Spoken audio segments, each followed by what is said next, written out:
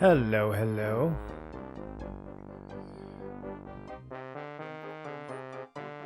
What up, MRM? Wake up, it's time to roll. How long was the timer at 0 for? I was in the kitchen. How you guys doing? We are hopping back into Warrior Shaman Necro. Possibly the strongest build in the game. I don't know, we're going to do a little more theory crafting today, but so far this build has been nuts. We're missing a ring. So I think I might start off today. Where are we? Oh, are we in Naggy's room? Crazy. I think we might start off today just doing the Afridi camp. It'll be good XP at this level, and I kind of want that ring. What up, Scott? How you doing? I was thinking about doing more level 40 challenge runs, but we can't do any of the planar bosses, which are the ones that I really want to do, so I think we might as well just level. It could have been fun to see if we could pull off a D2 Vox, but that's about it. We can already probably kill D4 Yale. He's kind of a joke. So Vox would really be the only other challenge run to do. And why is there a lava crawler at the entrance of my solo dungeon? Interesting.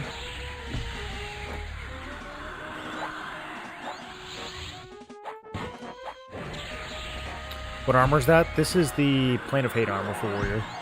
Indicolite.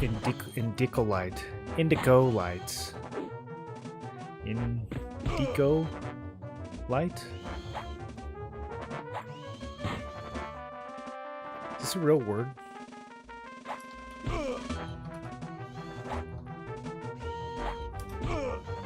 Oh, it is. It's like a type of metal. Indicolite. Indicolite? Is that one of the ones I said? Indicolite. Okay. That's the armor. It's the Warrior only Plane of Hate armor. It's really good. It's some of the best armor in the game. Probably the only better armor you could find. I guess some of the Sky armor is probably better. But yeah, it's pretty juicy. It's not very upgraded. Most of my pieces are like +1. I got +4 legs. I don't even have the... I need the chest and the helm still. We have the gloves, but the Kazakh gloves are better, so...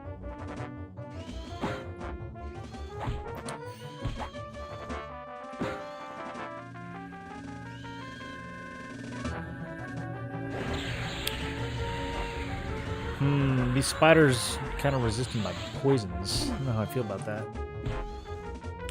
Just hit 42 with your character. What's your combo that you're playing?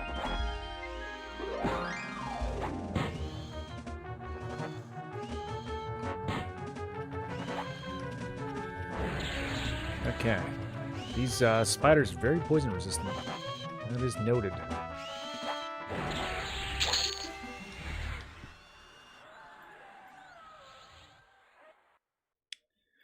I've been trying to think about whether Necro is really the appropriate third class for this build.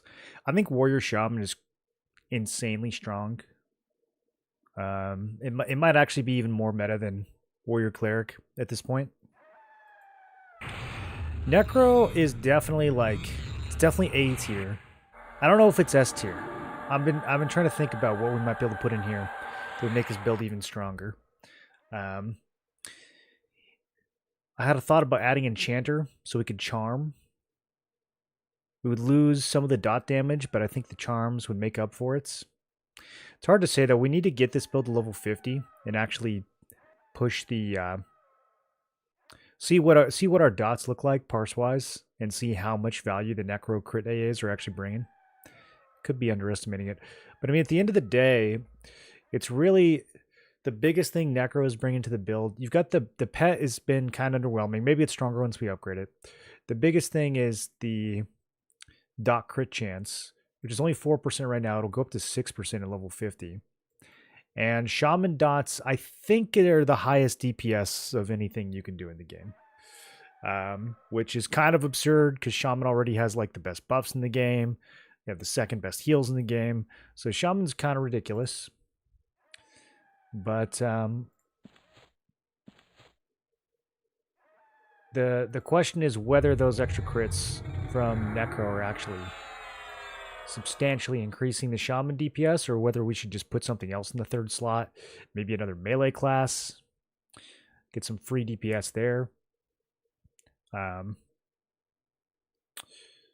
know, Monk, Berserker could be fun to play with Warrior. There's some interesting synergy there.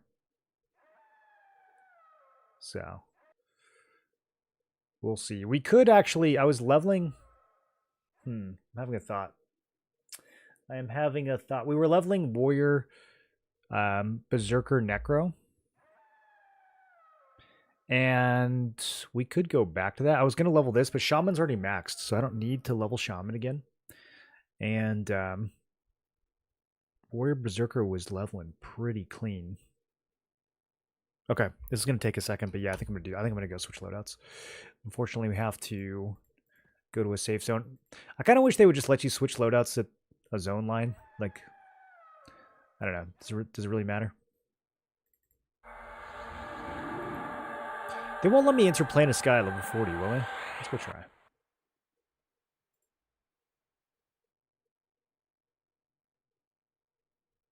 Hit 50, time to level up Monk, Ranger, Monk, Shaman this weekend. That could be really strong. Are you going to do some bow stuff? No, you can track on all classes. You can't track on all classes. You can do the little circle on your map with all classes. But the tracking one is like 5 times bigger than that. Okay, yeah, they won't let me go in there. Okay, so let's go in here and swap Warrior. We're keeping Necro, dropping Shaman, and we're picking back up Berserker.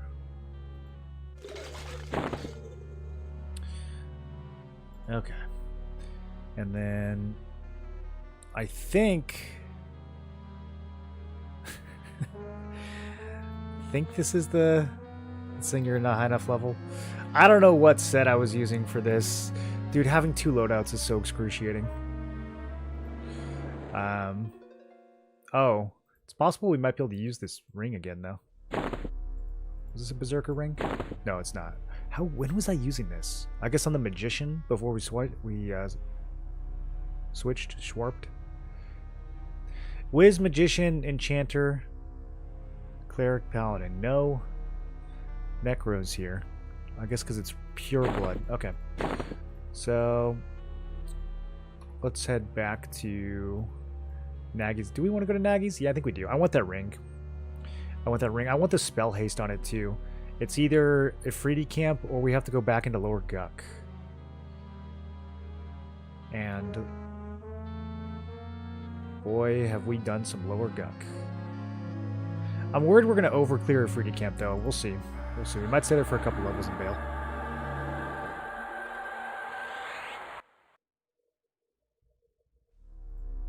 Any real drawback to Paladin, Monk, Zerker? Mana issues. Paladin and Zerker together is pretty mana hungry. It doesn't sound like it would be, but because you're smiting at double speed and you don't have any substantial mana regen on that build, you are probably going to cook through your mana.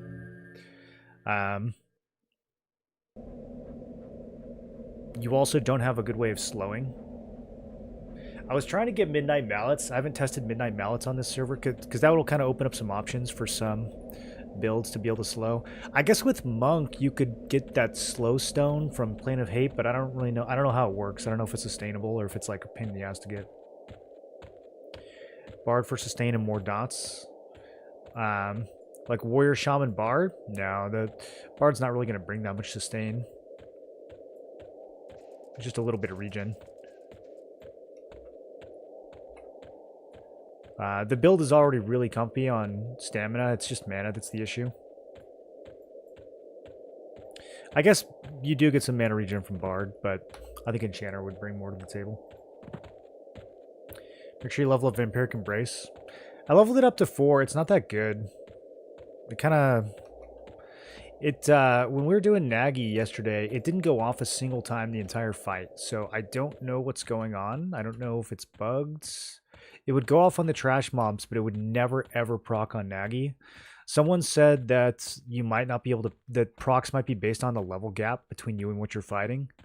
So, I don't know, maybe, I don't remember what level Naggy is, 50 something. Maybe he was just too high for us to proc on.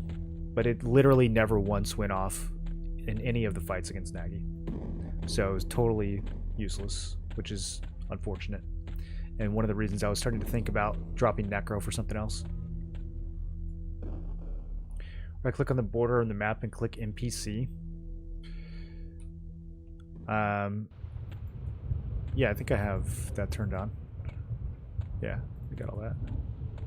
It'll just show it within your ring though. This ring here, if you have actual tracking, is like it covers like a third of the zone. It's crazy huge. Maybe the whole zone at max. This Bard mana regen not good. I mean, it's okay, but it's not good enough to make to give it a whole slot. I would rather play Enchanter for the mana regen, because then you're getting some other utility too, namely Charm. Leveling a Monk, Rogue, Berserker to do some DPS tests. I think Rogue might actually be the highest DPS in the melee. I just need to test if the weapon ratio makes up for the skill and poison damage from Rogue. I think Rogue could be strong when you don't have a lot of gear. When you do start to get better weapons, though, the fact that the Rogue poisons and the Rogue backstab kind of hit a ceiling and don't continue to scale, I think is an issue. All the testing I did last beta, Monk and Ranger were both stronger than Rogue was. It might be a little different now. I know they've updated the poisons a little bit this beta. But I still personally think Rogue needs a little bit more.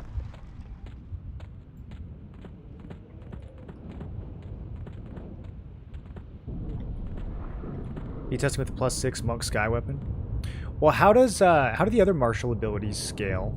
Like the Monk Kick and Strike. Do those scale off your gear? Do those scale off like the AC on your gloves or anything like that? I know people were talking about that, but I don't know if it's legit or not.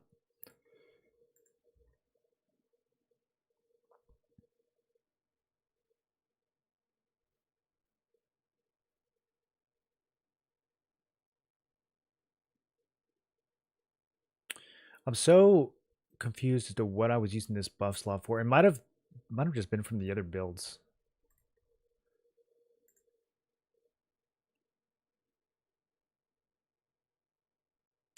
Oh, we dropped Shaman. We're not going to have that many buffs. Okay. Let's do... We could probably just put all the permanent buffs on here.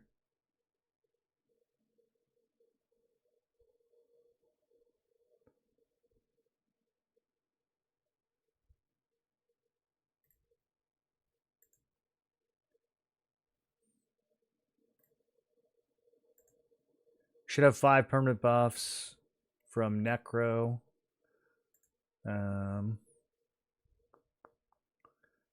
What's the last one? I really wish Quick Buff just had like its own box you could check for each of these. Give Imperial Collarbones. Banshee, there we go.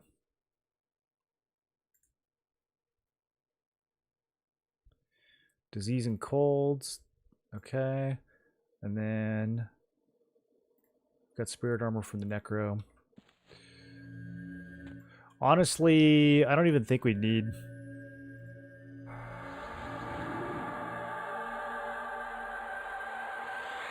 I guess I should get the pet up too.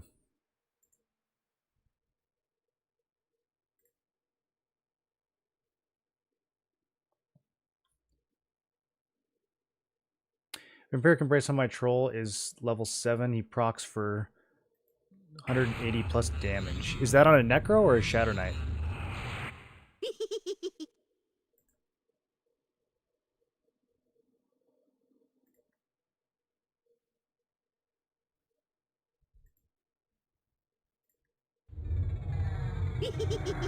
Gotta change the title now?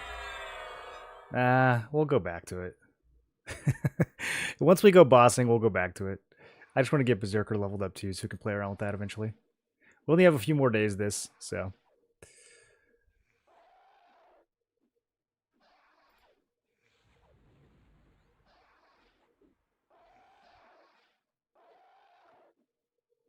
Okay, beautiful. This one's still saved. This is the, I'm pretty sure this is the actual set I was using to grind on this build. Yeah, that looks good.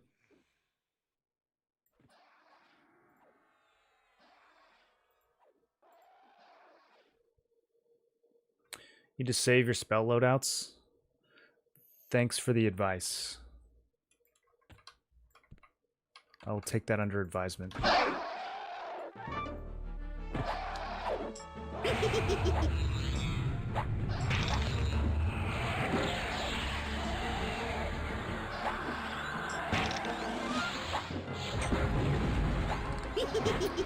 We gotta do a ritual shrink. I really should have gone and got that shrink item from Black Barrow.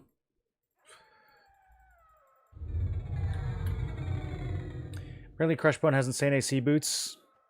They are, yeah, and they're all, so everyone can use them. Every class can use them. They're kind of ridiculous. I think they're gonna get nerfed. I don't know. They're like, they seem like an accident. Just started Enchanter Warrior Druid, and it feels pretty good. Yeah, that's a pretty well-rounded build.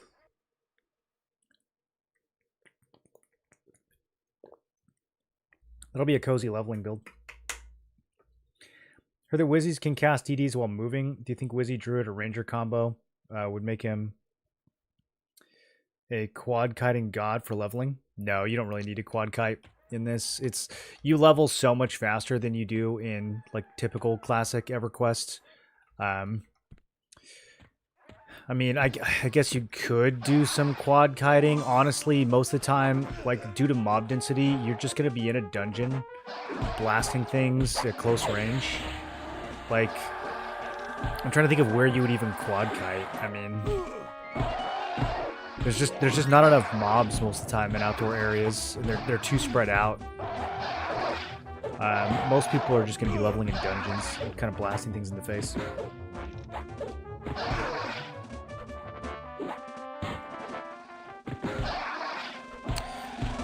There's some cool stuff you can use that stance for, as far as casting and running, but it's pretty situational. I don't think you would just like sit in that stance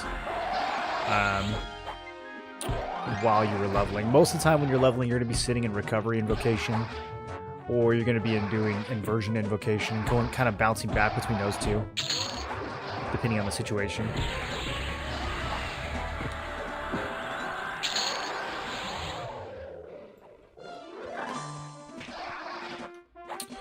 What am I doing? We gotta fix our weapons.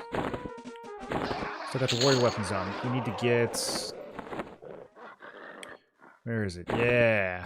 There we go. Now we're gonna get some... I almost forgot how to play Berserker for a second, you guys.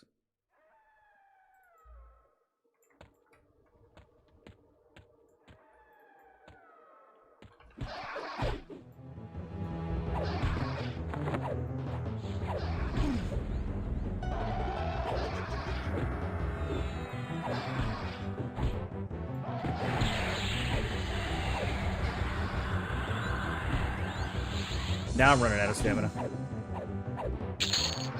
Is there a macro to make skills like disarm automatically proc? I don't think there's any auto disarm, unfortunately. I also feel like it never does anything. Last beta, I leveled disarm to like 200, and I never ever once saw a message other than your attempt to disarm has failed. So, I don't know, maybe it only works if your enemy is, like, literally holding a weapon, and then it, like, reduces their DPS for a few seconds. It seems kind of pointless, though. The cast while running stance costs 100% more mana, you move fast using it. Yeah, I don't think it's really a leveling stance. I mean, if you were going to quad kite, I think you would just do it the traditional way with, like, with snares, but... No, I don't think anyone's quad kiting in EQL.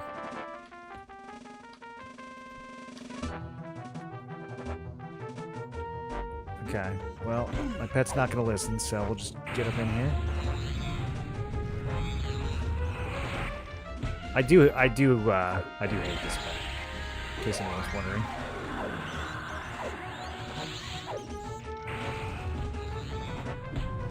I also hate this part of Soapy.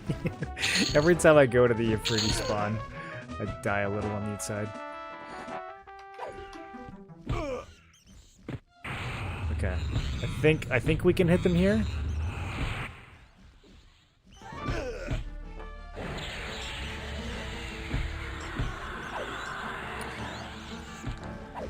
Yeah, this has been a very cozy leveling trio so far, though. Just auto-attacking everything crazy hard, and then spamming life taps. We could probably just sit in Unyielding Invocation and not even lose health, but the life taps serve to get some extra damage too, so.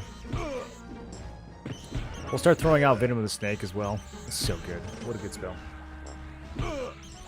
Right now, 42 BS poisons are doing 46 DPS. Strike kick are at 29. Be interesting to see how it scales at 50. Interesting. Let me get a little bit safer, and I'll show you. I'll show you what level 50 looked like for me on bosses.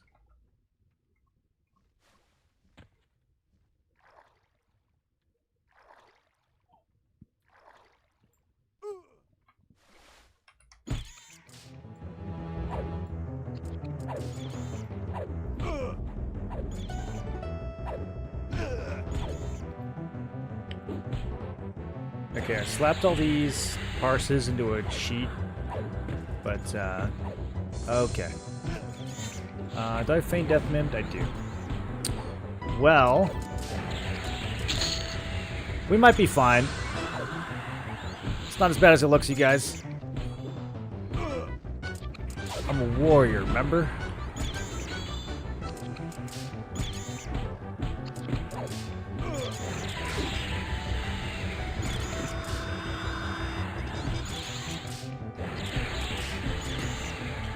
This is that situation where Suddenly wish that I was a monk instead of a berserker.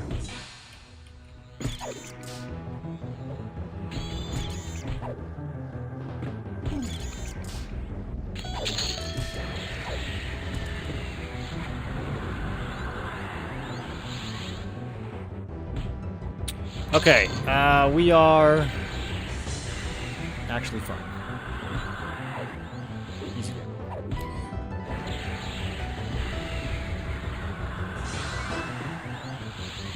Okay, so on Eye of Vishan with Paladin Enchanter Rogue, I had 11 DPS from Backstab.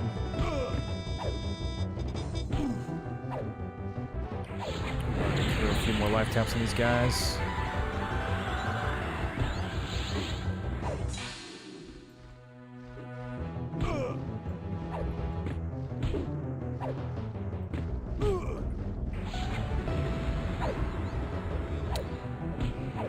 Can we just mow him down? I think we just mow him down. Let's go back to Berserker stance.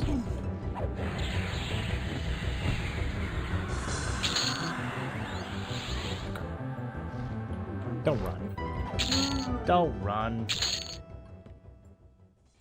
Where did you come? Was this the patrol? Oh my goodness. I can't get any breaks.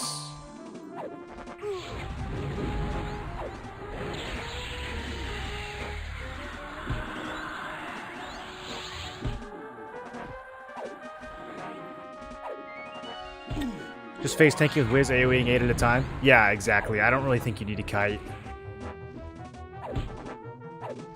The only time you might kite is if you have like a meme build and you're trying to do a D4 boss kill with like no tank and no healer.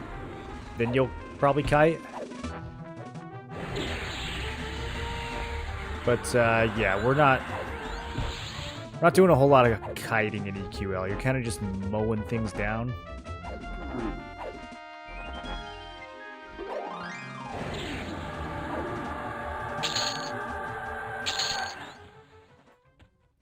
Okay.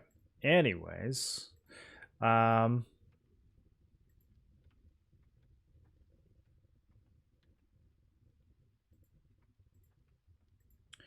it says poisons were only doing like 5 DPS. That does feel a little bit low though. How many times did this hit? I wonder if it was resisting the poisons. Let me look at a different one.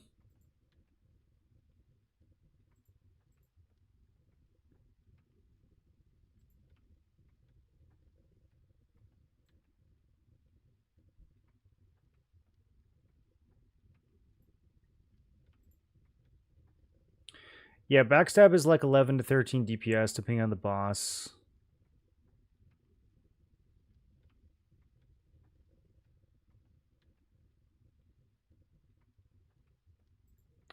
I only wrote down a few of the bosses from Sky, but the poison DPS was pretty underwhelming on all of them.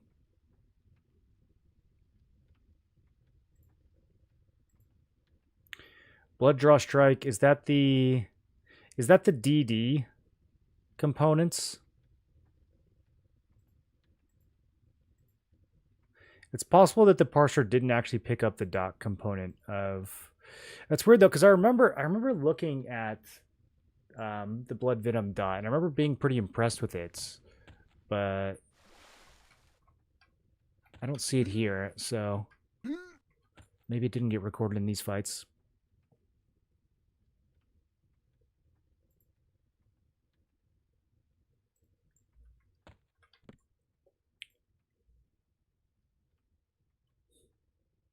Just got into L and click on box for skill to auto trigger. Yeah, but that doesn't work for disarm. So we're talking about disarm. Should I summon my pet again? Might as well.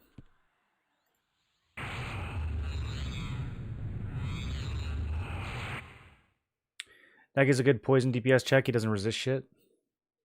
Well, but knowing, I mean, testing it against bosses that do resist it is kind of... It's kind of where it matters, right? If you want to know what's going to be good. Naggy's... He's not going to be the boss to give you trouble, you know? Unless you're fighting him early. I think most people are going to want to know, like, can this boss handle hate, fear, and sky?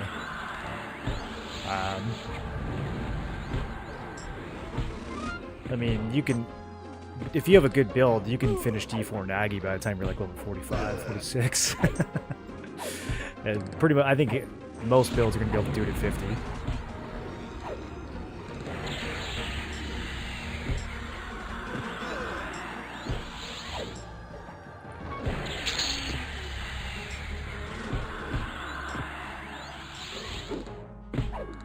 And where falling in the lava would kill you in 3 seconds? When you were like, the first time you went to Lava Storm, when you were like level 12, leveling your first Dark Elf, and you fell in the lava? Anyone have that as a core memory?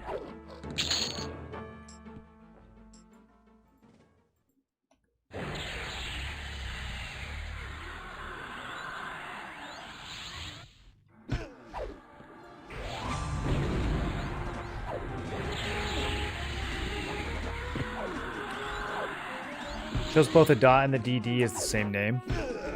Yeah, but the parser should separate them. I don't really have a good example right now, but yeah, there'll be a direct damage section, and then there'll be a damage over time section, and the ability will be listed separately under both, even if it has the same name. That's assuming the parser knows to pick it up. Sometimes it gets confused.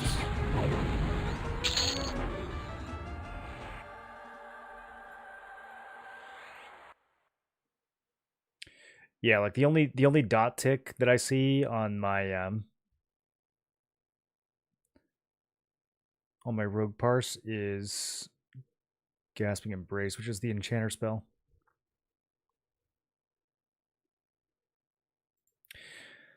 I mean, you can... It's pretty easy to extrapolate, right? How much does it hit for? I remember it hitting for 56, but then they might have added a higher level version. But I mean, 56 damage every 6 seconds, like that's not hard to calculate. It's not like it varies that much. So we could figure out the DPS in that one pretty easily, you know?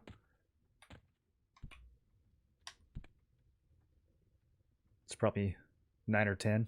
Still 56? Okay.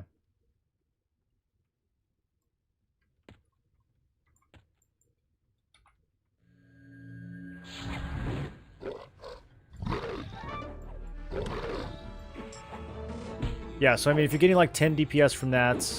Ooh, hold on. This guy's got a damage shield. I need to focus up. This is gonna hurt. Let's nuke him down.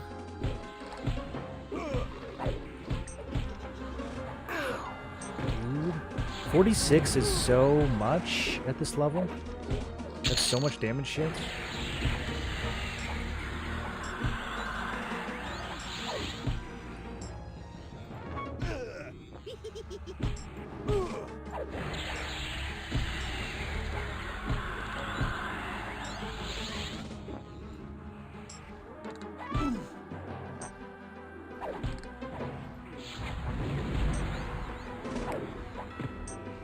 And then for backstab, I mean, it's just based off the backstab mod on your weapon.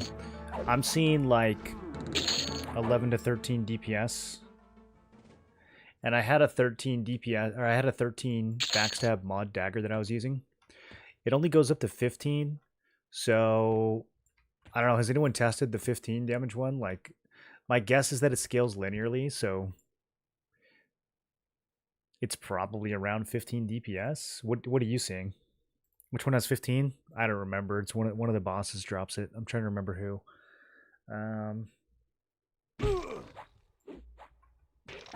Someone should know. Anyone in chat know?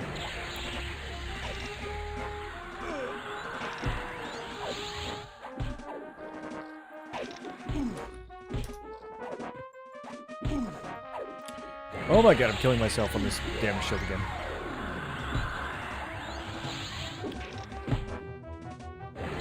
My poor pet, too. These lava guardians, bro. Let's see. Is it the spear from Vox? I don't remember Vox dropping anything that crazy, though, honestly.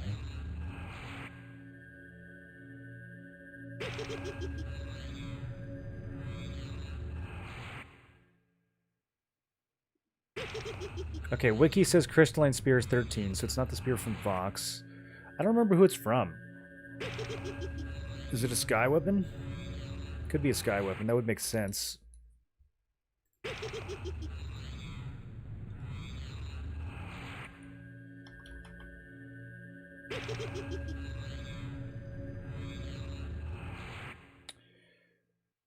Thorn Stinger is only 12. The backstab mod thing, I gotta be honest, it's a little confusing. I don't know how they're coming up with the values for it.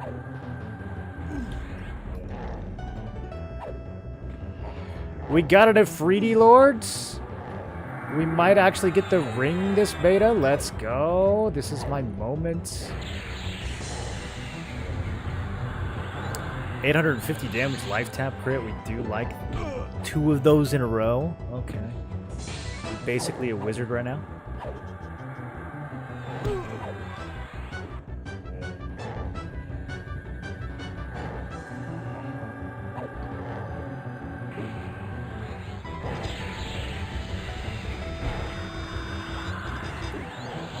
This is so much damage.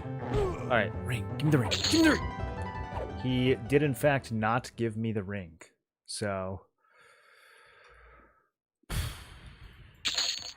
we keep grinding.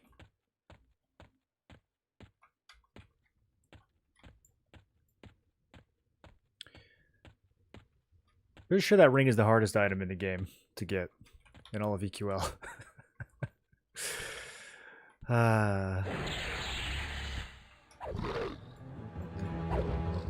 Never looted it, this beta or last beta.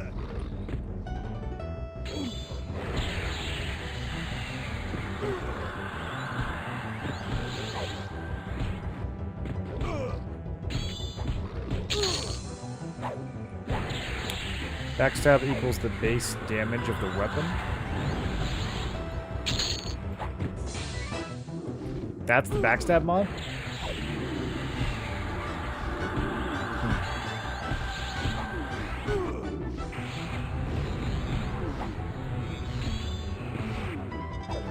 Oh, yeah, I guess so. Thorn Stinger is 12, 19. So then that makes sense that it's some kind of spear that's got a mod of 15. I don't remember which one though.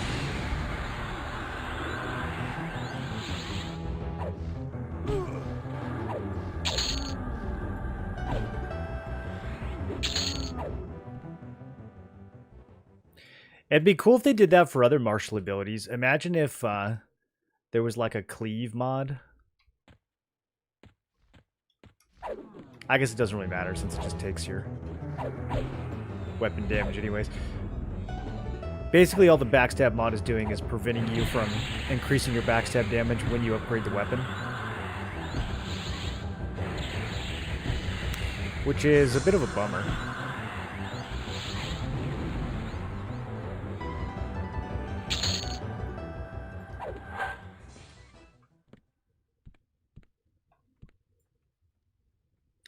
What stances am I in?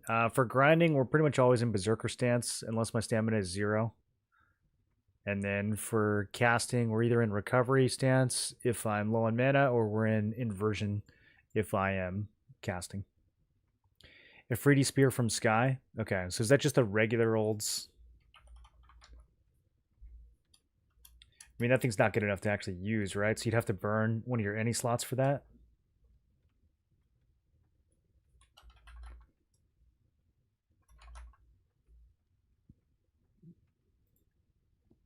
Okay, yeah, a Fruity War Spear. I mean, that's what I mean. Like, I feel like that's kind of another downside for Rogue, right? The fact that you have to like give up an entire one of your slots. I mean, you could be rocking another like 30-40 AC in one of those slots with an upgraded shields. And instead, you have to burn it just so your backstabs can do the same amount of damage as, you know, the monk abilities would do for free.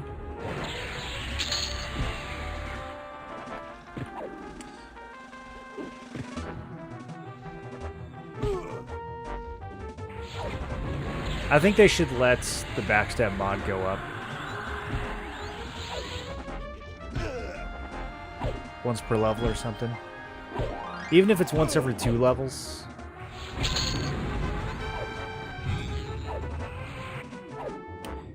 One of the streams was trying to catch up at work. How do you like Warrior Region Sustain versus SK Tap Sustain? I like the Warrior a lot better. Yeah, I like it a lot better. I mean, the actual proc life tap, like the free life tap on Shadow Knight, it's solid, but you're also burning a lot of your health using Reeve. So, I don't know that you're really gaining any sustain on the Shadow Knight in that sense. I think if you actually just want to live the longest, Warrior's a better choice. Warrior also has better like parry skills and higher AC caps and stuff like that. So for just staying alive, I think it's better. If you're trying to use the Shadow Knight for damage, I think there's some argument for it. Like Reeve is going to hit harder than cleave and kick, but it's not like an immense amount harder. Kind of depends on what else you're combining it with. 41, that was pretty quick. Pet got himself killed on the damage shield. That does happen. Any new spells?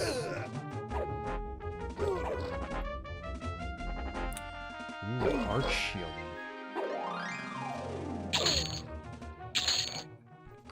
At 42, oh, that's what we're gonna do today. I totally forgot about this. Okay, so at 42, we get Ignite Bones, which turns things into skeletons. And I'm gonna go see if we can turn raid bosses into skeletons so that we can slow them.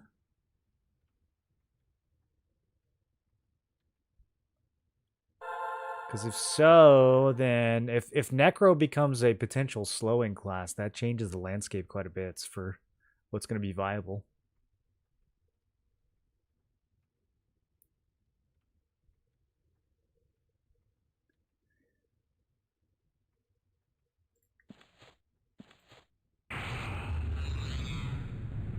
Necro has life tap proc buff too. Yeah, but it doesn't do nearly as much as the Shadow Knight one. Even though it's the same spell, it's significantly weaker. It's about 3 times weaker. But your FBSS +4 on first spawn and lower gunk. Why don't you just get a Cloak of Flames?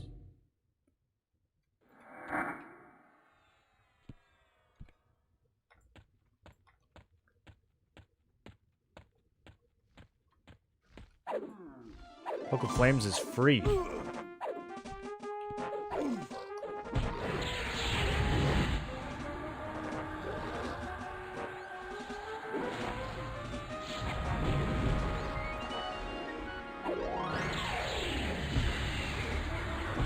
That's gonna get himself killed again.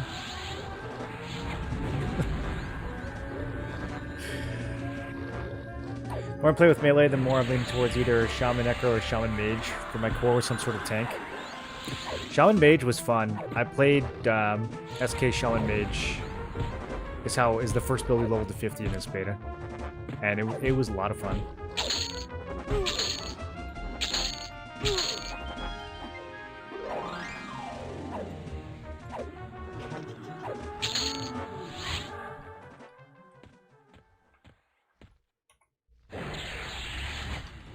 Shaman does feel like it takes a little bit to come online, though. It feels really strong from like 30 to 50. In the earlier levels, I don't know that it adds a whole lot.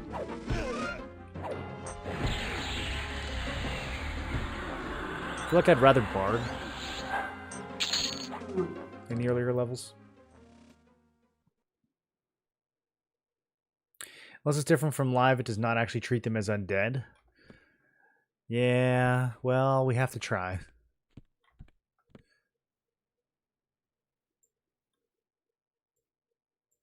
Did Paladin, Shaman, Magician, Pet with Puma got up to 130 DPS, not fully maxed out or geared optimally?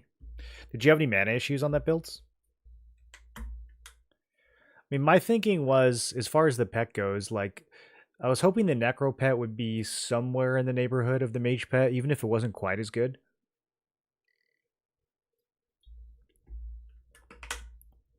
And then Necro would just bring more DPS in the form of spells than Mage would, because spamming Mage nukes is kind of... Oh, we got another genie. Let's go. Let's give me the ring. Spamming Mage nukes is not really that efficient in raids. So I was really just using Mage for the pet and the damage shields at that point. So that was why I was thinking, okay, we swap this in for Necro. We lose a little bit of pet damage, but we gain a ton of dot damage. We gain some life taps. Still actually have a decent damage shield even on the Necro. Bro, I'm never going to see this ring. It doesn't exist.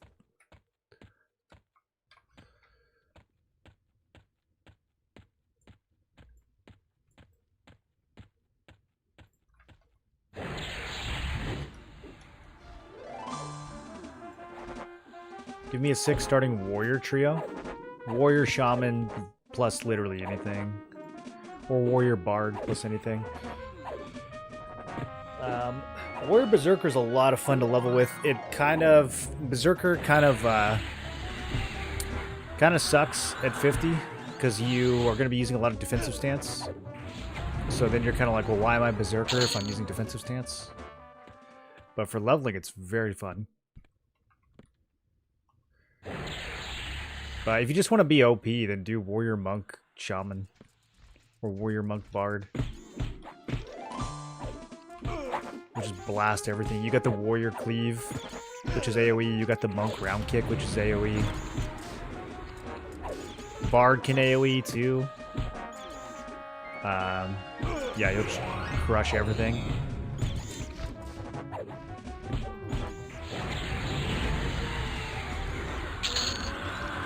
Probably be a little bit rough raiding with Warrior Monk Bard. You could definitely raid with Warrior Monk Shaman though.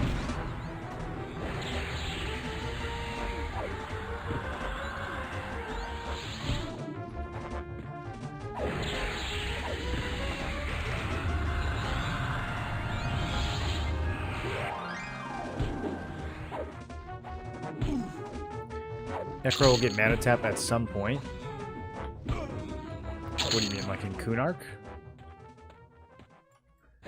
That's like a long time though. I mean, we'll have leveled everything by then.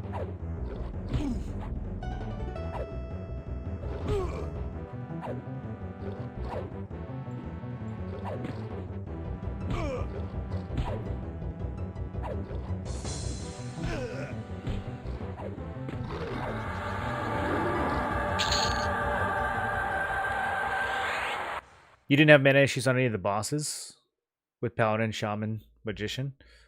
So were you... I'm guessing you weren't doing a lot of mage nuking either then? Was the mage kind of just there for the pet? And all your mana was going into, like, Shaman spells?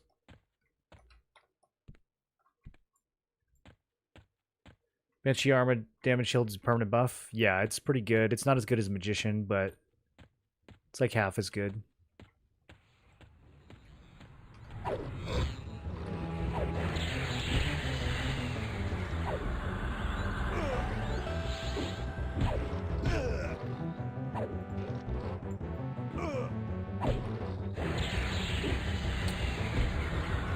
I'm still, I'm just having trouble seeing the value of the Necro pet, honestly. It doesn't, I don't know, it just doesn't feel like it does much.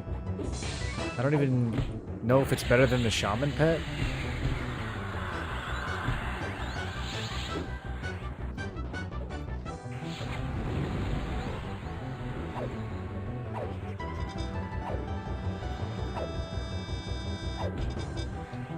That's why I'm tempted to just run another melee DPS as the third, instead of a caster.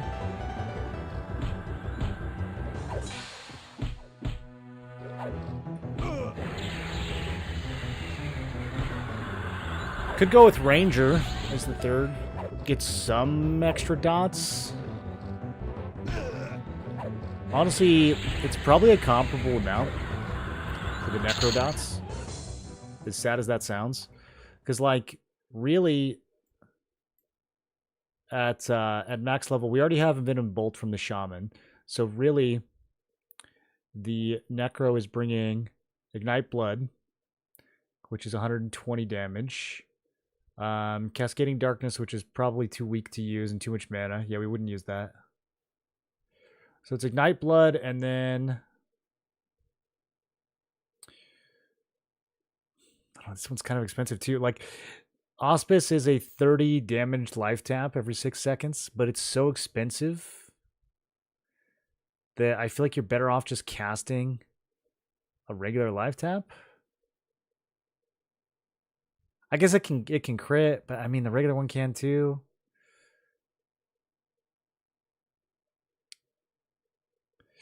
Yeah, the high end Necro dots are just, they're kind of underwhelming. Chilling Embrace is decent. And then I like Asystole. Is that a Shaman spell? It is Necro. Yeah, I like this one because it reduces the boss's strength too. But yeah, I don't know.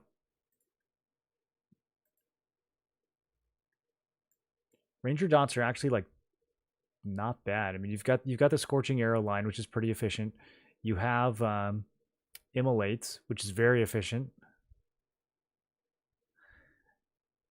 We'd have more damage shields.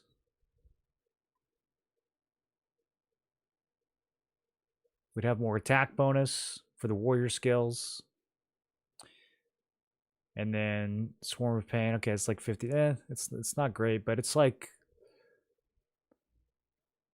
most of the dot damage is coming from the Shaman anyways. That's the thing.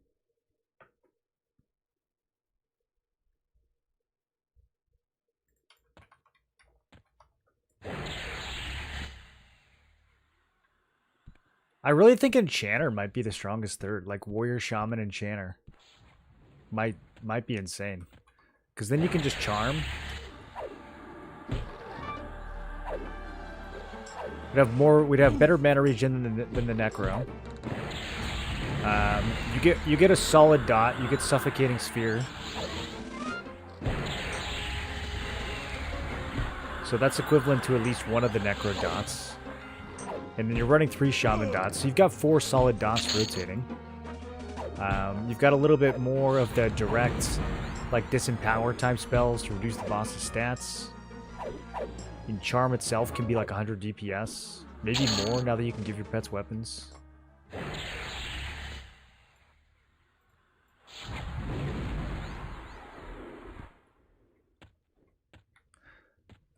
But then it's like, okay, if I'm playing Warrior, Shaman, Enchanter, then we're back into like the Paladin Enchanter territory where it's like, okay, well at this point, why not just go Paladin Enchanter Shaman? And now I'm basically playing my original build from last beta, just with Shaman instead of a melee class. What's been your favorite trio so far? I think Paladin Enchanter Monk.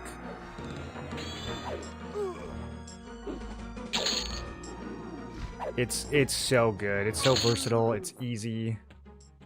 It's not super easy. You have to like kind of use your brain in terms of stances and spell orders and stuff. It's definitely easier builds, but like Lay on Hands and Mend just give you so much survival while you focus on other things. It's really nice. What do you think of Paladin Enchanter Ranger as far as raiding or farming raids? It's one of the best in the game. I would give that combo an S tier ranking for sure.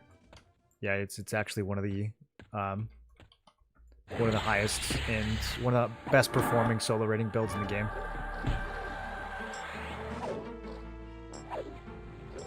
The only reason that I put Monk above Ranger is because of Mend. Mend does make things a lot smoother when you're soloing. Also, Monk has better weapon choices than Ranger does.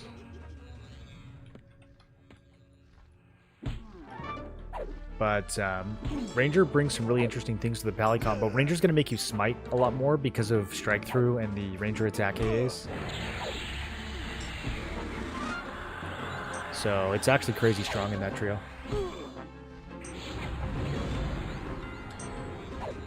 Does C1 and Lich Line stack?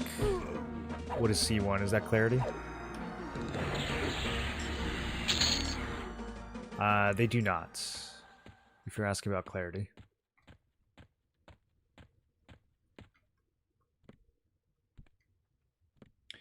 Apparently, Plane of Sky, Pet Charm is close to 500 DPS. I don't see how that could be true. 500 DPS is an absurd amount of damage.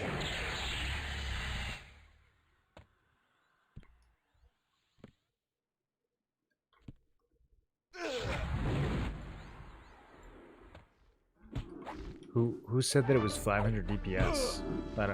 Under what circumstance? Yeah, I don't think that could even remotely be true. I'm thinking about the highest potential DPS built without Charm. I think it might be Monk, Ranger, Shaman. It's definitely Shaman and something. Without Charm, I mean, it's probably the one we're gonna. It's probably Shaman, Necro Warrior. And if you're talking about like pure DPS, you're not worried about survival at all. Like if you're playing in a group, then I would put like Monk or another like raw melee DPS in over Warrior. But the highest DPS that can actually like survive and clear solo, yeah, I mean it's gonna be hard to beat Warrior, Shaman, Necro. I've been thinking about it today, like what we could do to make it go even higher. We could replace the Warrior with Paladin, but it's going to be thirsty.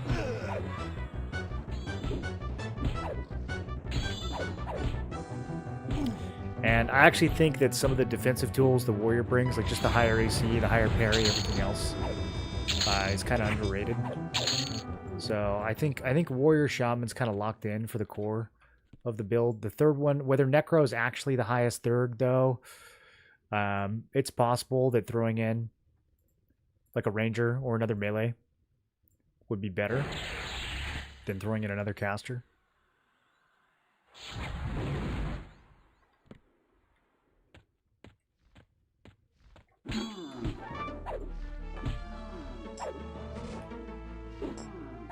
I'm gonna play SK, Necro, Enchanter. I want to find out what provides the best mana regen.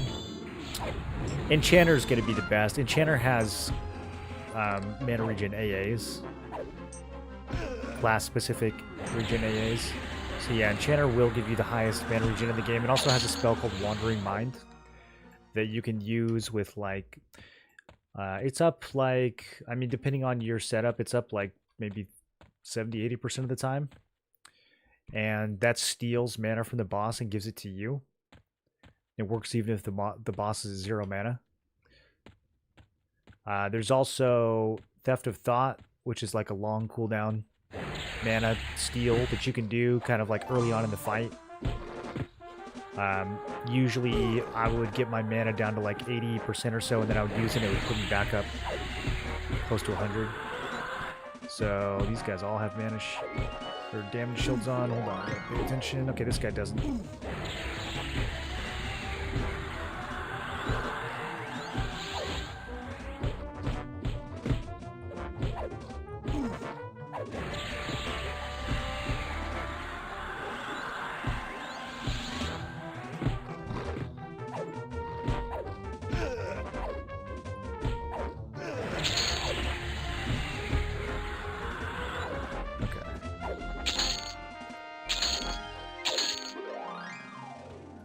But yeah, I think Enchanter is by far the best for mana regen.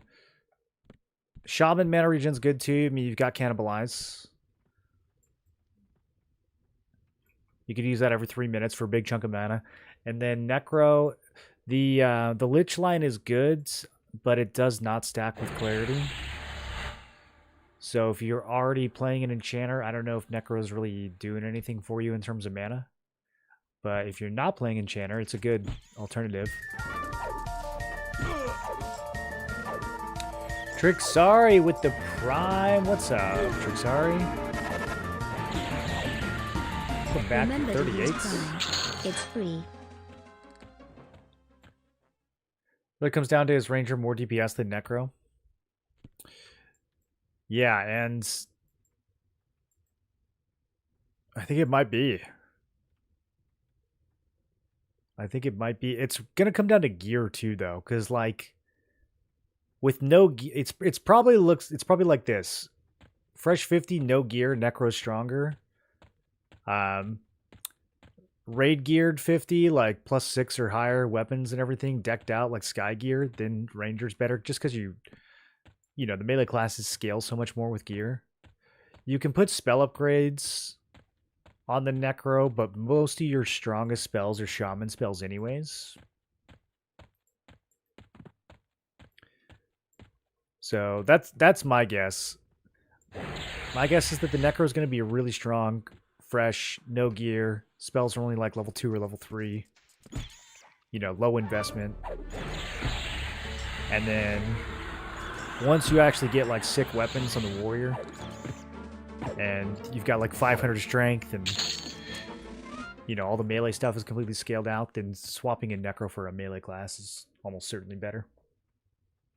Is there a wiki with any information yet for EQL? Yeah, there's an EQL wiki. It's kinda good. It's basically the Project 99 wiki, and it's being slowly like reformatted for EQL, so a lot of the stuff is not accurate, but most of the important stuff is, like the Plane of Sky page is really useful, because Plane of Sky has changed a lot. But yeah, in terms of like, it just depends. I think like for the revamped content, I think a lot of that is on the wiki already. But there is stuff that's just kind of like confusing and out of date still on the wiki, so you have to be a little careful.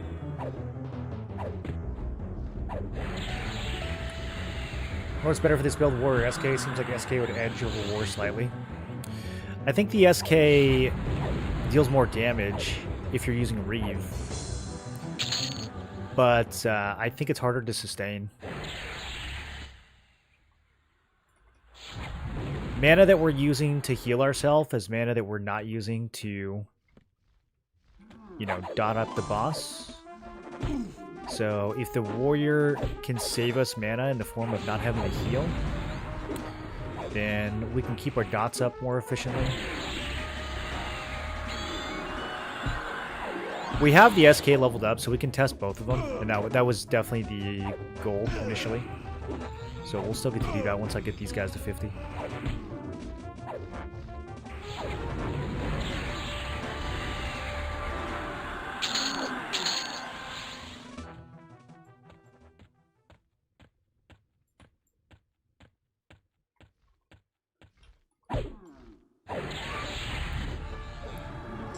SK has some nice weapons too. Lich gives more mana regen than Clarity. How much? Like 1 or 2? What are the actual values? I don't think it's anywhere close to the amount of total mana that you'd get from things like the Enchanter AAs and Wandering Minds if you add all that together. Yeah, let's.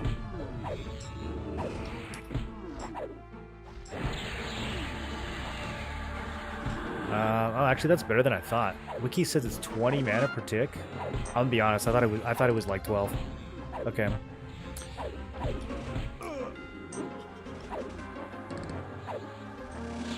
That is pretty good. Clarity is.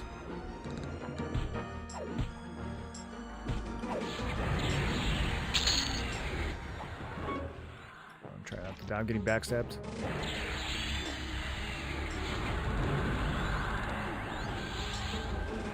Clarity is only 7? Is that right?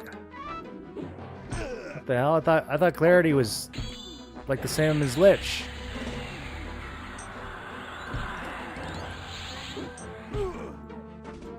Wandering Mind is 6. Yeah, maybe you're right. Maybe Lich is better. Is Lich really 20? Bro, the version I have isn't even close to 20.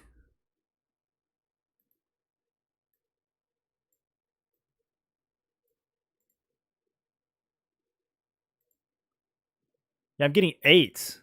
It goes from 8 to 20? I don't know. That might be a Kunark value. Does anyone actually have a level 48 Necro? Can you tell me how much it's giving you?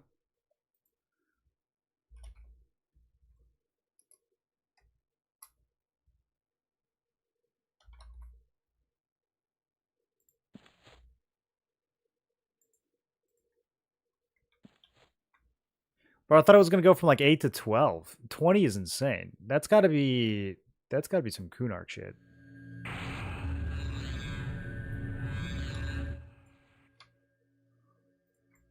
Is it really 20? Lich stacks with the Beast crack. Does Beast Lord get a mana regen?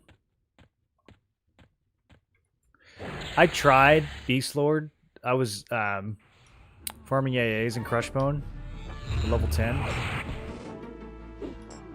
And I'm gonna be honest, I don't get it. I don't get what the class is supposed to be about. They don't get any of the monk abilities. The pet is fine, I guess. I'm just like, what does this class do? I thought at very least I was gonna get like, you know, round kick and dragon punch and all that. You don't get like any cool melee stuff though.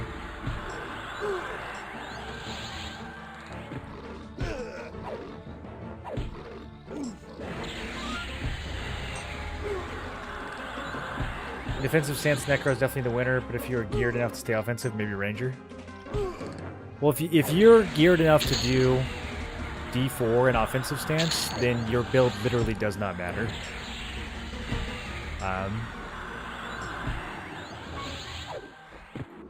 But pretty much everyone's going to be using defensive stance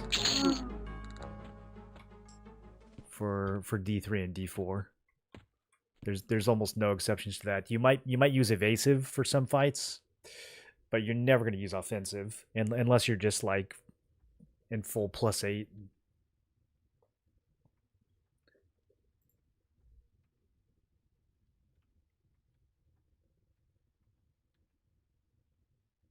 Everything before Lich is less. Okay, so then the last one, it suddenly jumps by like 2.5x.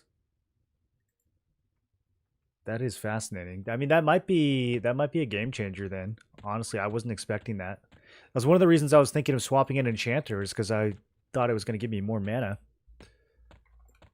But if Lich is really that strong, then maybe not.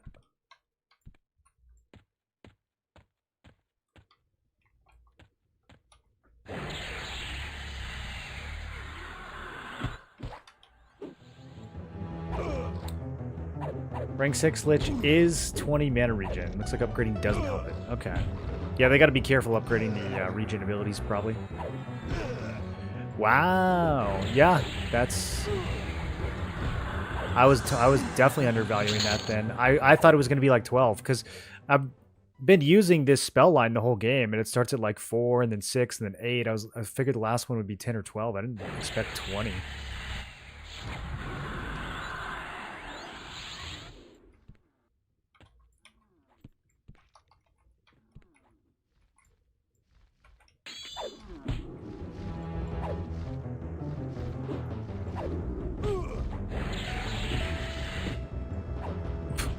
The heroic leap.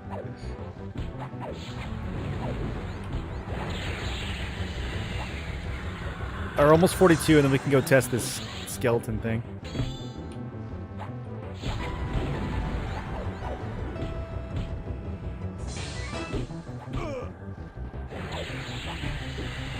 Curious to see how Shaman with 2 of either Monk, Berserker, Rogue will end up doing DPS-wise. I think Shaman is so much... With the DPS, it's not going to be as good as buffing Shaman more. It depends on if we're talking about leveling or raiding. For raiding, I still think Berserker's kind of just not good compared to the other melee classes. Frenzy is too weak. The only... I'm kind of interested in this particular combo because Berserker and Warrior have some synergy in terms of crits. That's like the only circumstance where I think Berserker might be good is if you're playing it with Warrior. But again, like you're going to be using defensive stance most of the time. So, since you're not getting the benefit of Berserker stance,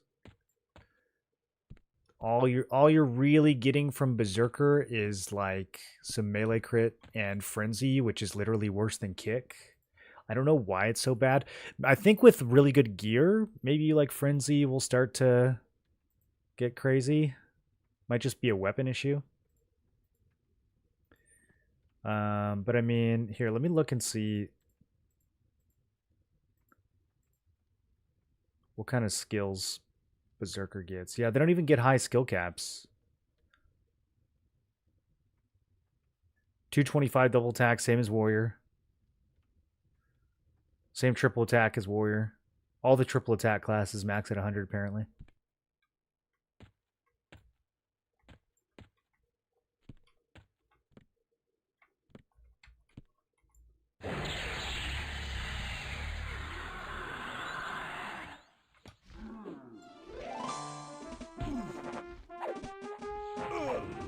What up, Clockbar?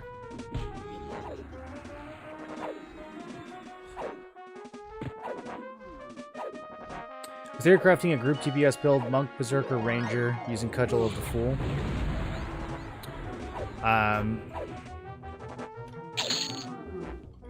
Monk, Berserker, Ranger. Yeah, that'd be really strong. I mean, Monk, Berserker, any melee DPS is going to be hella strong. You might even run into stamina issues. You'll definitely run into stamina issues while leveling, because you'll just be pumping super hard.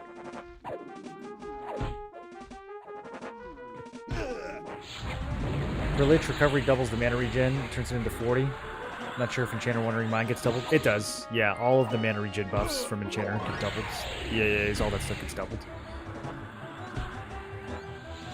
Yeah, I spent a lot of time stance dancing into recovery. Last beta playing Enchanter.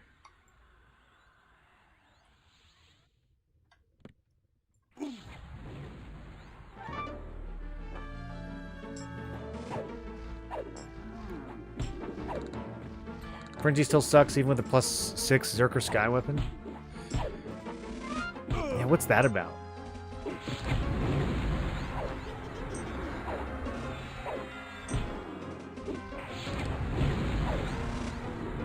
How's Blood Rune with Sky weapons? Does this ever give you a substantial amount of... Oh, there's 55. I mean, this kind of like getting miniature life taps, right? Could be good.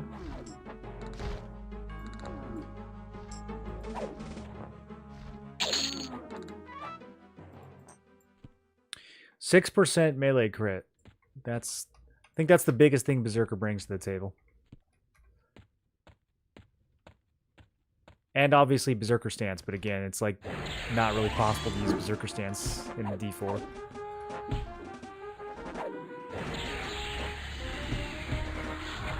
Unless you like use it for a little bit and then drop back into defensive and heal up maybe.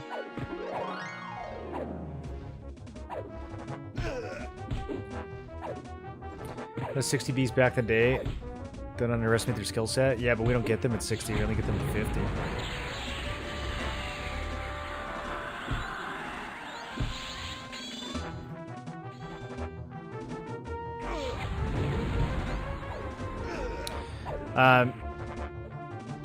The Druid kit is... It's okay. It's really good for leveling. For raiding, it's hard to see where it fits in.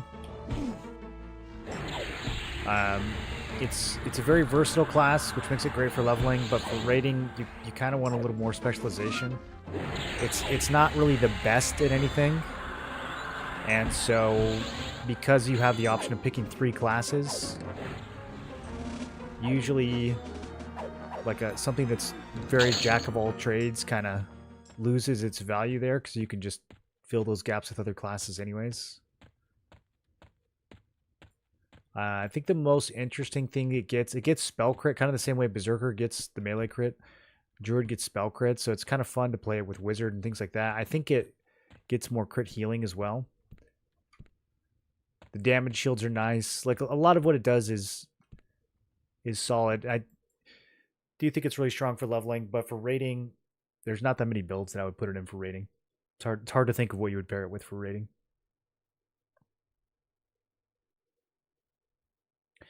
Just farm the Necro pet focus. It does push the pet health into absurd amounts. So you can hit 9k easily.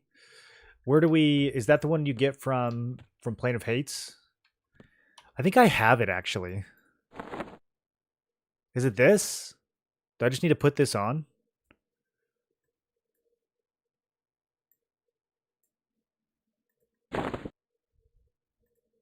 Oh, I need a Necro weapon.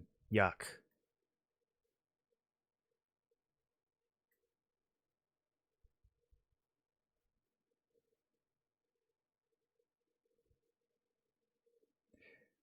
You don't need to keep it on after you summon? Ah, okay.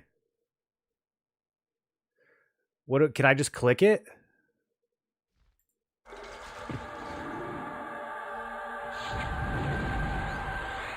What did that do?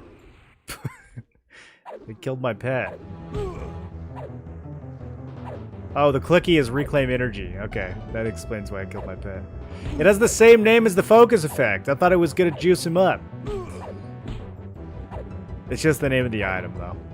Alright. Whoops.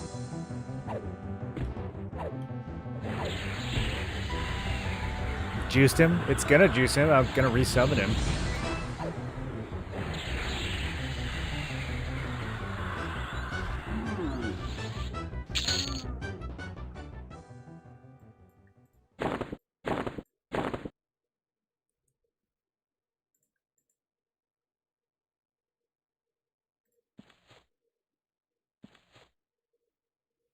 Does it give him anything besides health?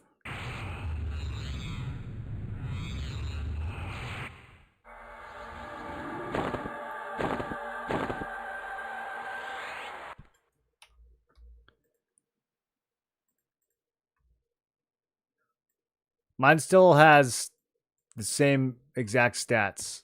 Did I do it wrong?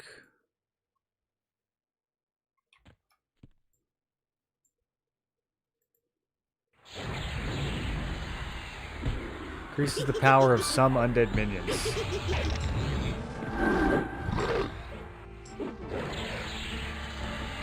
Only works in the higher pet spell? Okay. Well, then I guess we'll just keep living.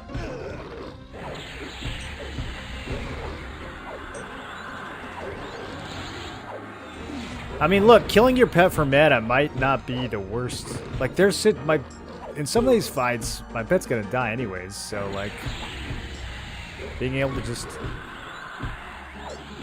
How much mana? Do we get all the mana? 75% of the mana spent to summon it. Okay. How much does it cost to summon this bozo? Not that much. It wouldn't be that much mana. It'd be enough for, like, a couple more dots. Might save us if health is really low. Okay, so... We've reached level 42. Time for some science. Let me get some health first, though.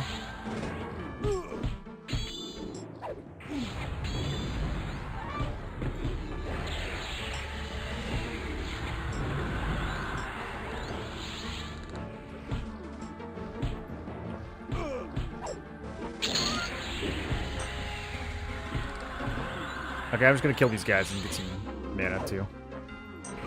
Do the science in a moment.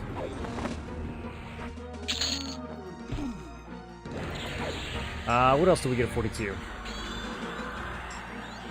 That's it. Ignite Bones.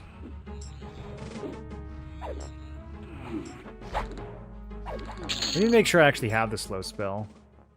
Okay, yeah, we have a level 38 version of that. Just stick it here.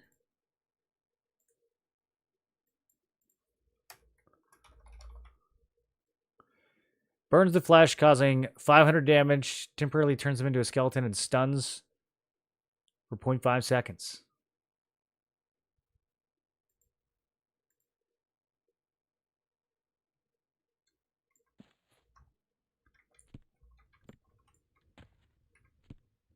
It's kind of a cheap nuke. 150 mana, 500 damage.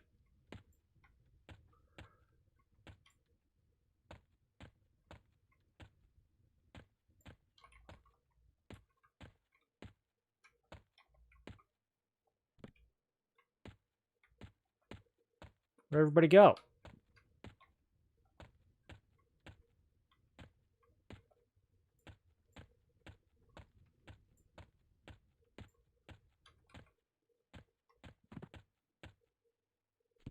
I was thinking Monk, Shaman, Necro for my starter.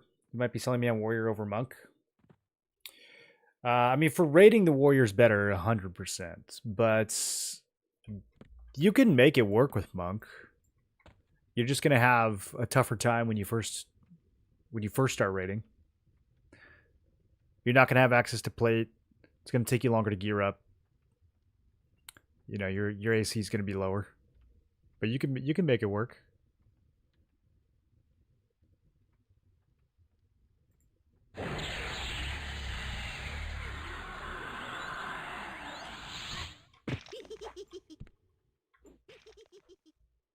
You cannot see your target.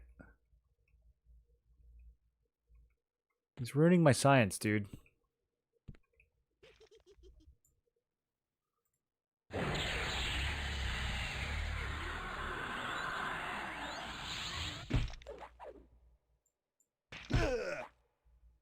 This spell only works on the undead. Rip. Dreams are dead. All my dreams are dead.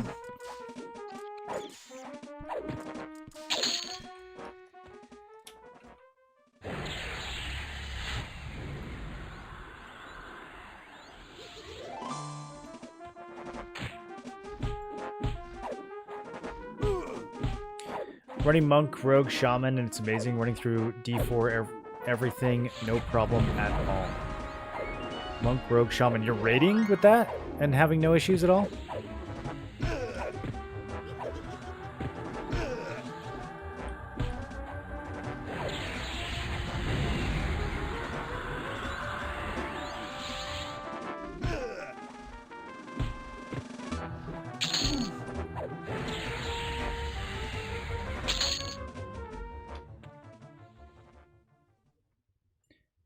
Imagining an in-game warrior build using 2 plus 10 sky weapons, 40 AC, 200 HP. Let's be honest, Shaman could probably solo D4.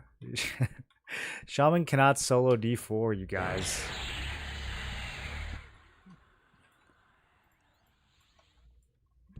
You still need some AC. I think if you actually had like the full, what's it called, the rune etched set, if you had that like pretty upgraded, you probably could. You'd have to really deck it out though.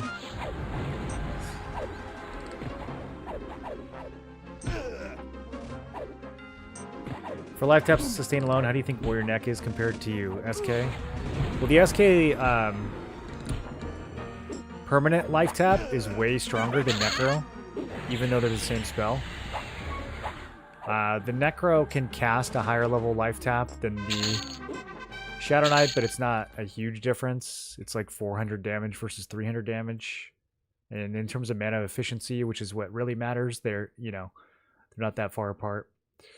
So Shadow Knight gets this one, 213 mana for 300 health, and then Necro gets this one, 248 mana for 400 health. So like the Necro one's better, but it's not crazy better. So I think overall the Shadow Knight, if you're not using Reeve, is going to have better sustain than the Necro. But what's the point of being a Shadow Knight if you're not using Reeve, right? So you're going to end up spending more health because of those Reeves. If your goal is just to live long and do damage with your other classes, then I think Warrior's better. We're going to be trying both of them, though. We're going to be trying both Shadow Knight and Warrior for the Shaman Necro combo.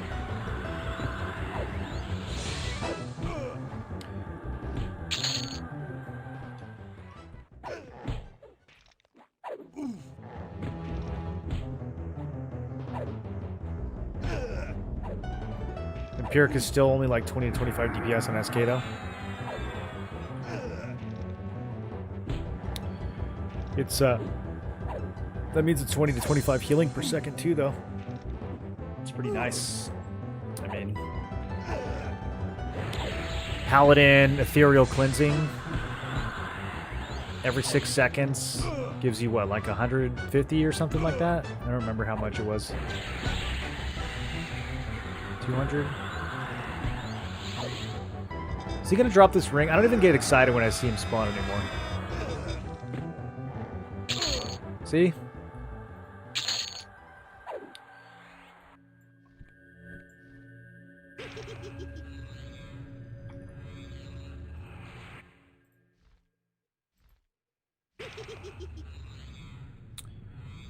$98, so with,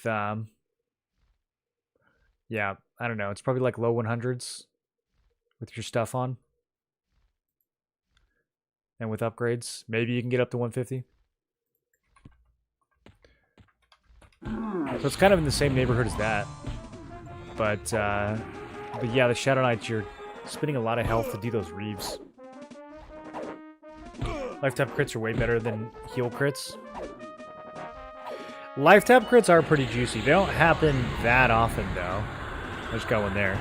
857. That is nice. Necro high-end life tap is pretty good. I was watching a guy stream, and his casts were healing him for 700 per cast, 2100 on crits.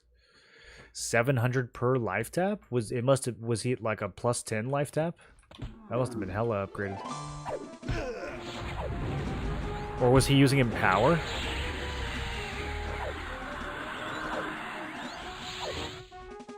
He might have been using Empower.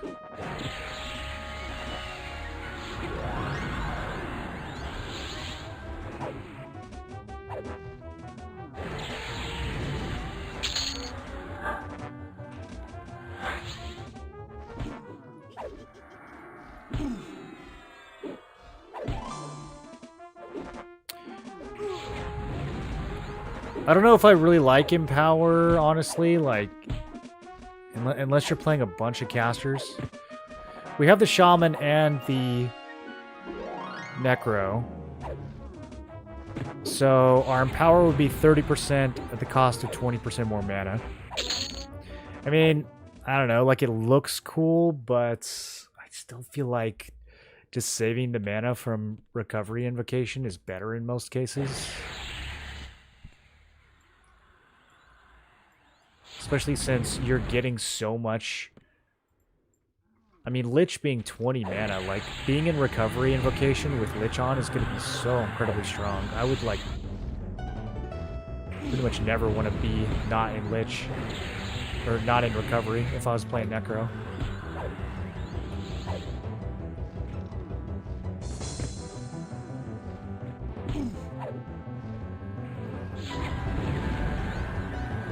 With Lich, I mostly just stayed in Recovery for life taps. Yeah, I think that's going to be more efficient.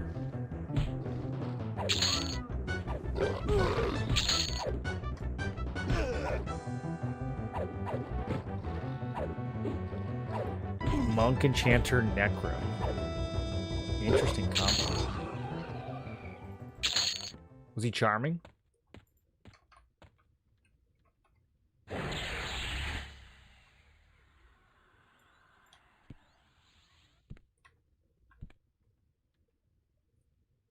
Using the Enchanter pet. People do like that Enchanter pet.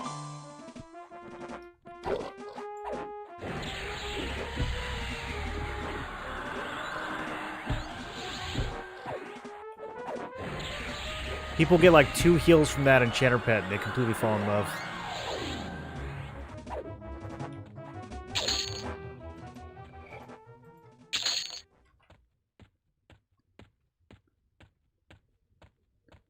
Enchanter pet enjoyers are not real enchanters. I kind of think Enchanter's a little pointless if you're not charming. Like, literally, just Shaman is just better at that point. Why even bother with Enchanter?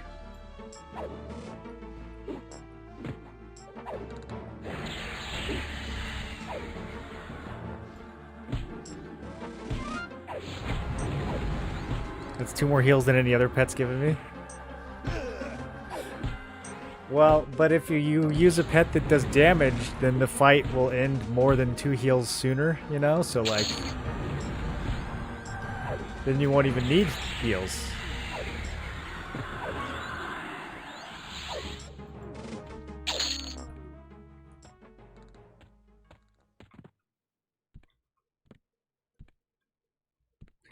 I think it's because he was fighting a god he didn't want to risk it breaking. That's the main time you want to use it is when you're fighting gods. That way you can kill them hella underleveled. That way you can do D4 Naggy at level 45.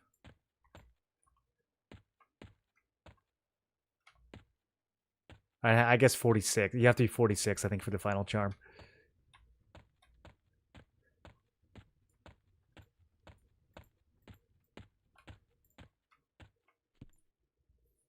Yeah, that's the whole point. Killing gods is the whole point, isn't it? AoE Mez in D4 Dungeons is goated. Hey, dude, AoE Mez is goated everywhere. It's so nice. You can literally put it on Spellblade and just AFK. It's such a good spell. The Chanter Pet lay on hands itself when you're at 5%. Yeah, if the Chanter Pet would lay on hands the player, then I could see an argument for it.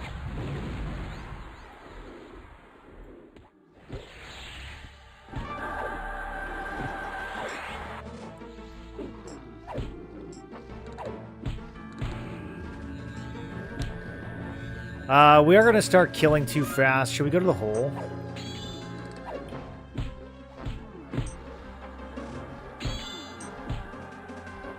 I'm thinking Undead Town. I can't think of anywhere else that would be better than this. I really wanted this stupid ring, but I don't think it's going to happen.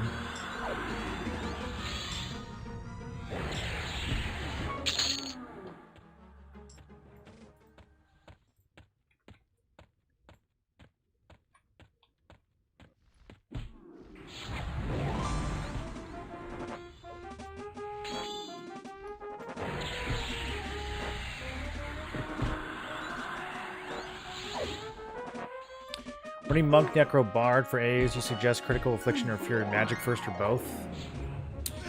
Monk, Necro, Bard.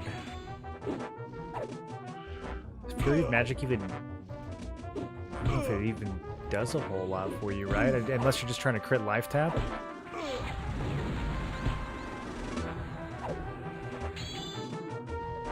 Well, you probably are tap spamming in that build. You've got Mend, but then you don't have a healer, so you probably are using life tap a lot.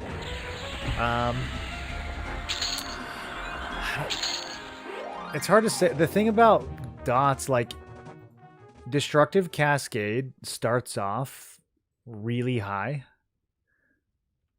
So, Critical Affliction gets really good value there. I would lean towards pumping the dots first. But if your only source of HP is those life taps, then I could see getting Fury of Magic. If you feel like you're not life tapping enough, like if you feel like you're not getting enough health back from life taps, then Fury of Magic would be the priority instead. Does that make sense? So I guess it just comes down to, like, do you feel like you're lacking offense or do you feel like you're lacking sustain? And then I would decide based on that.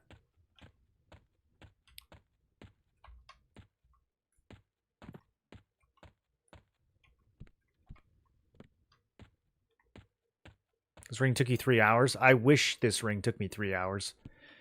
I spent probably 5 hours here last beta, and 5 hours here this beta, and another 2 hours here today.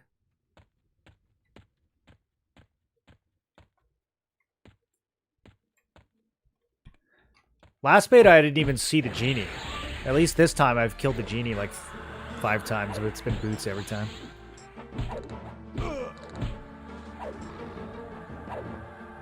Love charming rogues. Hopefully they will allow rogue charms to equip pet inventory.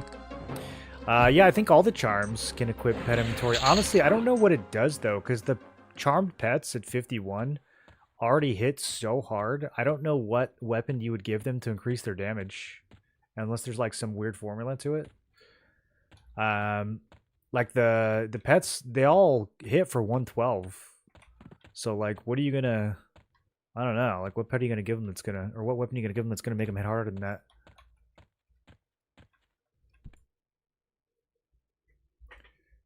Rogue mobs don't. Last time I tried. Specifically rogue, or is it just any pet at that level? Do you recommend melee use a two-handed or dual wields? I think pretty much everyone should dual wield unless you're a berserker. We're using berserker right now. It's the only reason I'm two-handing.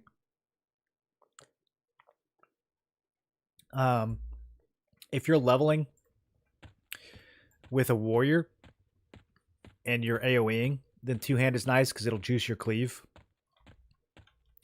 So, yeah, like warrior and berserker, two-hand is nice.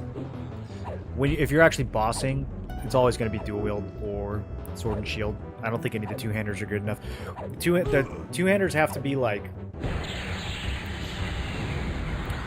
and it has to literally be like twice as good as your one-hander. So if you just happen to not have very good one-handers, you know, there's some circumstances where two-hand is better, but it's so easy to get good two-hander or good one-handers just like from Befallen that'll last you for most of leveling.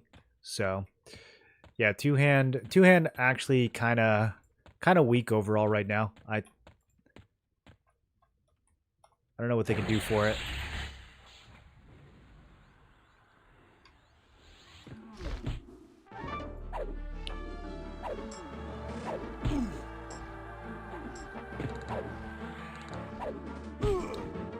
It's bugged. So you just don't see the weapon in the pet's hand at all? I mean, I think it might just be might not be strong enough, right? If you're charming, you might just want to put like a bunch of strength and dex gear in there. I don't know if the weapon damage is going to be relevant because their base damage is just already so high.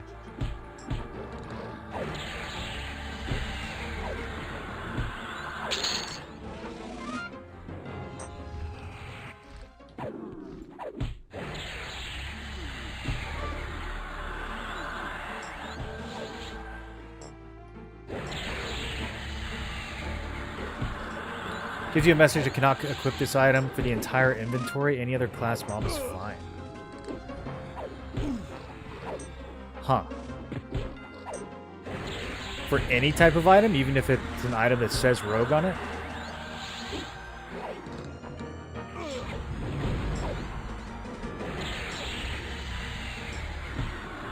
Oh, that's weird. Easy way to fix two-handers, let warrior and berserker dual wield two-handers. Now we're talking. Yeah, is this Everquest Legends? I thought this was Everquest Legends. Why can't I dual wield two-handers?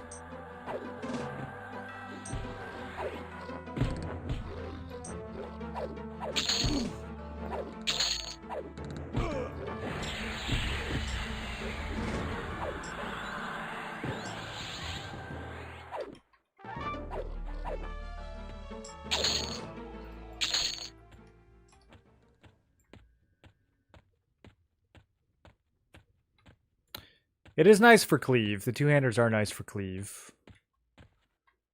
They would be nice for frenzy if frenzy wasn't so meh.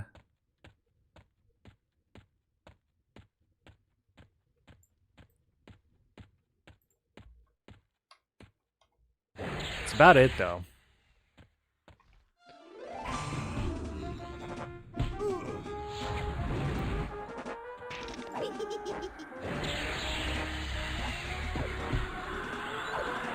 We should give two-handers more crit damage or something, you know? Let us see some big numbers at least.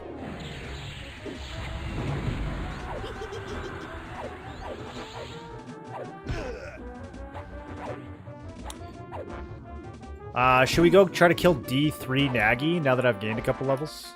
I don't think I've got like any good spells since last time we did it.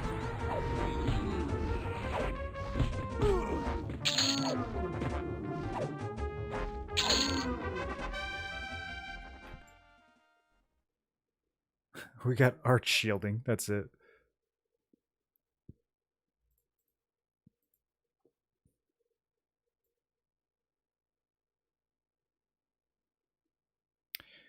Remember the last build beat D4 Naggy at 46, so it would be kind of cool to see if we could do it before that.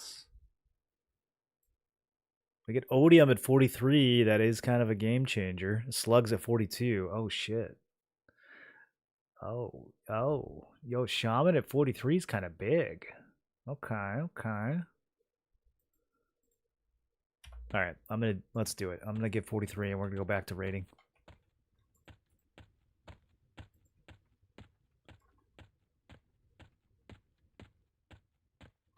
Maybe my life taps will work this time.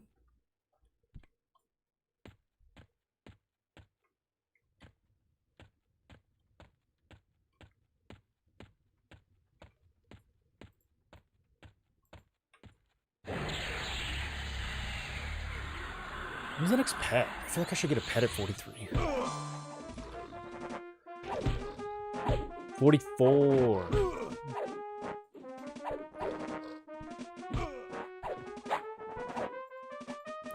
That pet is going to get absolutely murked in D3.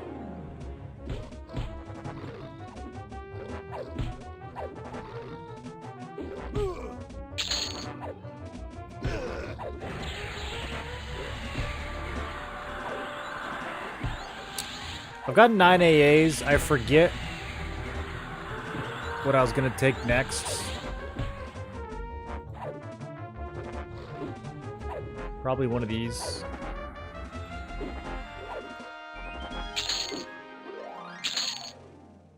Destructive Cascade.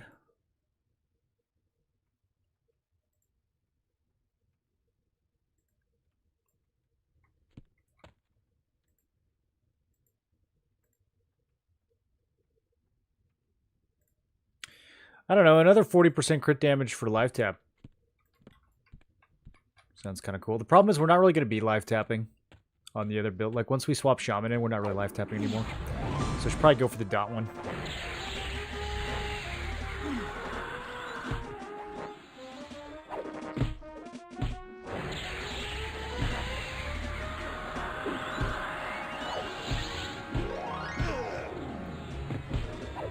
Which server am I rolling for launch? Is it the same servers? I'll probably just stay on Rivervale. I don't really know why servers are a thing, to be honest. I think it's a little silly. I wish they would just do a mega server. I mean, we're all on instances anyways, right?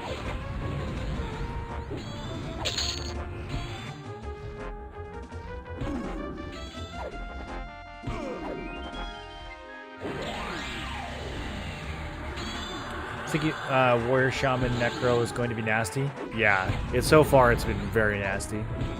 It might be the nastiest.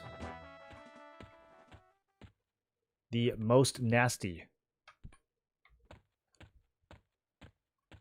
Maybe that's what we'll call the build. We need nicknames for all the top builds. We got Warrior Cleric Bard, that's the meta slave. We got Paladin, Enchanter, Monk. What do we call that one?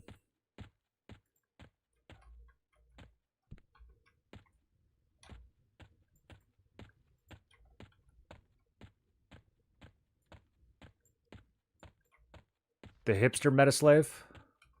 They're both kind of Metaslave at this point. I've been seeing everyone talk about Paladin, Enchanter, Monk this last week. Yours will be Battletoad? That only counts if you're playing a frog.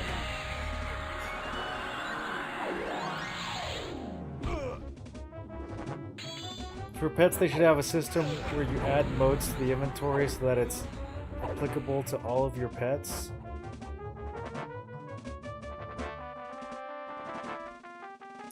So, like, you upgrade one pet and it upgrades all of them. I think that they should, I mean, the spell upgrade system in general, I think would have been a lot cooler if it did classes of spells or lines of spells. Spell upgrading while leveling just kind of feels like you're wasting materials. I think it'd be more fun if, you know, it didn't feel that way. Nobody likes wasting materials. It's EverQuest Legends. We're all supposed to be rich. Don't make me metagame. Mage Beast Necro equals Cuck Mouse. I mean, that's what they called it on THJ. They called it the pet Cuck build. But on THJ, you could actually have all the pets out at once. So it was, like, legitimately a ridiculous build. People would just, like, send their pets in and turn their monitor off, unplug their keyboard. So it was kind of aptly named. On Legends, playing a triple pet build actually kind of hard and advanced. You gotta, like... It's like one of the harder builds to play. Maybe the hardest. You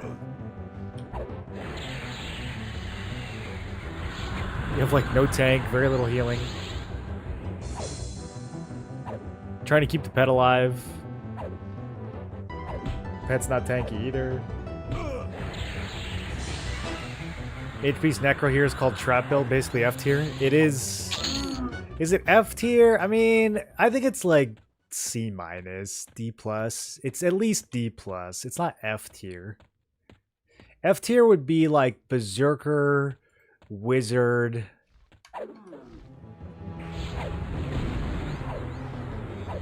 and then like another non-tank, non-monk, non-healer of some kinds.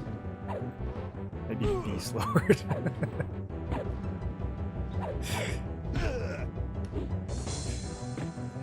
Isn't that a ton of use from pure pet builds? Yeah, you're way better off going with something like what I was doing before this was Shaman, Mage, SK. So you have a proper tank, you have a proper healer, you have really good DPS, and then you have a pet with 8 slots. So, I mean, the max you could theoretically get up to is 12, but to get, like, a 10-plus slot pet, your build has to be trash. So, 8's pretty good, you know, when integrated into, like, a build that covers so many other bases.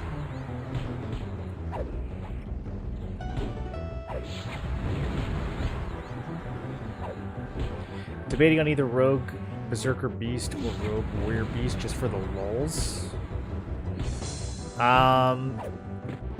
If you want to have any chance at raiding, I would go with the Warrior. If you just want to explore and slap some mobs and level up, then I'd probably go with Berserker.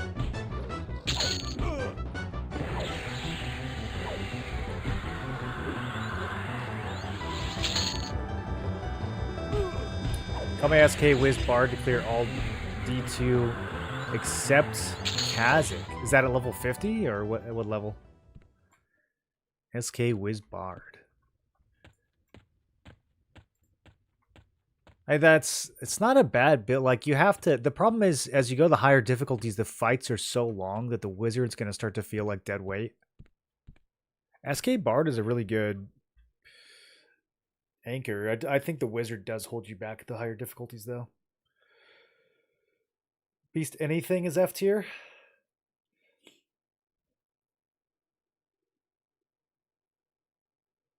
I don't know if you can, like, you have to really go out of your way to make a build that's F tier, and that, like, there's enough inherent strength in most combos, even if it's like totally by accidents.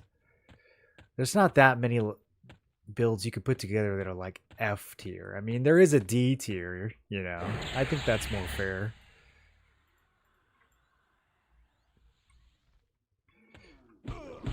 Like, the worst builds in the game can probably kill every boss at least at D0 and probably even D1. So, like, is anything really F tier? F tier would be like you actually can't solo Kazik Duel or something, wouldn't it? Which might be the case with, like, Wizard Berserker. Although I think at D0 you can burst hard enough that just the wizard alone, you could probably get him like half dead pretty quick.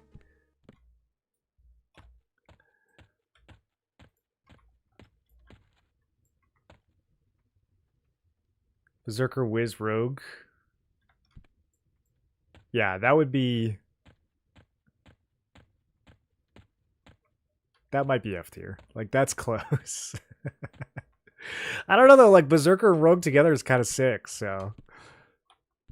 Depends on what stance you're using.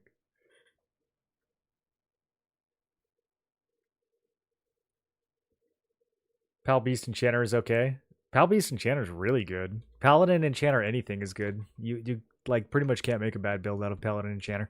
As long as you put some kind of DPS in the third slot, you can clear everything. Super easy. It's actually crazy strong.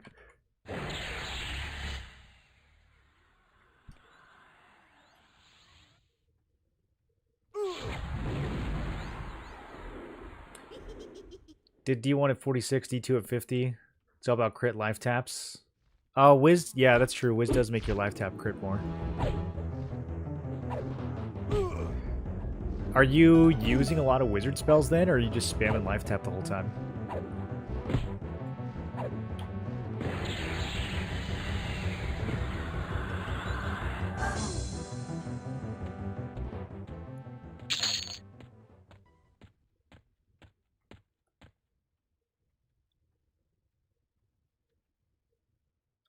Looking forward to see how far the hipsters that min-max a bad combo get. I'm pretty sure I'm going to roll a second account. Just to play intentionally bad combos. I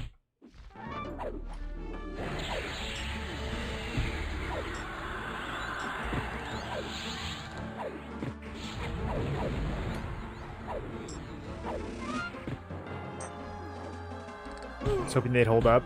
Peace Lords. I think they're still going to buff them, honestly. I think they're trying not to go too crazy.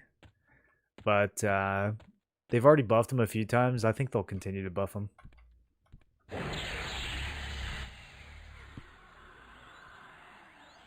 They're such an outlier in terms of like uselessness. I don't think it's very likely that they stay how they are.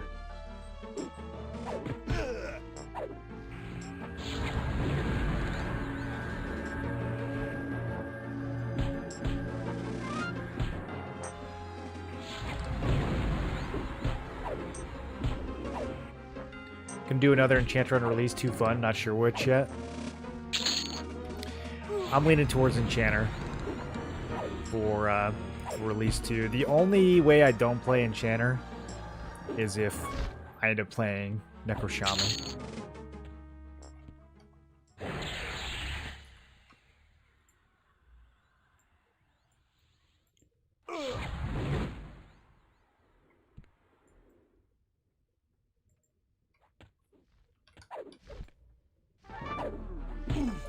Monk Rogue Berserker feels like a pain for leveling and soloing, but a fun blender for partying.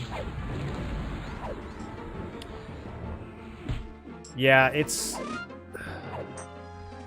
The problem with Monk Rogue Berserker leveling is that you're spitting out so much white damage that your stamina is always 0.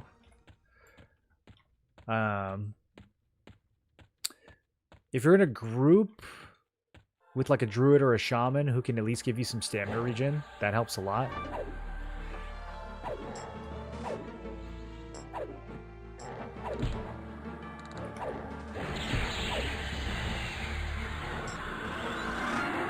Okay.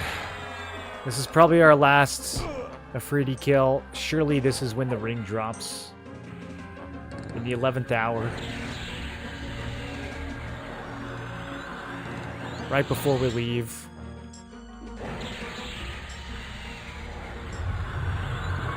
After years of grinding.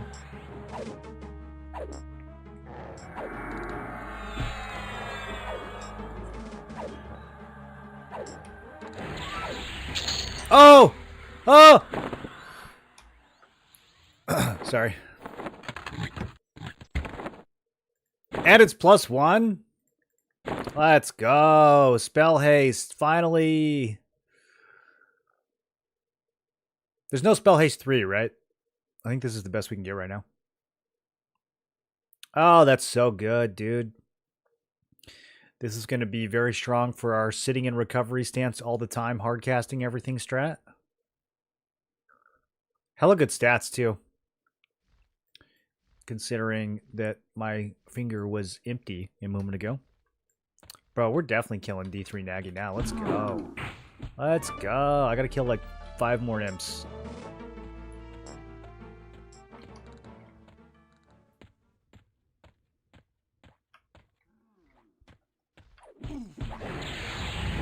Wizards getting interesting AAs. Never played one in EQL. They get spell crit, and then they get like mana burn or something, right? Where they.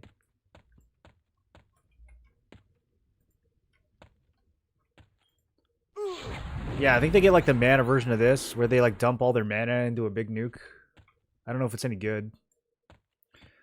But they get spell crit. Do they get more spell crit damage? Or is it just crit chance?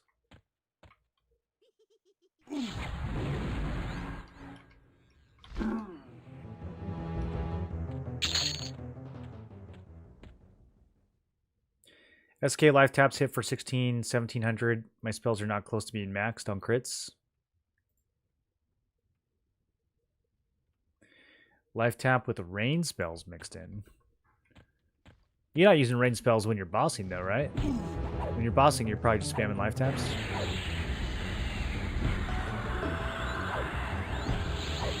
Improved Familiars, nice AA. They get 6% spell crits. Weapon path are you aiming for in your Paladin Monk? 2x Flaming Fists? No, we'll use Aldrin in the main hand for sure.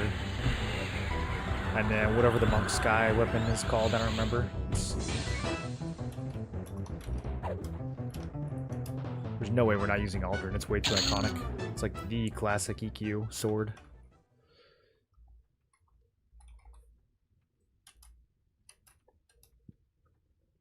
I might two-hand just for the vibe. Especially if they give us the ornamentation system at launch. Then I could use a Fiery Avenger on another two-hander. We might two-hand just for the vibes.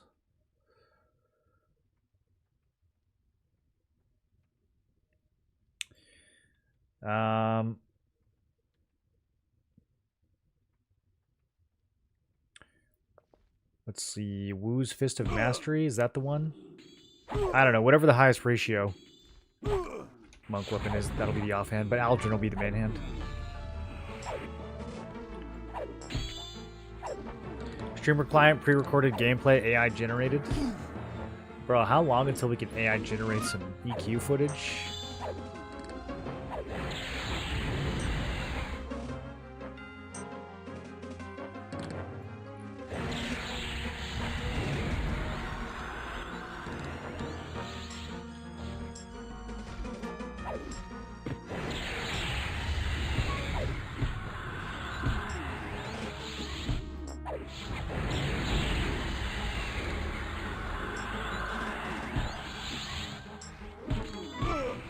Destructive Fury. So that's the wizard AA only crit damage. And then the imp. Oh, the imp gives crit damage. So the AA gives crit chance, and then the imp gives. I think I said it backwards. These rain on bosses with the improved familiar, you get crit damage, all resist, and all spells. Cast +9 levels higher. You're using range spells on bosses? Alright, level 43. Let's go prog some more Naggy. You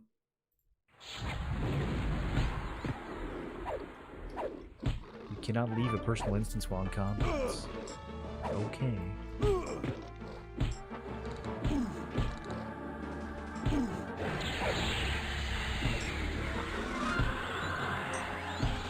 I guess I should get a few skill ups.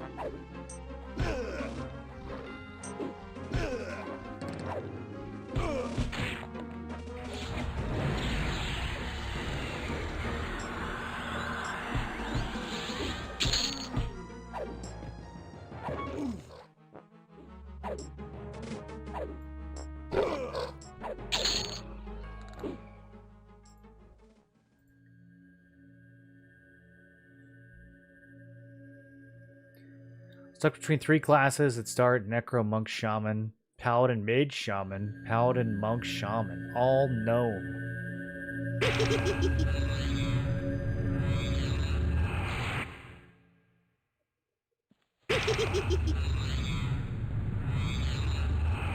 Those are all pretty sick combos, dude. I don't think I'd be disappointed with any of those. Weapons for leveling up. Oh, on the Paladin, Enchanter, Monk? I mean, we would do Befallen weapons, and then probably go straight to Ghoulbane.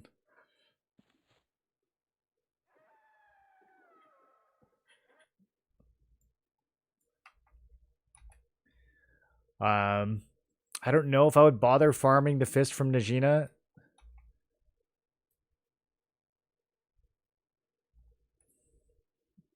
I guess we probably would.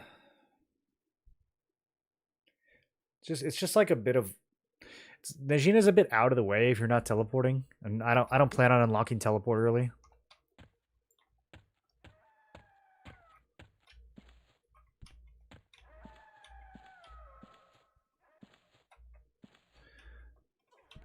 I'm really surprised that they didn't put some disgusting monk gear in Split Paw, right? Like, wouldn't you expect a fist weapon? I mean, the paw is literally in the name of the zone.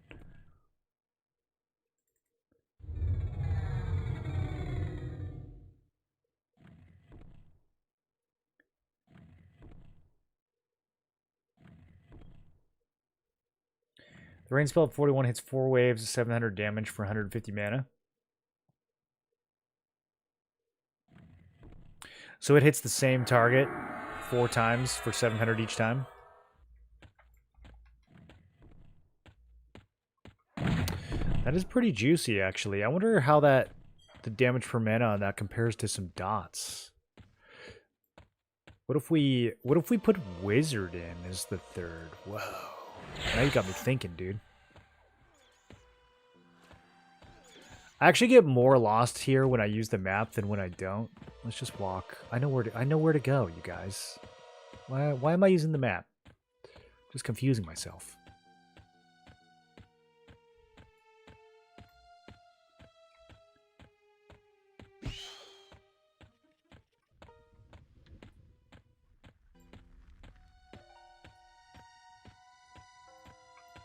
Oh, I have the wrong loadout on.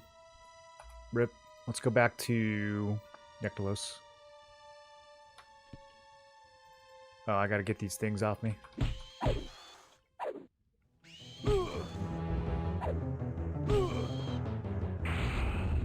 Froglock monks get a tongue attack. Can we fact check that?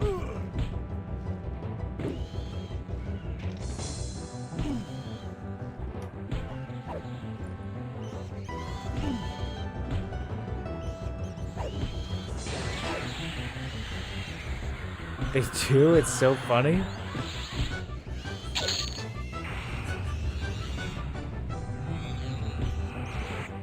A tongue attack?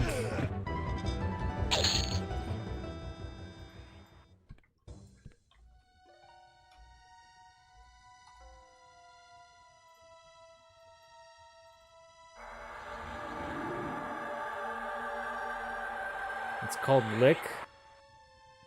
I thought you were supposed to lick the frogs, not the other way around.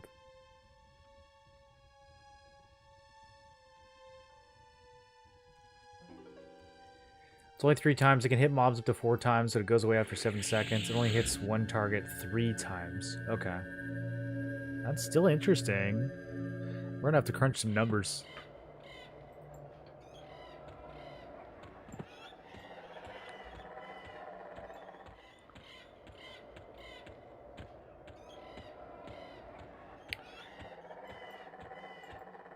Okay, so I think the plan is we're going to try Warrior Shaman Necro at 43. D3 Naggy, and then if it doesn't work, we're going to try Shadow Knight Shaman Necro. Ooh. See if it's better. It's about time. We need to start getting some comparisons on the 2 tanks. That was kind of my main goal for this beta anyways. Dragon Strike, etc. The animation is their tongue. Seen in recovery, spamming Best Rain has been about 180 DPS on boss. Using inversion, adding another nuke is like 230. Well, there's I don't know, DPS, like, it's a hard metric to worry about in like D4 because everything is just efficiency, right? I think damage per mana is way key. over damage per second because you just can't burst the bosses down at that difficulty. So it's all about like what you can actually sustain for a full, 6 minutes or whatever it takes.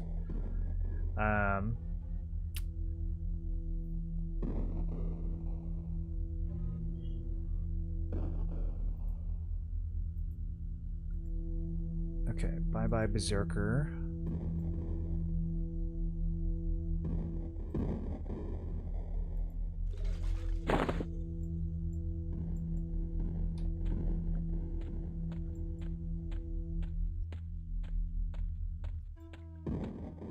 Crushbone boots are officially mandatory. Yeah, the Crushbone boots are so good that, like, you're gonna be wearing them on your feet and both your NE slots all the way until level 46 at least. Hey, Daddy, I went Monk, Enchanter, Paladin, everything too easy? Yes. Yes, you will not have any challenges if you pick that build. So beware. Petition secrets for D5 if you are playing Paladin, Enchanter, Monk.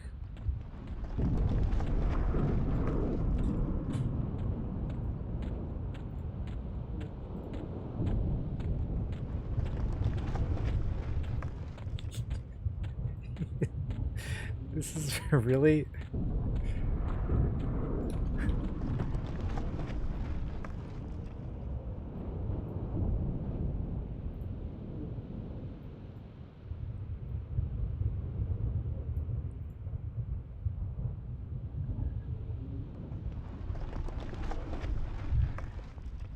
I'm surprised it has range.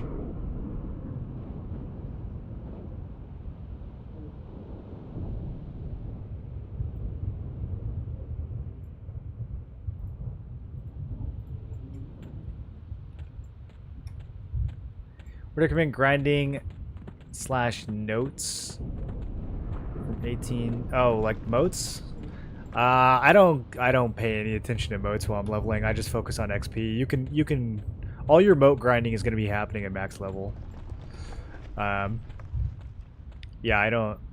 I didn't pay any attention to mote drops while leveling. I think for XP wise, 18 to 22. I mean, Najina is still really good at that level range. Befallen is still pretty good at that level range also, if you need some Befallen gear. Probably do one of those too. I mean, they're both revamped. You could do Mistmore if you're in the neighborhood. They're a little low. You can do the first area. But yeah, I'd probably do either the revamped Najina or Befallen at that level, depending on what gear you need.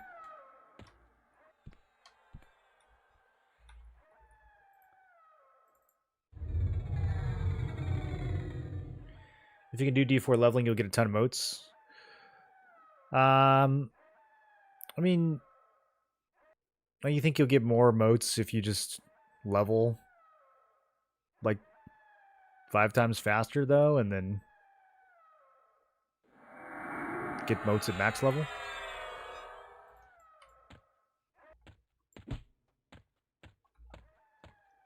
Because the zone level matters for motes too. So just being able to kill higher level stuff is going to get you more motes.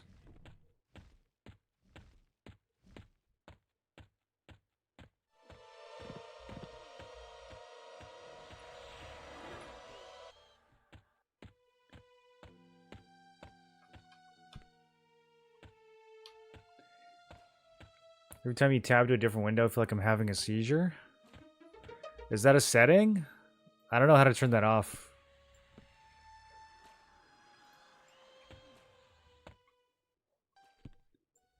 Oh, I see. Max background FPS. Okay, what should I set it to? How about 17? How about 14? It won't let me go lower than 14.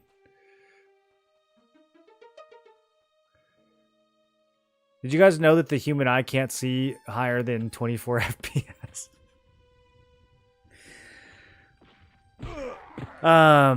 Okay. There. You happy? To work? Well, let's look at the giant tab out. Perfect. Now I'm overheating my CPU for you. I hope you're happy.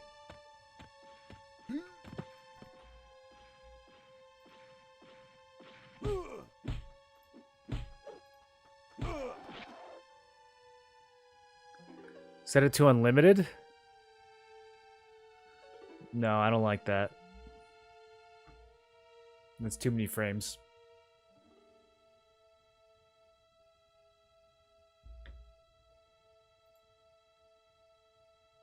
Leveled my second set and had enough motes to +7.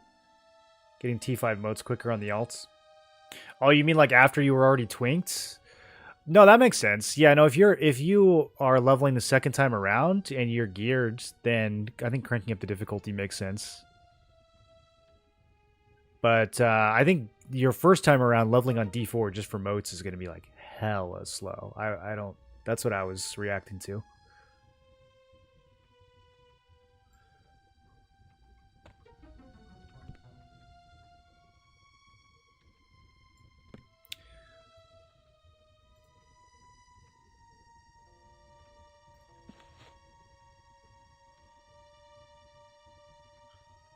Stop gaming on your 2001 PC.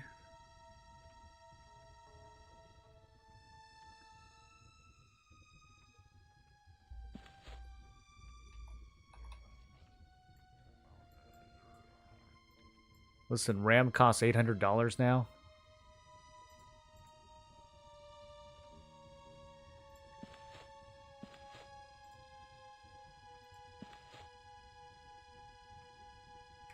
That's the wrong one. Oh, I cannot wait to not have 2 loadouts.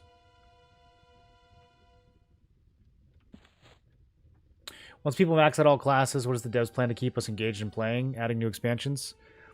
Yeah, I guess so. I mean, I think they're going to receive a tremendous amount of I'm bored, what now feedback after launch. So I am hoping and coping that they will at least add a D5 or a D6 to give us something to chase. As far as new content, I mean, it's planned, but not that soon. You know, next repost is going to be October. Kunark's probably December, January. So eventually there will be new content, but unless you're playing very casually, you are going to get bored. Or unless you're playing like a hella meme build.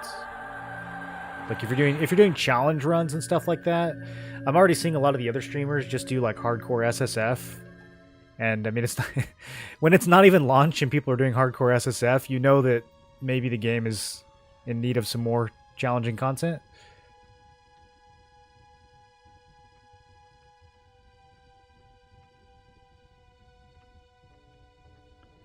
I don't even summon the pet. I always do this. I put it on the bar and then I don't actually cast it because it's the reuse timer. This one didn't even have a reuse timer. Okay. There's my unbuffed pet. Wonder what permanents are on this.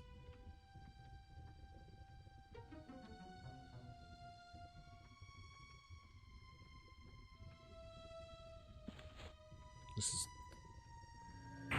pretty correct. Actually, I think I messed with this earlier today. That's probably why. We do need a new shielding. We got arc shielding.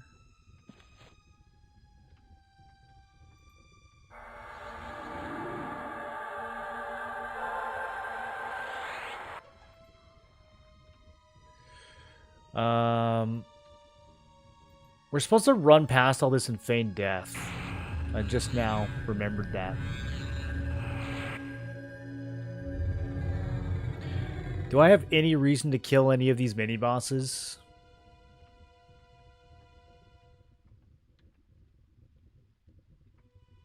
I don't think we care about any of their loot. We already got rolls. That's the big thing. Speaking of which... where's my knife?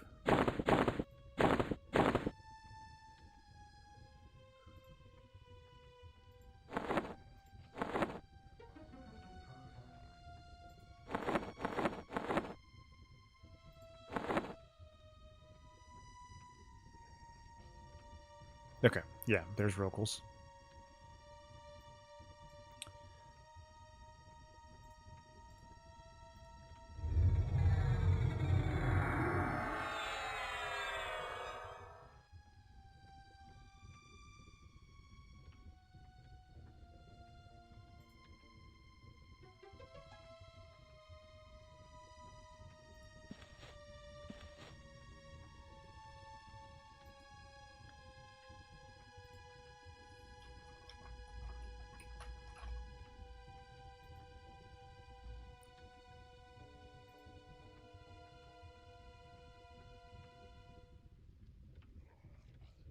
Dev said that higher level moats come from two things: multi-class mobs equals better more, and named mobs equals better more.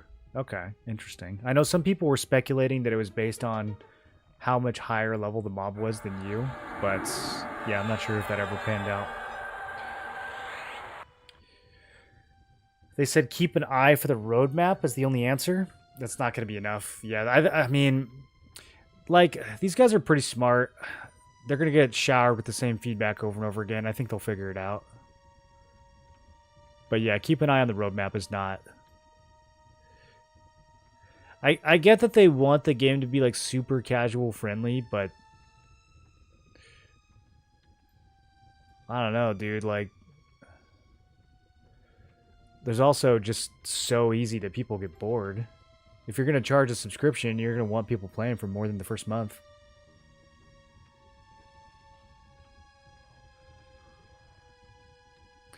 D5 would be an easy ask because they openly claimed in one of the early streams it was impossible to kill solo content in it. Yeah, I don't see how. I mean, D4's just not that tough.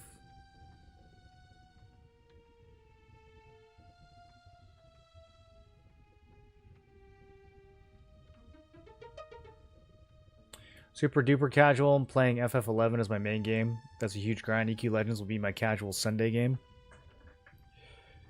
And I mean, will that be enough to keep you paying a subscription for it, like month after month?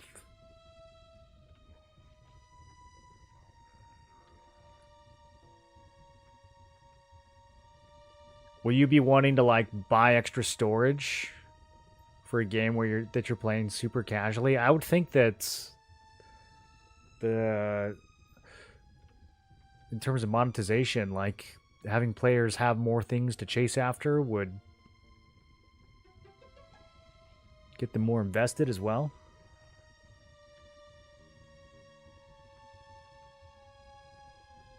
You can't have seasonal gameplay with a monthly sub. People get sick of subbing and unsubbing repeatedly.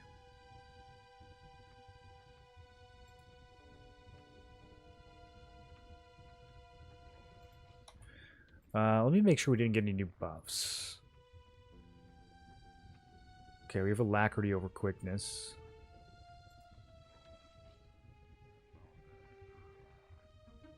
That is kind of important. So, oh, we have agility now too. For those of you guys who weren't here yesterday we did D2 Naggy at level 40. Which is pretty juicy. I don't think there's a lot of level 40 D2 kills out there. It might be the only one. If anyone knows otherwise, let me know.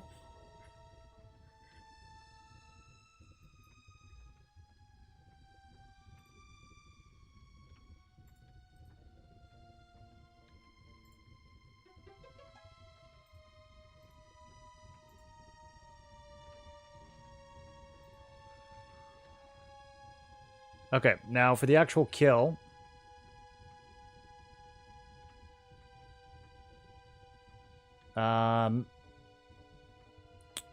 What spell line is this? Curse. Okay, so Curse. Yeah, Curse needs to go. We now have Odium.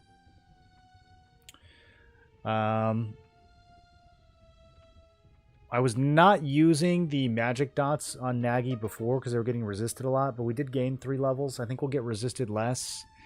Also, Odium is leveled up a bit, so it's got that negative 45 mod on it, so probably worth keeping. I don't know about the other one, though.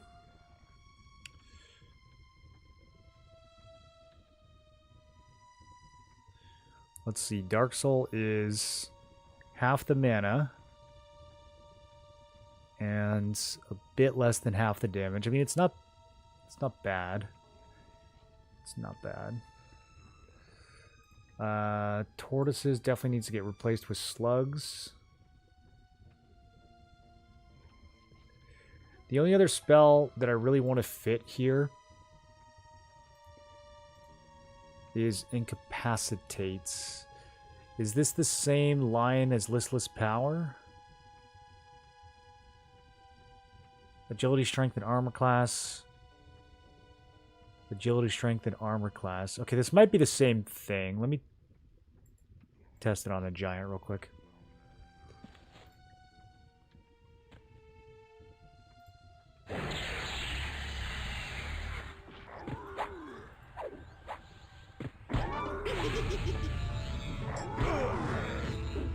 Okay. That's easy then. That's just a straight upgrade.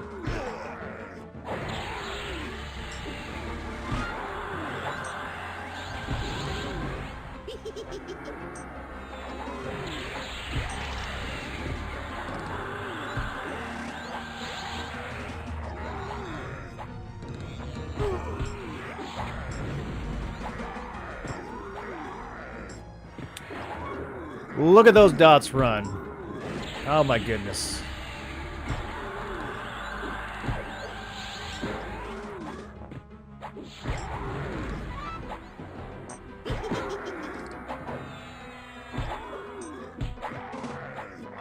I can't wait until the pet doesn't suck.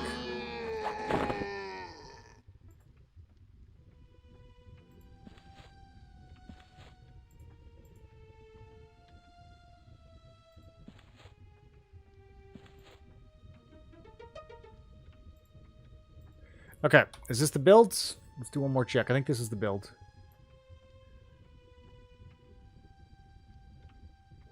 Check, check, check, check, check, check. Oh, resist magic. Whoa, we got a bunch of stuff at 43. Okay, hold on. Let me do one more adjustment to the buff bar.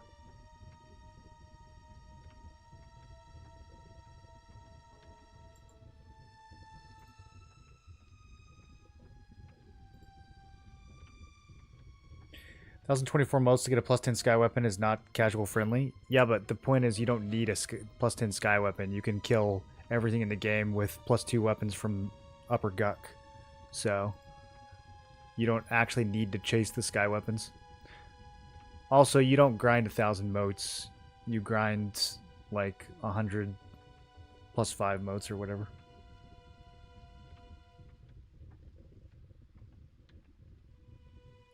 Heard the moat farming meta is just making a new level 10 ripping through D4 dungeons. I hope that's not entirely true.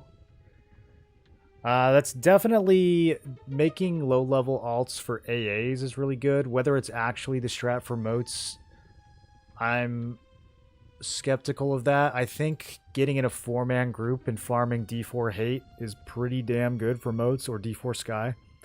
I would be surprised if low-level D4 was giving you more than that, even if you're killing faster.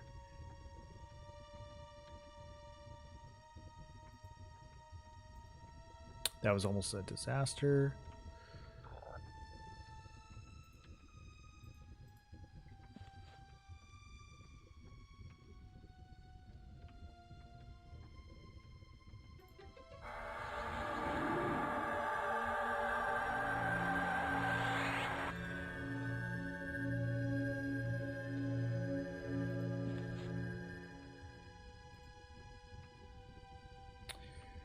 Haven't seen you in years. I wish you would come back to BDO.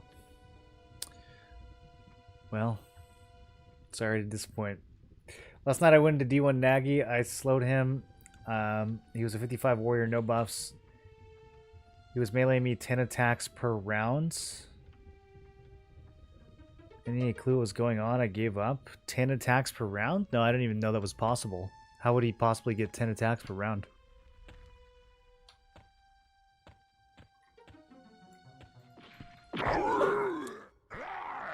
You sure it didn't just feel like 10?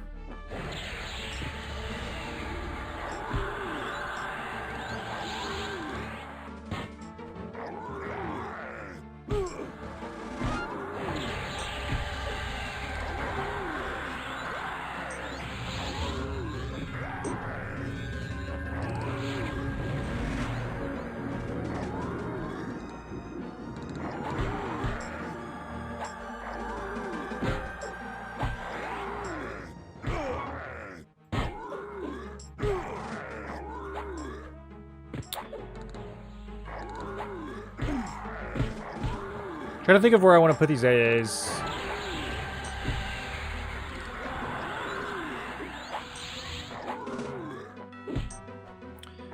I think we're going to get more value out of... Yeah, this is a big jump from 5% to 10%. Okay, let me see how much AC this gets me. Oh, yeah, that was worth. That was worth. That last point got me 13 more AC. I do want to get the last point of crit damage for our dots, but we already have quite a bit with Shaman. Okay, I don't know, boys. Last time I just ran past all this and feigned.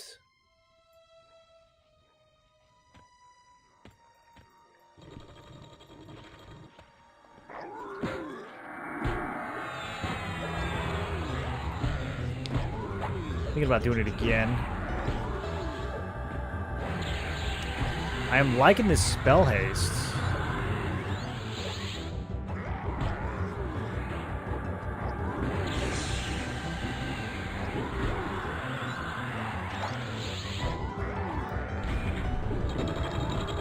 The door pushed into the ground.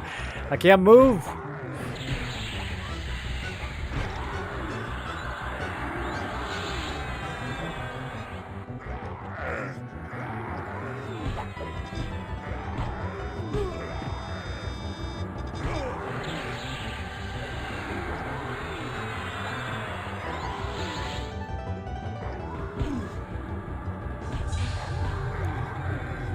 Feels kind of easy so far for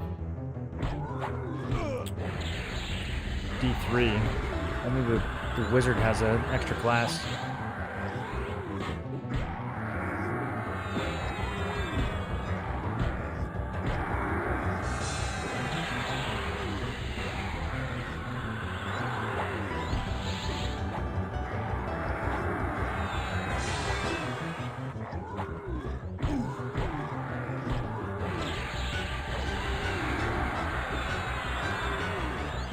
So one of the biggest limitations with this build is that we can't really split pulls very well.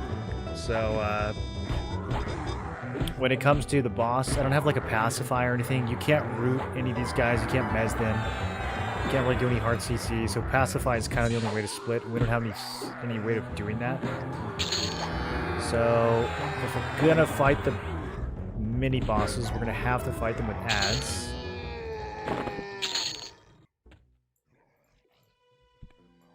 Shadow Knight Berserker? Okay. I think it's fine. We'll just do it. It'll be a good lead up to Naggy.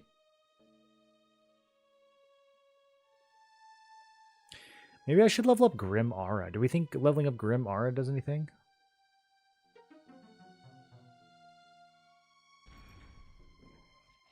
Some of the permanent buffs I did level up and they didn't do anything. I think the Shaman one I leveled up.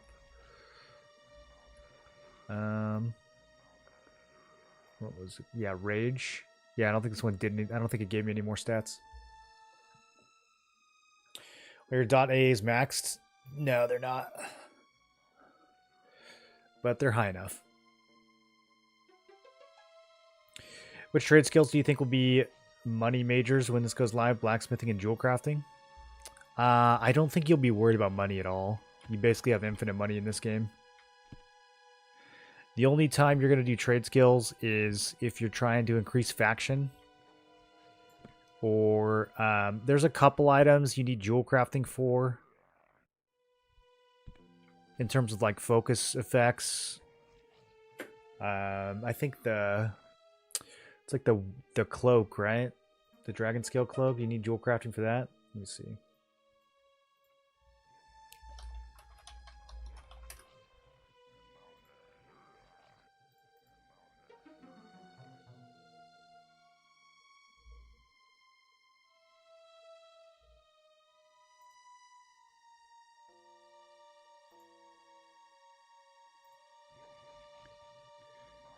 Yeah, you need to make platinum diamond wedding ring and black sapphire platinum necklace if you want this thing for improved damage 3. So this is for 20% damage on your spells. Improved damage 2 will only go up to level 44, and then it'll start decaying. And improved damage 3 is only on that cloak. So that's like a very specific use. This one, improved damage 2, this is pretty easy to get. And a lot of your spells, a lot of your damage spells aren't higher than 44 anyways, so I don't know, this kind of gets the job done, but if you're really focused on spell damage, you're probably going to want to level jewel crafting until they...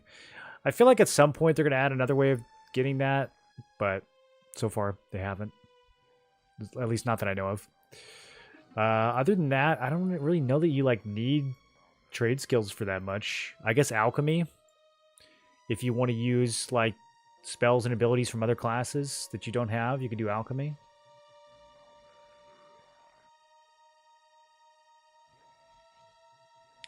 People in Discord say that happens when he's wearing Cloak of Flames and dual wielding. Oh, interesting. So you get a different... Well, yeah, I guess if you hit him with slow and he's got Cloak of Flames, it doesn't override it the way that it would like spell haste, so he's actually just hitting harder. I didn't think of him getting buff from Cloak of Flames. That is kind of interesting. So you can have like very different Naggy encounters based on RNG. Oh god. Didn't land.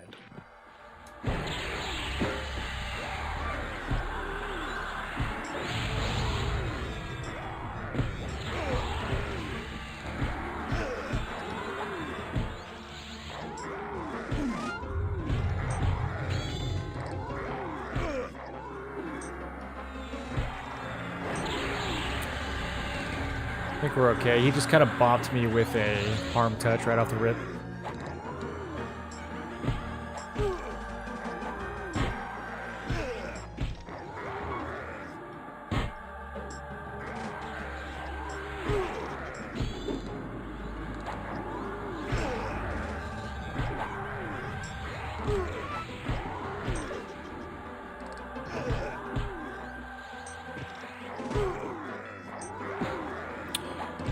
Look at that slug's healing, dude. It is so strong.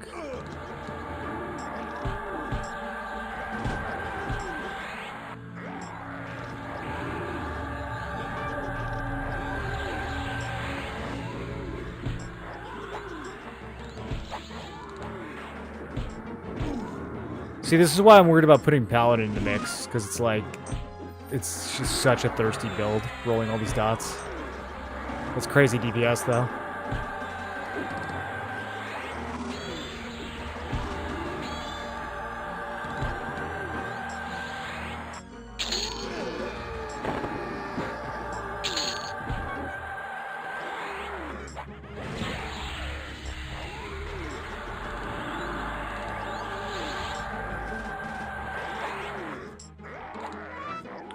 Love Vampiric Embrace back in the day.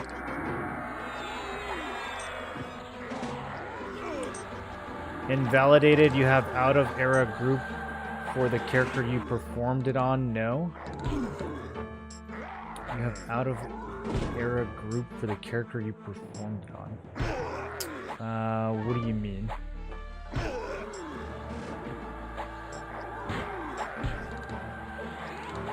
The reason I asked about money is that I expected players would need it for Bazaar. Would that be an option to sell to other players? No, there's basically going to be no trading economy in this. All the good gear is going to come from planes, and it's going to be no drop. There was a little bit of economy in terms of trading moats, but they just recently made it so that you can't trade moats. So you're going to be doing close to zero trading.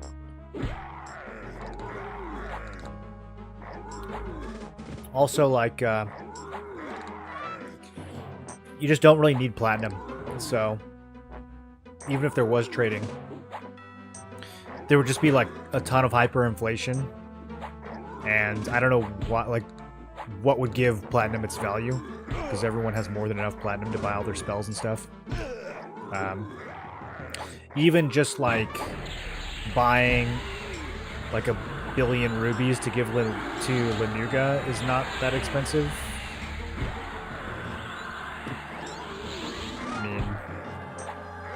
I have 7K platinum. I haven't even been doing really any high level content, and that's after I just spent like 6K platinum yesterday on rubies to try to get midnight mallets and stuff. Like, yeah, you just don't really have any issues whatsoever with money. This is an SSF game. I think people will do some limited trading like with their group, but I don't see any kind of wider player economy developing. There's just no incentive for it, really.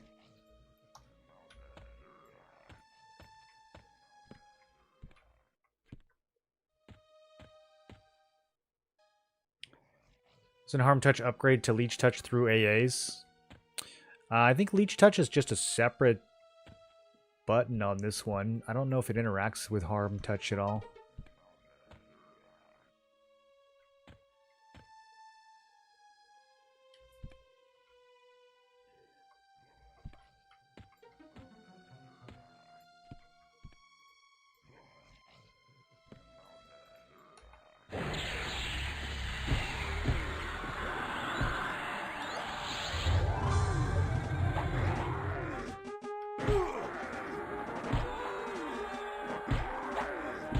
This guy's a two-hander, but I think the one I have is already a lot better. But we'll kill him anyways for fun.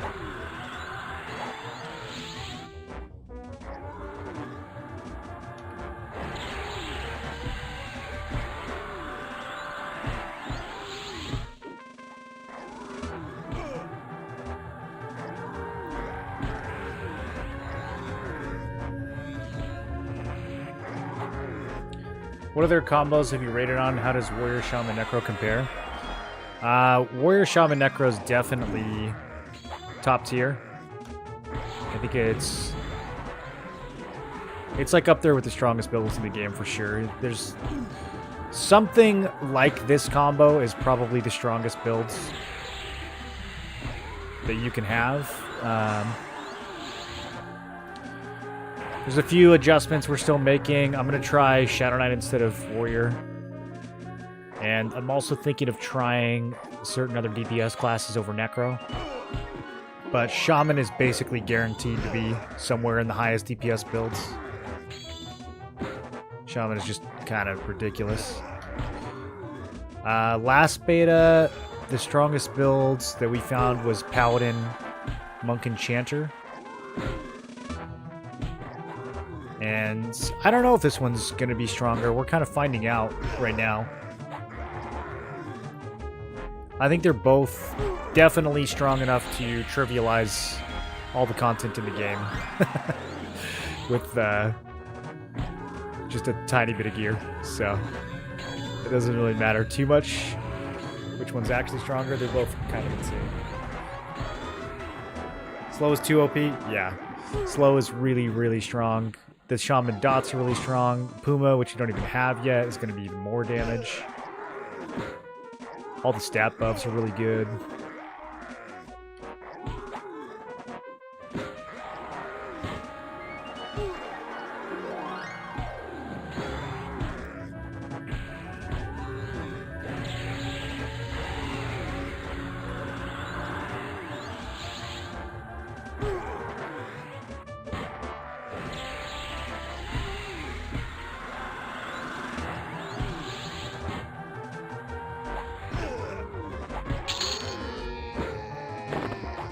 Oh, my boulder's +7 now. Let's go. Chat, have you guys got a +10 boulder yet?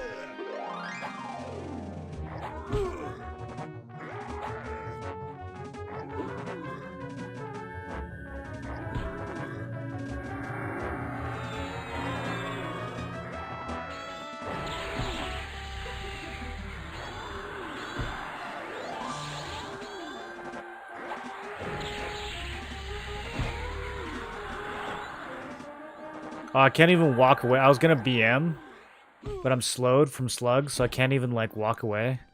I was trying to, like, walk away and put my sunglasses on, you know? You can kind of do it. Alright, he's dead. Mithril Greaves +4. We got the warrior ones. Those are going to be better. So, yeah, they're a lot better. Boulder, toes. Sweet.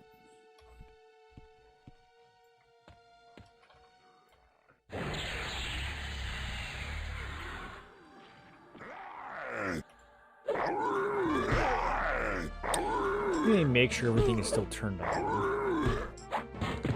Okay. Gotta check some times and swapping builds.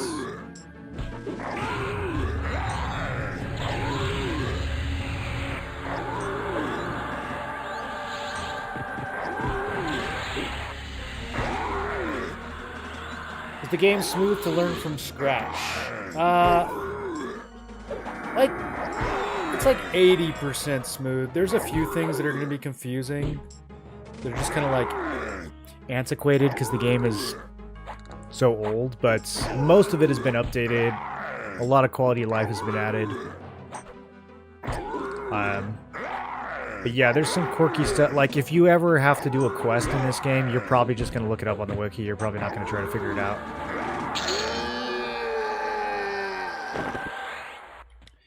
But as far as just like hopping in, making your character, killing stuff, leveling up, it's pretty smooth.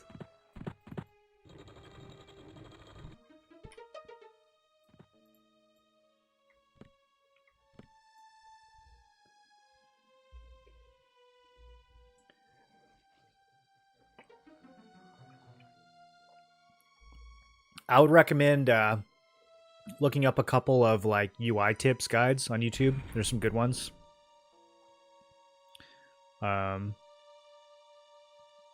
than that, most of the stuff you'll figure out pretty naturally.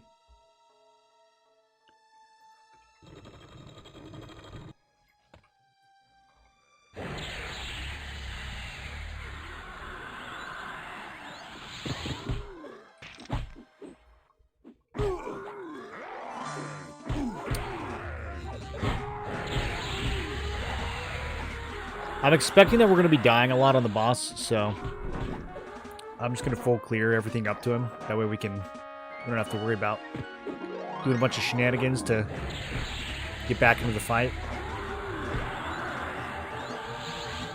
Oh, Pet's going to get himself killed.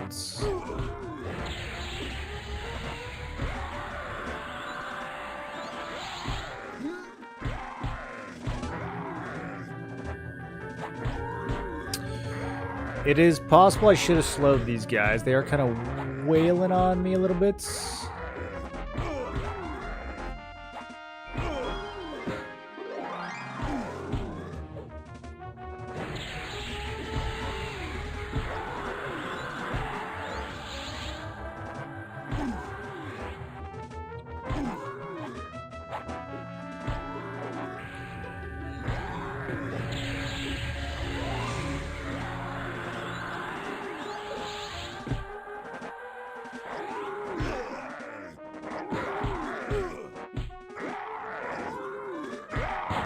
After this, we have Magus and then 2 more ads. And then we can fight the boss.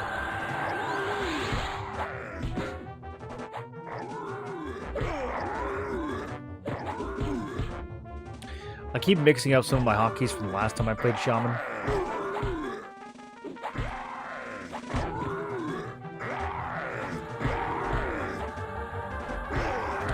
I do miss having just like a big direct nuke on the bar somewhere, but kind of pointless for bossing. Not really worth the slot. Okay, what do we got? We got a 47 warrior, a 47 warrior. Wow, okay. And then Magus is Cleric Whiz. Okay, that is pretty brutal, but at least the ads are going to be easy. Cleric and Paladin, I feel like, are the worst multi-classes you can pull on a boss. Like, by far.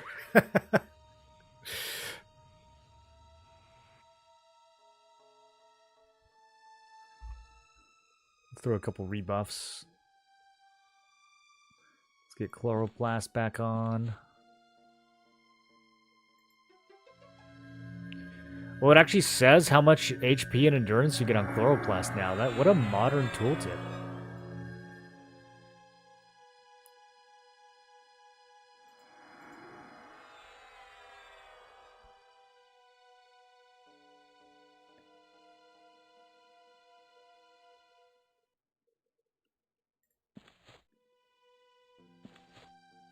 How many of you guys knew what the word alacrity meant before you played EverQuest? Don't lie.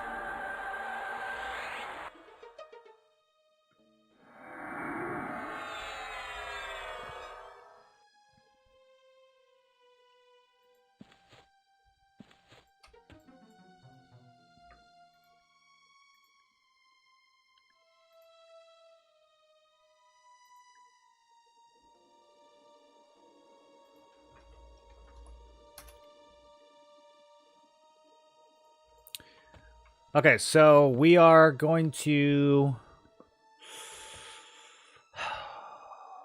not slow the ads. I'm going to slow the boss, but not... it is D3. Maybe we should slow everything. It's just so much mana. It's not that much mana. Let's slow everything. Why did I think... I thought it was 300 mana. It's 130. Okay. It's a no-brainer. And we managed to not pull Magus, so this is easy. Okay. Sometimes he doesn't pull. I don't really understand why. I need to learn how to do that on purpose. Okay, well in this case we kind of actually don't need to slow them. Do need to get this one off my pad.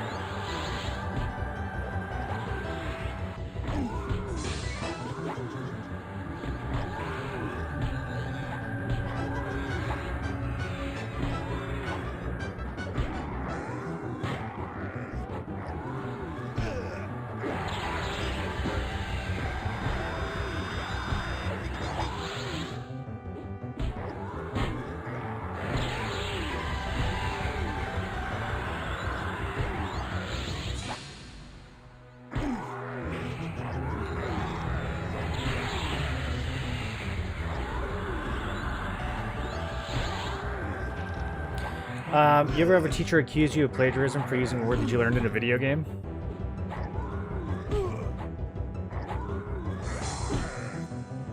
Have I been accused of plagiarism? I don't think I have been. Being in school now must be crazy with AI.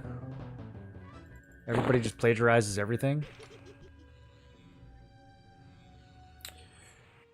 My buddy is way into this game. Fatez, do you know him?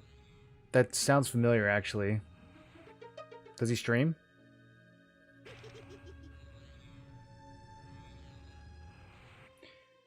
So I don't know what it means. It's like agility. Yeah, I think it's just speed.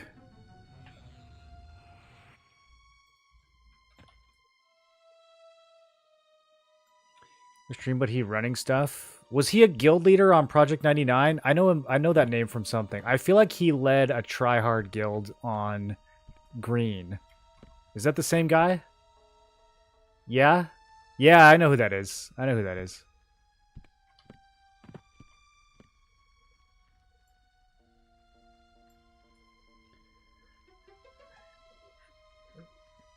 Yeah, I might have joined his guild for like a week or something.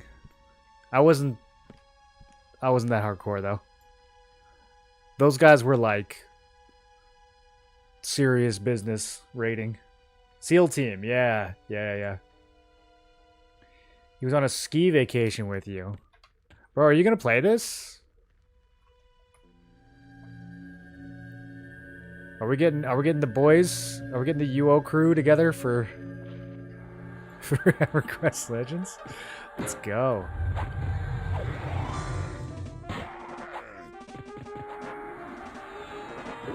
Yelling on Discord at 3 a.m. for dragons? Yeah, I think you had to be pretty much ready to go 24/7, right? Depending on when that bosses pop, they had like crazy. You had to be able to get like 100 people out of bed. Rush to be the first one to pull it.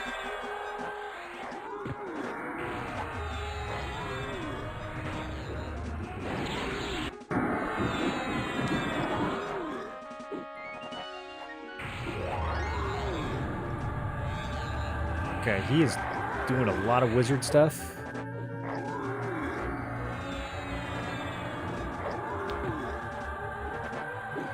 We don't have Mage Hunter without Shadow Knight. It's so funny. I did not think about Warrior.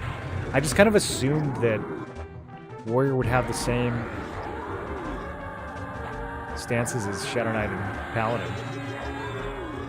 But apparently that's like a hybrid benefit. Warrior team dumb to hunt mages. I mean, if anything is going to be like the anti-mage, doesn't it feel like Warrior should be?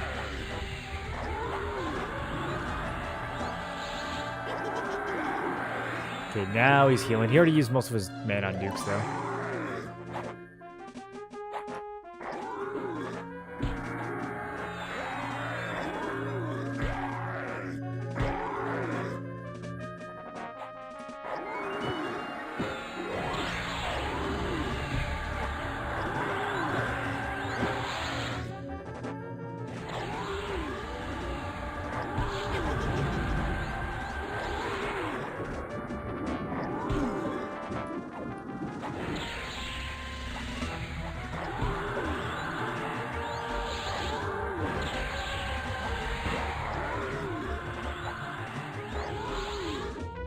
Alright, time for the big boss.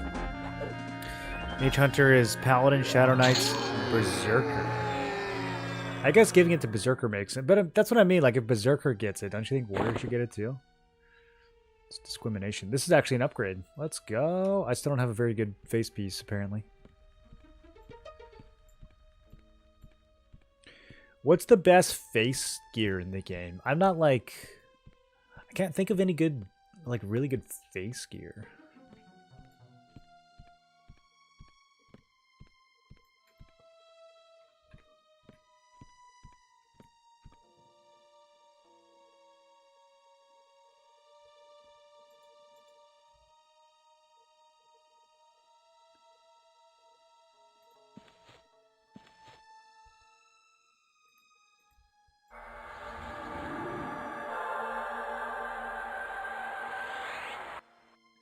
Okay, so Slug's healing, big upgrade from Tortoises. We might actually be able to keep the pet alive. Last time, keeping the pet alive was a bit of a distraction.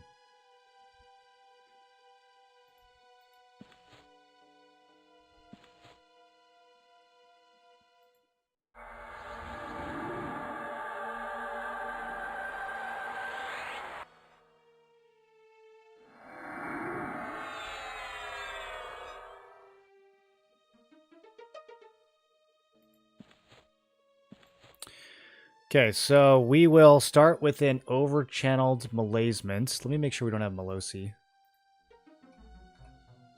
Yeah, Melosi's 48. We'll start with an over-channeled Malazement, immediately into an inverted slow, and then we will use recovery for the rest of the fights. Here we go.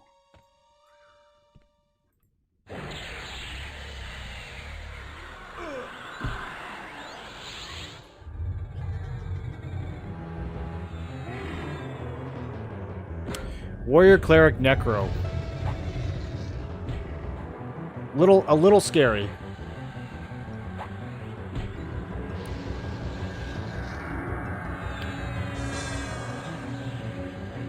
Okay, we're gonna get him debuffed first. Asystole and Incapacitates.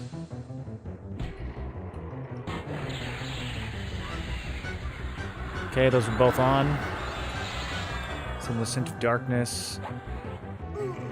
Okay, he did resist Odium, which is a big bummer. Okay, he's continuing to resist it. That's a bigger bummer, so I guess we're not going to be using that. We're back to just... Man, I really thought we'd be able to curse him now that we gain a few levels, but we are back to just poisons and diseases. Let me give Kecker a little bit of sustain here so he can do his 17 DPS.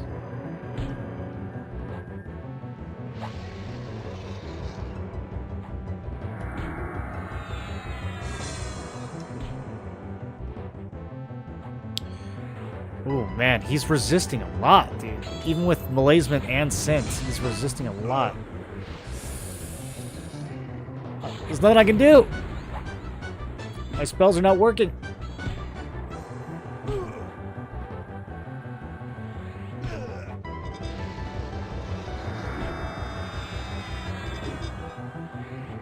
He doesn't even have any buffs on. He just, I guess the resist just kind of scales like that. Okay, so all we can really do is slow down.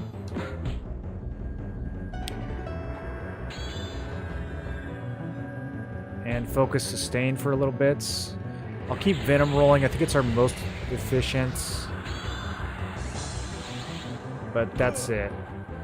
And we'll just keep him debuffed. Honestly, if I can keep Assist OE on him, that's going to be a good value. Let me try it. Okay, that's good. That's good. It has a minus 30 mod on it. Scourge does not. Chilling Embrace has a mod on it too. This is probably... it's just not as efficient. Goodness, this is going to be slow. Oh, hey, Shadow Vortex. I can do that. Kind of forgot. That's actually really important. I need to put it down here so I remember to use it.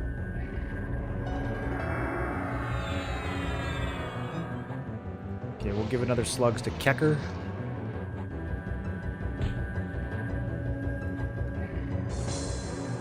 He actually is kind of valuable now because keeping him alive is less mana than getting 17 DPS from these dots that keep getting resisted.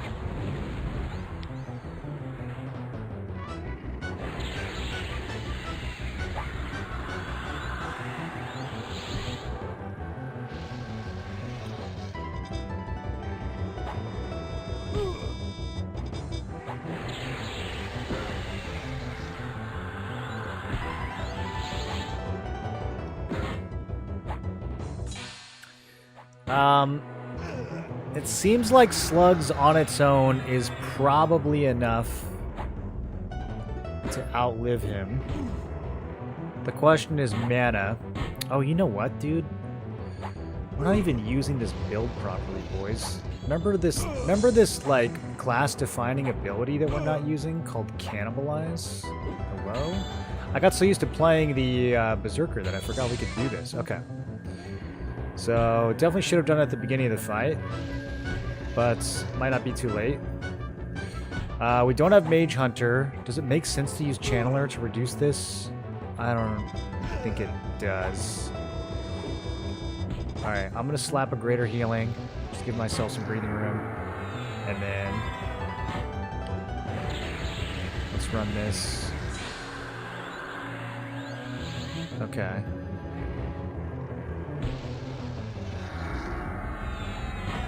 Keep him incapacitated.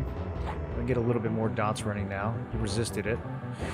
Maybe I should be over-channeling some of these debuffs. Okay, that one landed.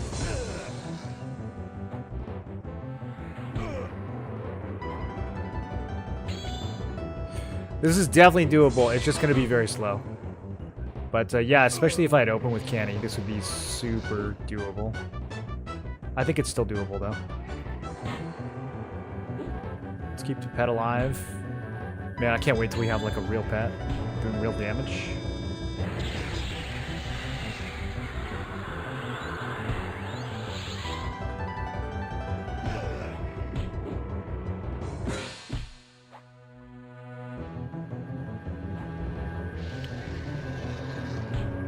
Okay, I think we can afford to turn the dots up a little bit.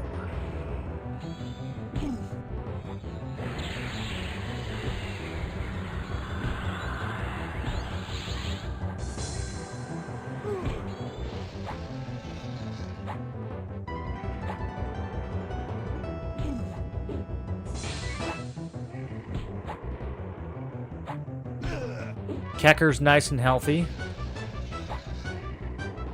We want to avoid using direct heal if possible. When do we get the last... I might actually have a better heal that I should have on bar. Superior's at 45. How is Spirit Salve? I think Spirit Salve is bad. Yeah, it's bad. Okay. I let slower off. That's not. We're not supposed to do that. We're supposed to pay attention. It's Kecker's fault. He distracted me. Okay, let's throw another greater heal. Actually, cannibalize is almost up. Let's get a buffer. Dude, this is so... This is actually going to be so safe. I think we could do D4. I should have fully rebuffed, though. A lot of this shit's going to fall off. We're going to be here for another 5 minutes.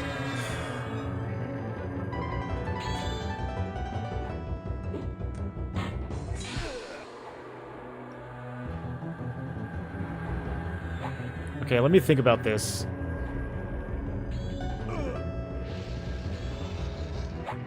We'll get an extra 20% damage reduction. No, it's not. We'll just use defensive stance. Normally we use Mage Hunter when we cannibalize, but I don't think Channelers is worth it because we're gonna. It's only 20% more reduction. We'll just stay in defensive.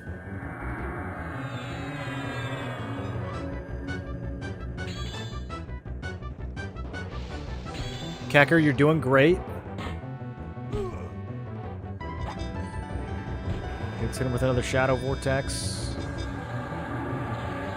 He's going to resist that. Rude. It's a bit rude. Uncalled for. Okay.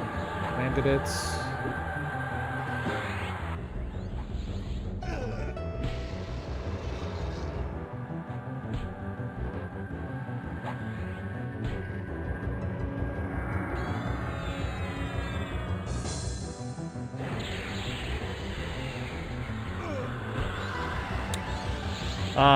Unbelievably easy. I think we're ready for D4. 100%. What a silly boss, dude. What a silly boss. Maybe we'll go do Vox. I think Vox is harder.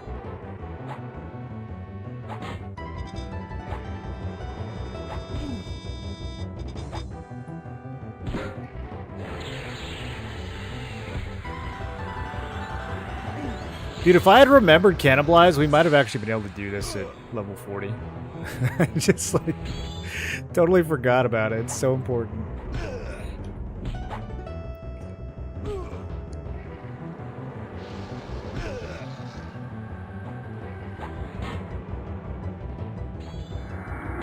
Okay.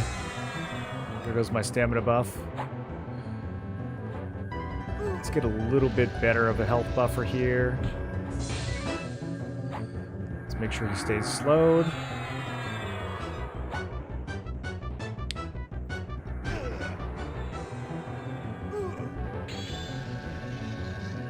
Kecker, the MVP, with his 15 DPS.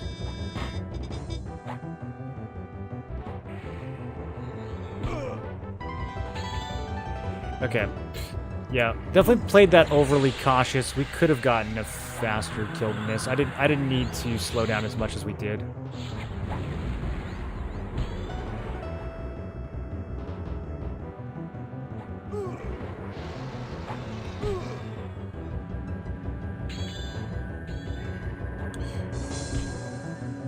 This is gonna be like a 12-minute kill. We could have done it in probably like 9.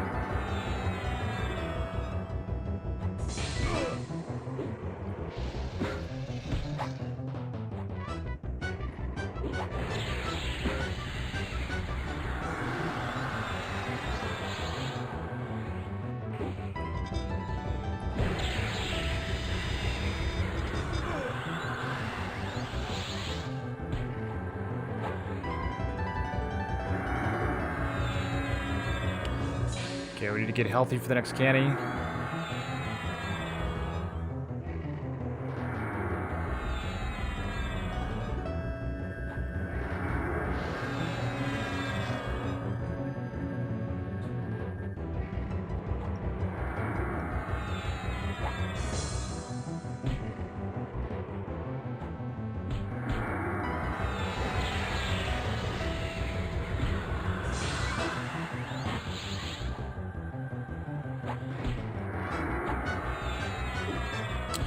This is so ridiculously strong, dude.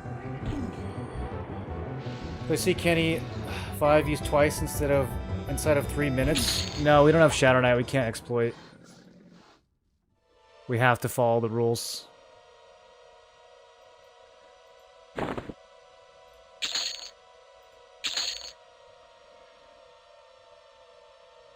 And we got an upgraded Blade Stopper. Okay, I'm just gonna run past everything in Feign this time.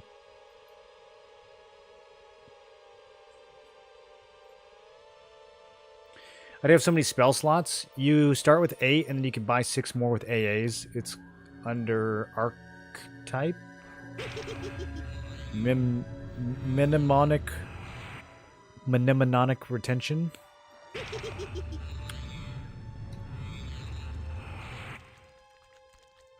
The technical term for it. Her Vox is easier than Naggy. I think she's harder. At this difficulty, though, it kind of just comes down to which multi-classes you get. Overchannel plus dots equals GG. I keep hearing about all these resists. Yeah, but the problem with overchannel is we're going to run out of mana.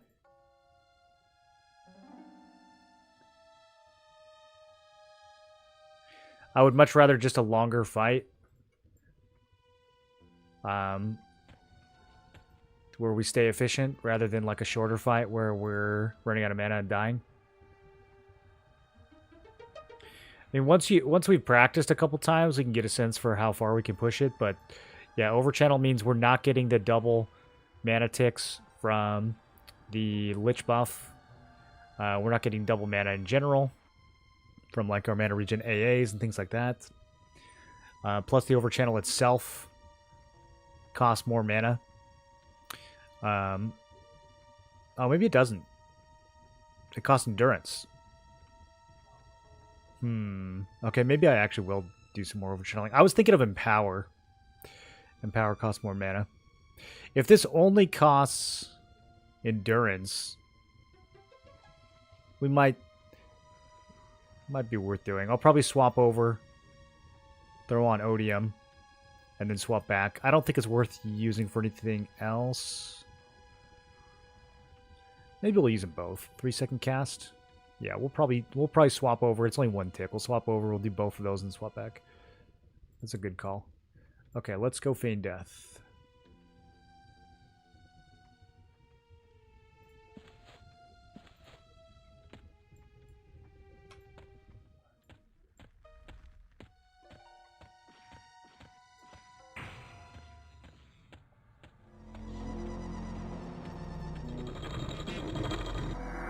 No!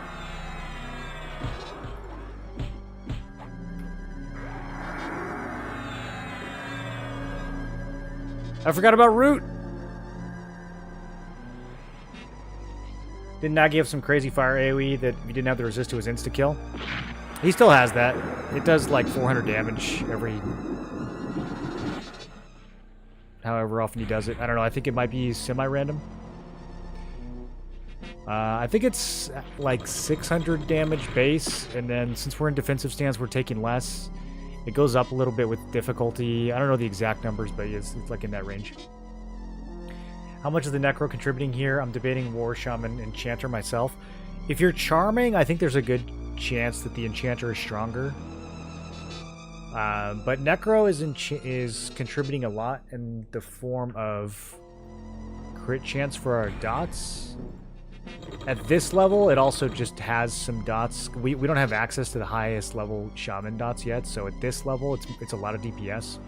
At max level, it won't be quite so much DPS, but... oh my god. Even around the corner, I get rooted.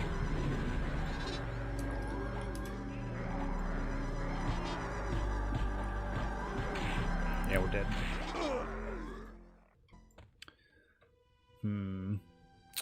What's going to be more annoying? Trying to do this over and over again, or just actually killing everything? Used to take 50 people. Yeah, the whole point of this is that it's supposed to be like easy and casual friendly though.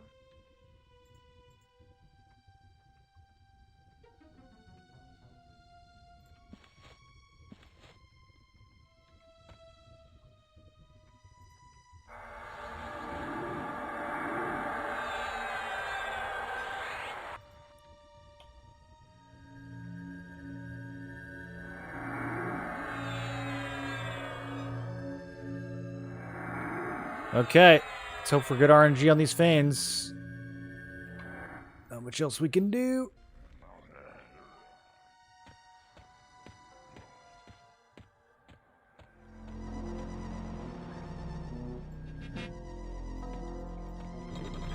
Go! It's just a stun. We're fine. We're totally fine. Okay, I am tangled and rooted. I don't think this is possible. I think we have to kill everything.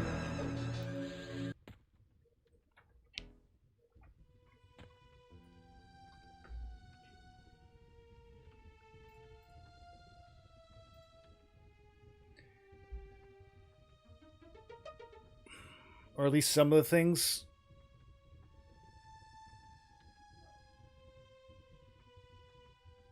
A true lava.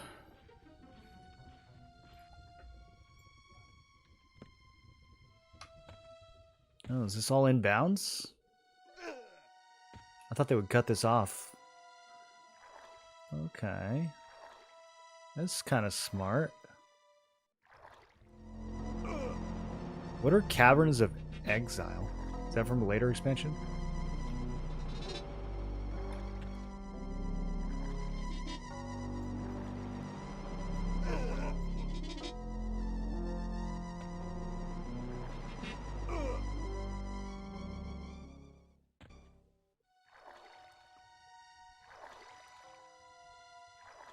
If I can't see him, he can't see me.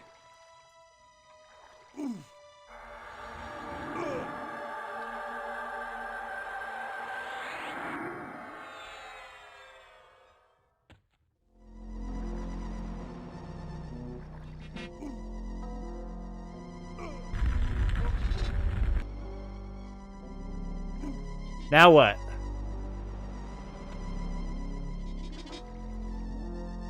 Can you keep going? Or do you have to, like, go left at the door? Let's see, can we go up this?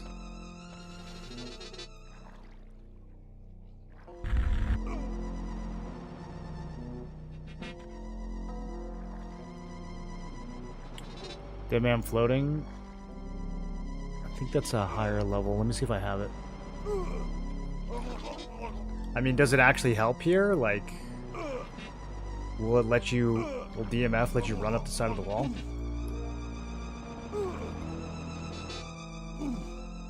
Yeah, it's level 45. Or not. It's level 41 and level 45. Okay.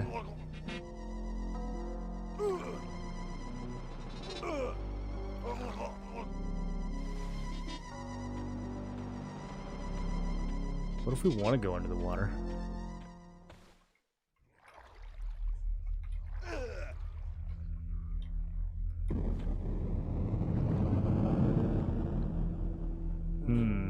Do we have to go past these two now? Warrior Pal, Monk Wiz. Okay. I mean, maybe. At least there's no route.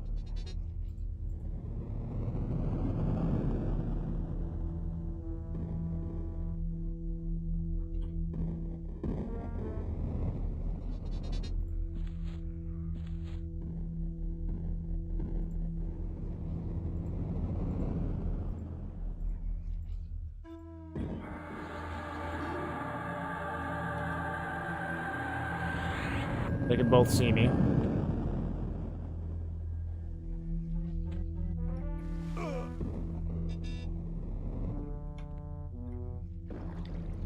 think War Tank is necessary for in-game content? No. Been running your build, subbing Bard for Warrior. Hold on. I pulled.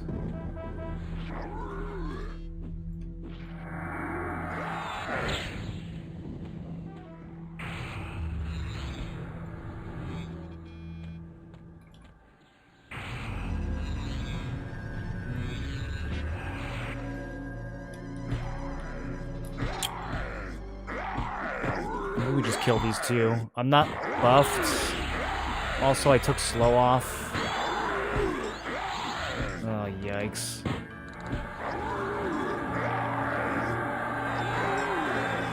Okay, let me just spam some heals and then feign again. Nope. They're not falling for it.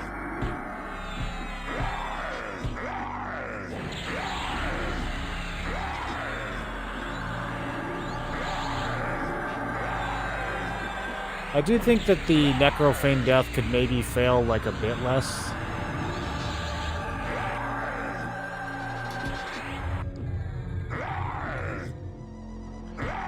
This is not the part that I'm nostalgic for.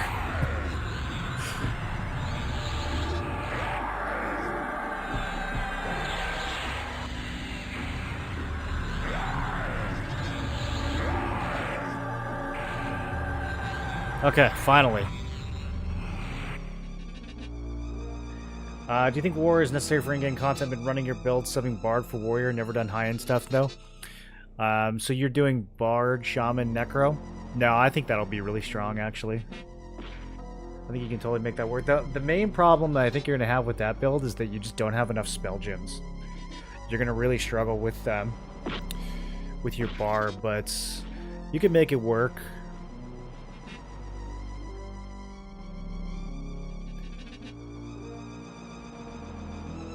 You definitely want the 3 big Shaman dots. And then you've got your 5 Bard abilities. So that leaves you 6 other slots. You need 1 for slow. Probably a couple debuffs. And then maybe a couple more dots on top of that. You could probably make it work. A couple heals, obviously, too. Bard Lava Skip. No defensive stance. Oh, true. No defensive stance is going to make it a lot harder. You get evasive stance. Takes twice as much endurance as defensive stance. It's going to be hard in a longer fight. I actually wasn't even paying attention to my endurance last fight. How did we do? Was anyone watching it? How low did we get?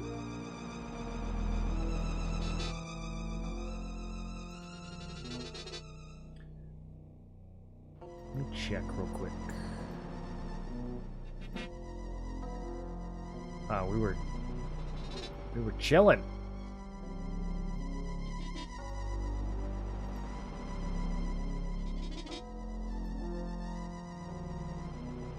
I was at 90% stamina at the end of the fight. 95? Okay. So you might be able to pull off evasive stance.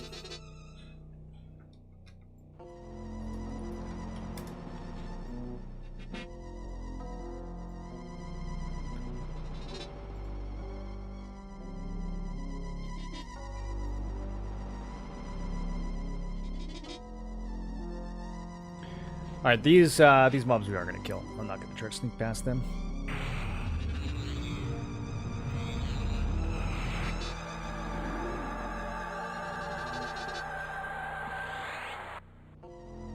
Wonder if they'll give more spell gem AAs when Kunark releases. I think they could give us a couple more. It could tie to how many caster classes you have, maybe.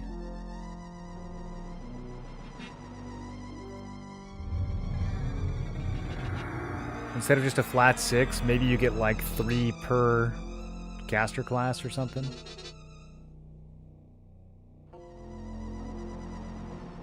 Three extra, I mean.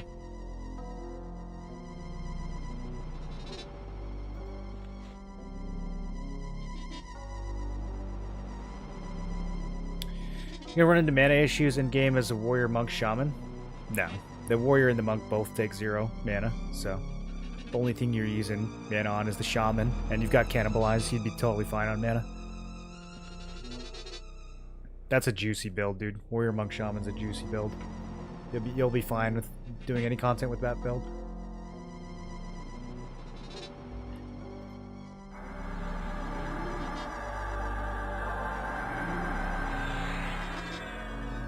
I forgot about permanent buffs.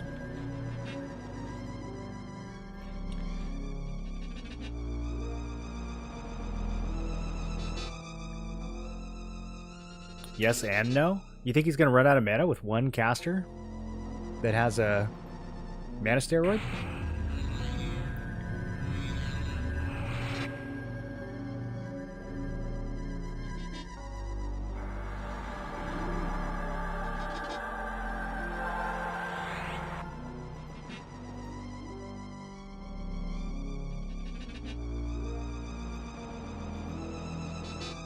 I mean, if you're just, like, dumping Shaman nukes, like, if you're spamming Frost Rift or whatever, then you'll have mana issues. But if all you're doing is dotting and healing, I don't think it's going to be that bad.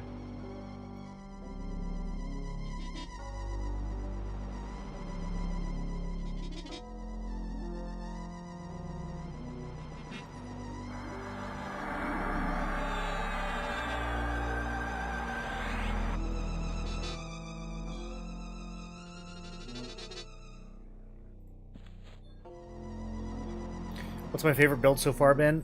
Paladin, Monk, Enchanter, I think. It's just so cool. You can do so much with it. You can charm. You got the AoE mez. Really good single target. Clutch 1% health, lay on hands. It's gonna have half the mana pool. So is it actually half the mana pool, or is it just half the effect of... Because I know, like, with items, you only get the extra mana of 2 out of 3 of your classes, right? Do you literally have, like, half as much mana if you have 2? I should go see how much mana I had on the Warrior, Berserker, Necro.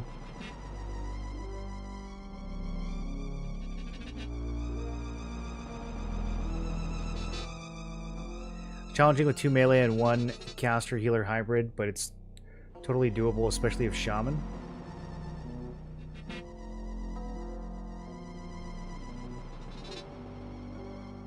Doing Cleric, Monk, Rogue. What's your mana pool looking like with Cleric, Monk, Rogue? Fewer dots, fewer heals. Fights would have to be shorter to compensate.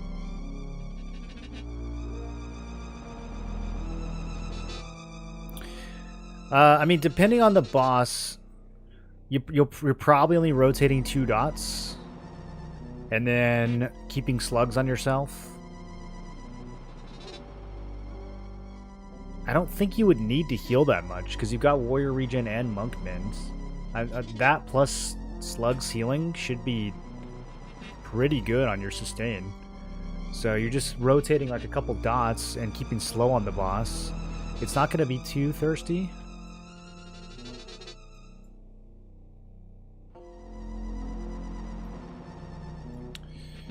War Monk, War Neck.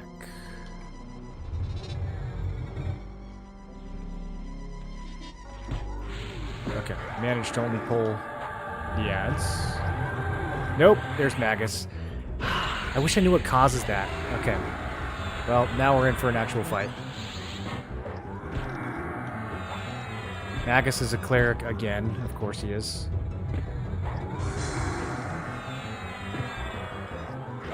Bro, this is going to be harder than Naggy. Okay. Here we go.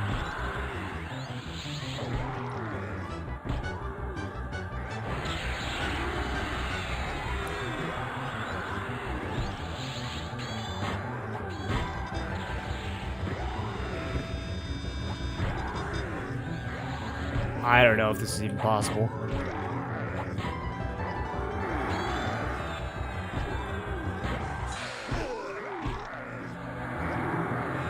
Homeboy's just gonna funnel so much healing onto these mobs.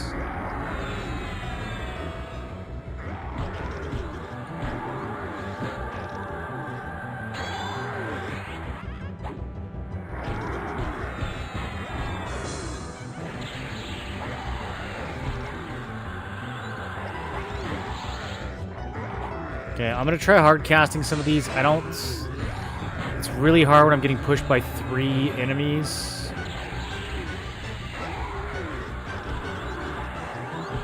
Okay. kind of working. The spell haste is definitely helping.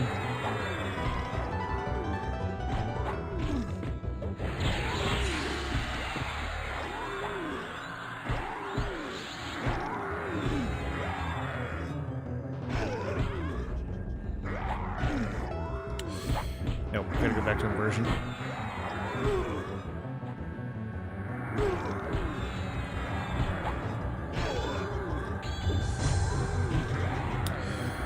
If I had like 50 more AAs right now...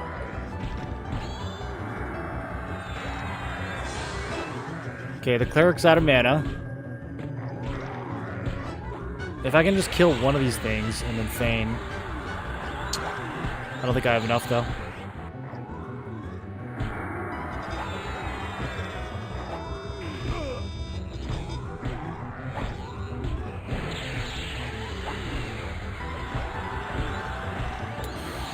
God, these resist, dog.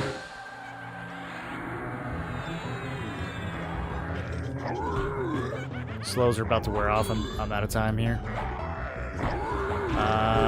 This is about to turn into a suicide run.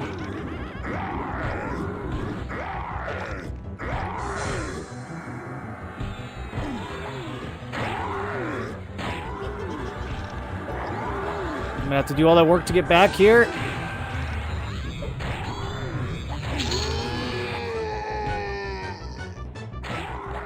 I don't actually have Feign on my bar.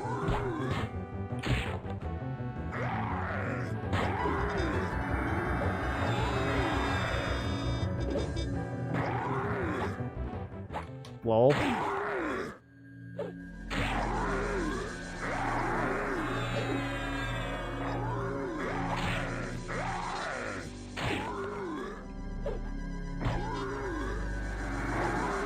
This is why we love recovery stance. Oh my god, I think it actually works. What a gamer moment.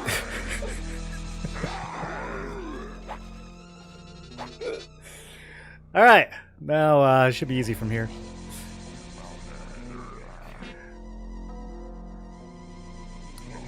Should root CC? No. I don't think you can root these guys. Which combo can kill D4 Kazakh Tool? Because that's the true challenge. There's lots of combos that can do D4 Kazakh. He's actually not that tough once you get a tiny bit of gear. Alright, let me catch up with you guys. 2 highest mana pools counts. Yeah, but is it the 2 entire mana pools, or is it just the mana that you get from items? Is it literally, it's literally half as much mana? Ranked up Shaman dots are always going to be far more damage than any melee combo can put out in Classic. Yeah, I think I'd agree with that. I mean, maybe like with super gear endgame, the melee classes will keep up.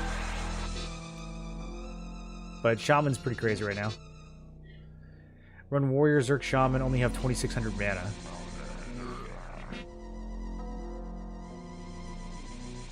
Well, I mean, I only have 3k mana.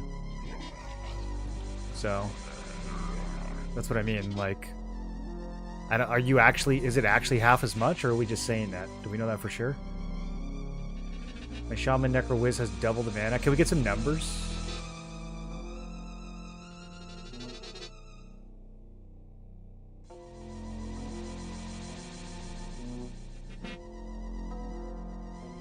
Oh, are you level 50? Maybe that's why. It's not that big of a difference. Macus is linked to those two? No, not always. Last couple times I did this, he didn't pull with them.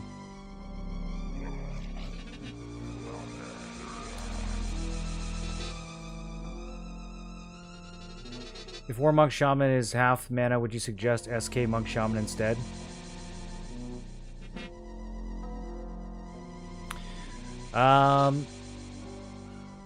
I still don't think you're going to have mana issues on Warrior Monk Shaman.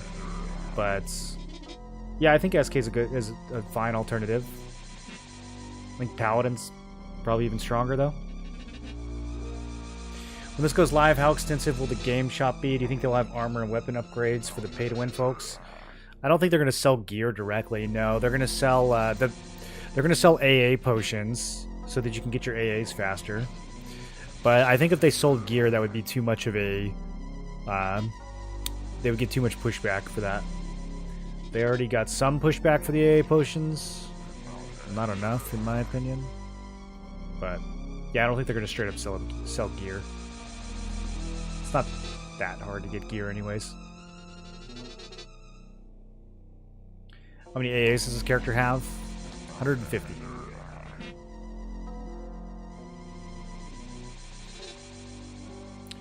So some guy spent $100,000 on his Diablo character. Yeah, but Diablo is actually like there's like a competitive setting for that, right? There's like leaderboards and stuff. I don't know that there's any reason to.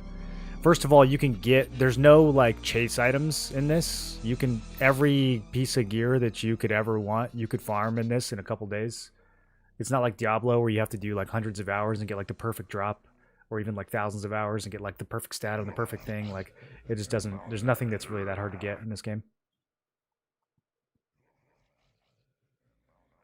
47 Necro Shaman Necro Wiz is 5k. SK Warrior Shaman is 2400 mana at 50. SK Warrior Shaman is 2400 mana at 50.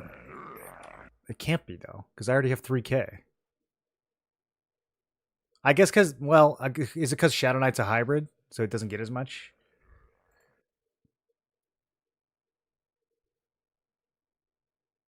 Warrior Rogue Shaman is 1200 mana at 50.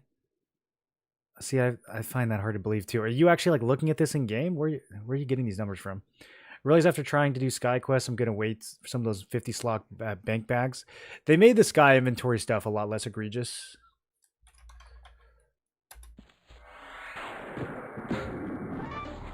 Oh! Why'd he do that?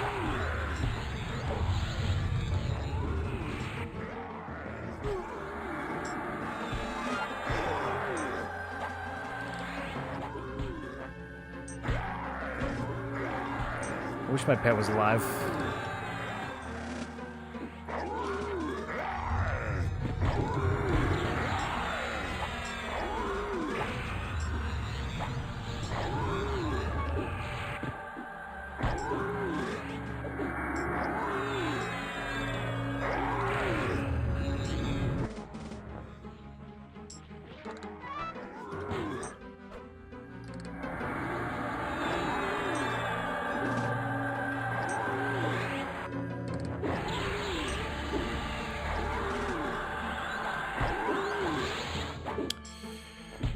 Okay.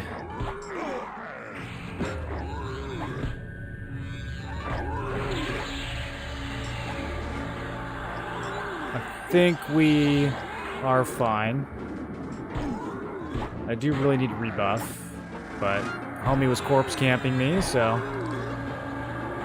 had to just stand up and fight.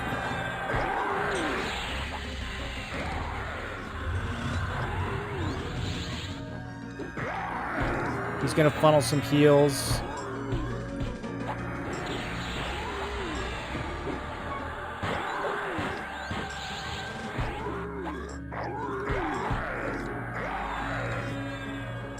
Okay, he's got 13% mana.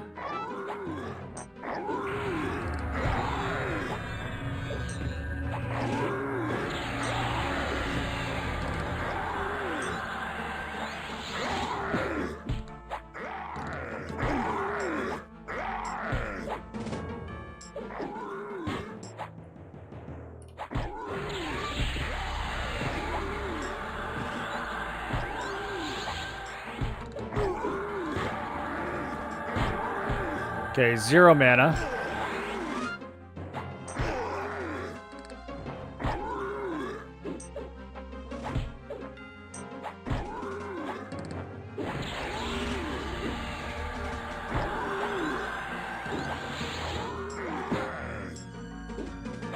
Okay, that's enough. He's cooked.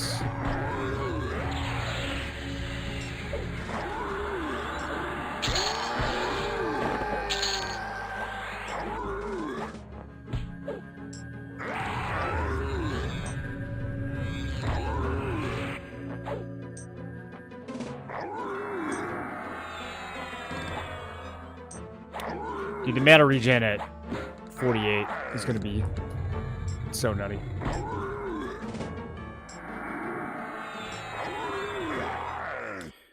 There's a spreadsheet. See, we can't say there's a spreadsheet. If you want to link the spreadsheet.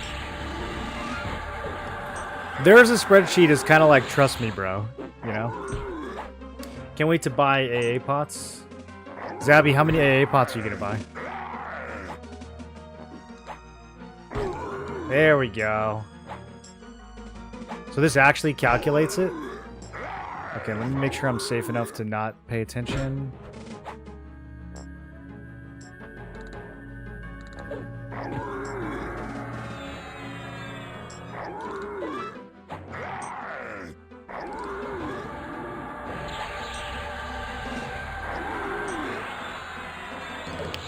Do you guys think that ogres, in addition to having frontal stun immunity, should also have knockback immunity?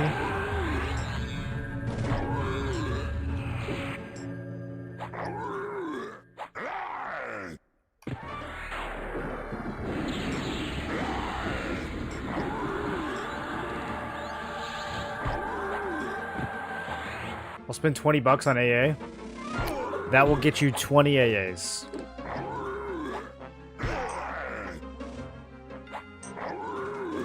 $4.6k on Pally Monk Shaman.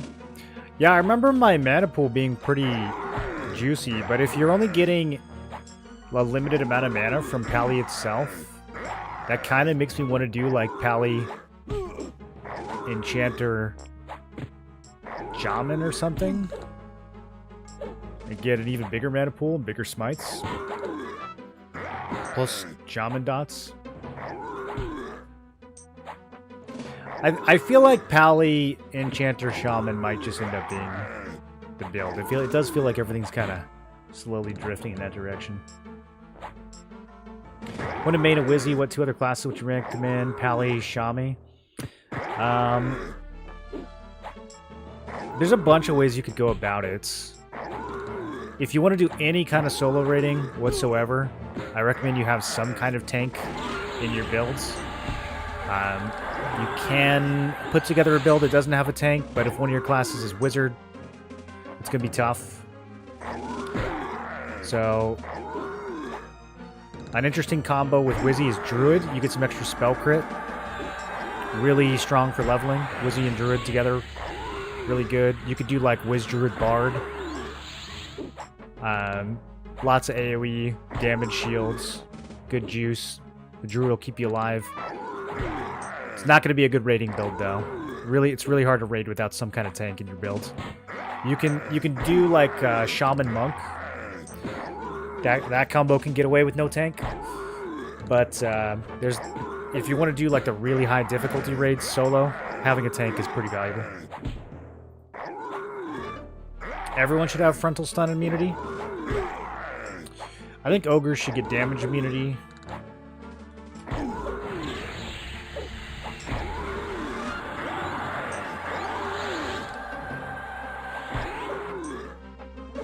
Full CC immunity. One of your Bard would be a perfect class to combine with Wizzy. It'd be really good. Yeah, those two definitely go together, especially in the leveling phase. Whoops, I didn't mean to sell that. I meant to upgrade it into my other boulder. Bards do contribute to mana pool as well. They aren't a melee. You'll buy 20 AA pots, $100. You're going to buy 100 AAs? Your build's going to be done after, like, 3 days of AA grind. What are you going to do after? You're going to spend money just to, like, beat the game faster and get bored? I find the AA potion thing so weird, to be honest.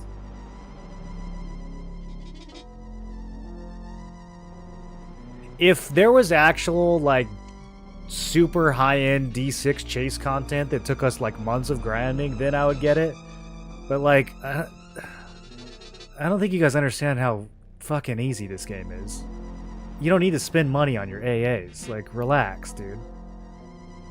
Like, go buy yourself a nice dinner or something.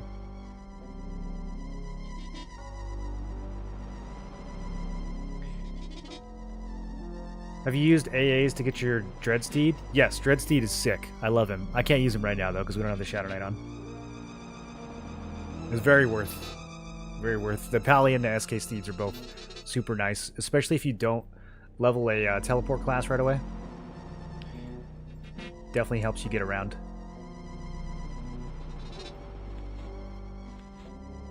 Pay to stop playing? Let's go. Monk Shaman Necro or Monk Shaman Warrior? Ooh. They're both really good, dude. I think the Warrior will make raiding easier. Monk Shaman Necro raiding, like, it's possible. You're gonna have to use evasive stance. The Warrior will be a smoother raid experience, though.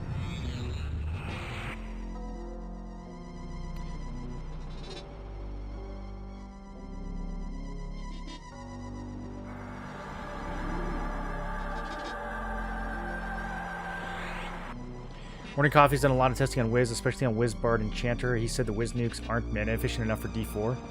No, they are not. Yeah, I would not recommend Wiz as a raid. I think it's one of the weakest raiding classes. But you don't have to raid. I mean, you can level to 50 on Wiz and then level something else for raiding. Once you get to 50 and you like clear Plane of Hate, Plane of Fear, and you get some gear, leveling another class is twice as fast. I mean, you can level in all 2-3 times faster once you twink it out.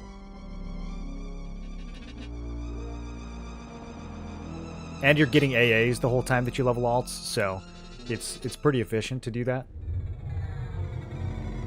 And it's fun. You can go to different zones and stuff that you didn't do the first time around. Play with your homies who are, you know, behind you in levels.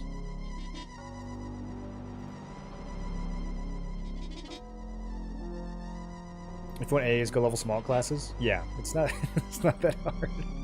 Do you need to go big D and get highest AA on day one? Dab on them, more like swipe on them. If this game had a leaderboard and we were all comparing ourselves to each other and like seeing who could kill like Kazakh Thule in the least amount of time or something, and people were at least swiping for that, you know, that would be more understandable. I'm only going to buy enough AA pots to get steadfast and persistent casting ASAP as my first AAs.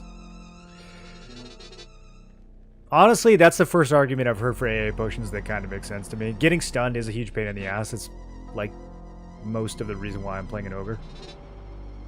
Paying money to not get stunned, when you frame it that way, I can kind of see your point of view. You're gonna level a port class on launch? No. No, we do that after 50.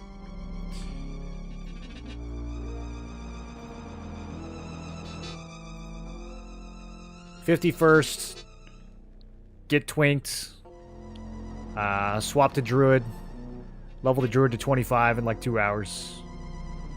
That's gonna be what I do.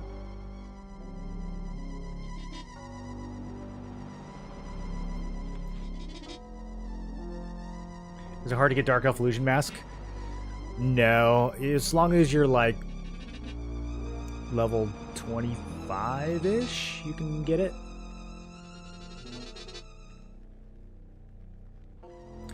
Don't have to go Ogre. I hate Ogre, but I'm going here for the stun. If you want frontal stun immunity for free, you go Ogre, but if you want to get it eventually, then you can get Steadfast Will, which is actually any angle, not even just frontal. In case you're letting mobs hit you in the back for some reason. It's pricey, though.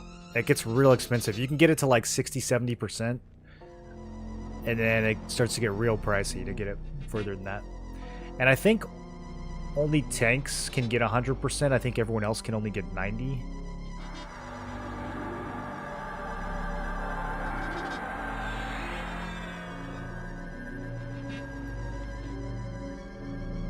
Like 36 AAs to max it.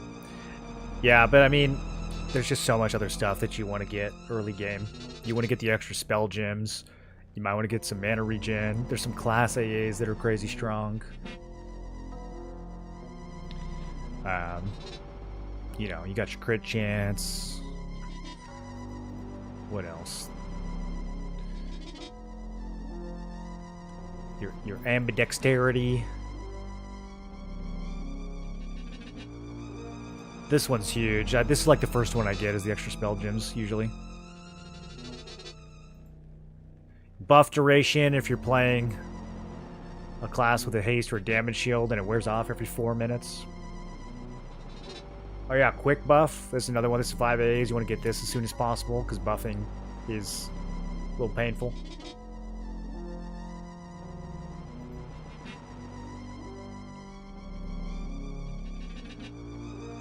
Yeah, Ogre stats are also real juicy if you're playing melee. I felt it when I picked Warrior this time around. We were chonking real early in the game. Okay, before we jump into this, I'm going to look at the previous fight. Because we didn't look at it last time. I want to gain some insight. 70k. He had 70k health already on D3. Sheesh, dude.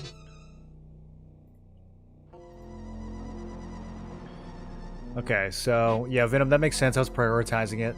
It's 30% of our damage. Main hand was 18%. Damage shield 5%. Oh, Cleave is behind kick now because we're using a weak little dagger instead of a big fat two-hander.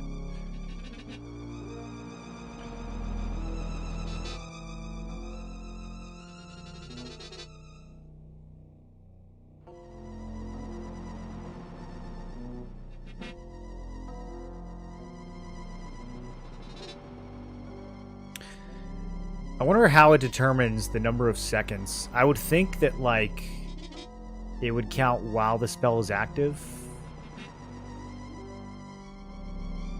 But maybe it doesn't know how to do that. I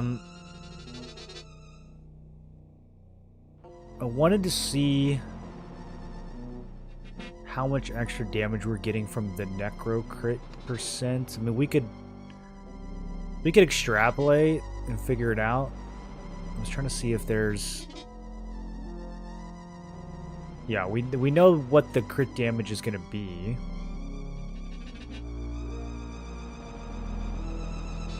Yeah, okay. I don't think it quite breaks down what I want it to. Here's the percent crit, but this is just RNG. This is just RNG. We know that our dot crit percentage should be... Actually, this seems low. It should be 13%, right? Maybe 11.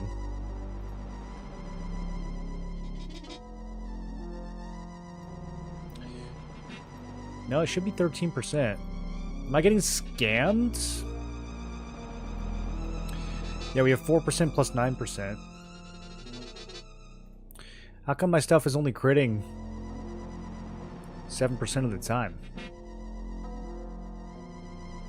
I got scammed last fight.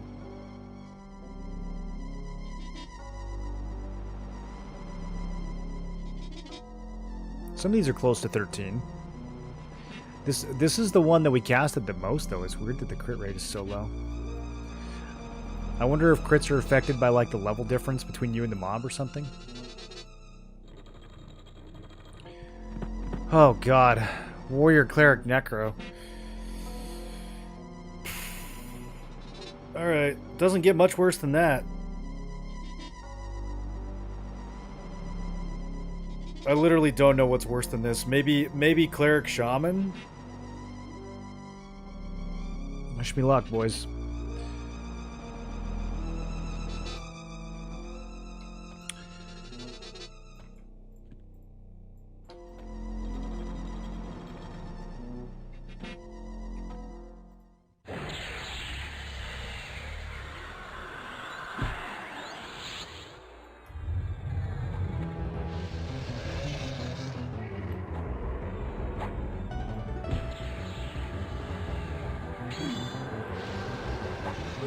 Ooh, resisted the Shadow Vortex. It was looking so smooth for a second there.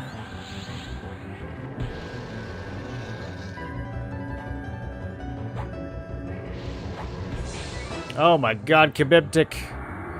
He's getting lava breath so hard. I should have re-upped my alacrity. Okay. Let's start rolling these dots. I still need to hit him with a Shadow Vortex, though. I'm going to try again.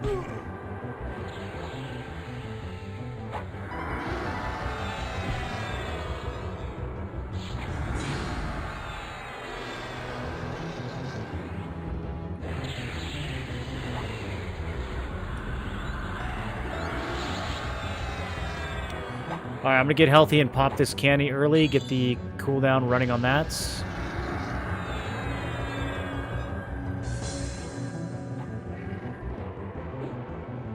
I did it too early. We're full mana. That is so much mana, dude.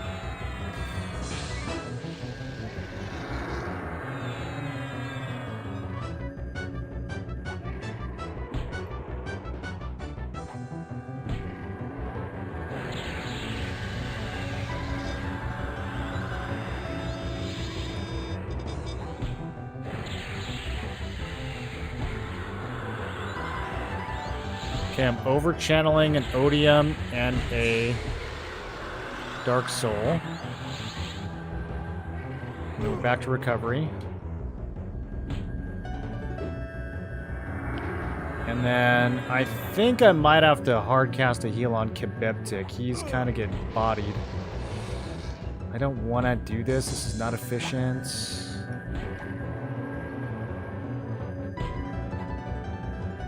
He's only bringing 17 DPS to the table. If I have to invest too much into healing him, it's just not worth it.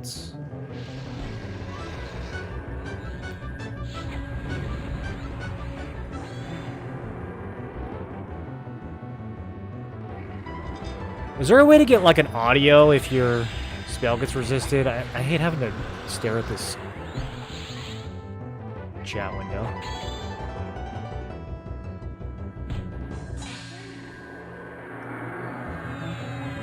Okay, let's re-slow.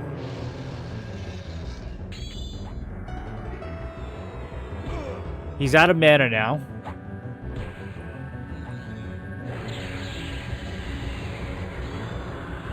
So we can probably relax a little bit. Kenny's up in 1 minute. So far, this is looking pretty clean.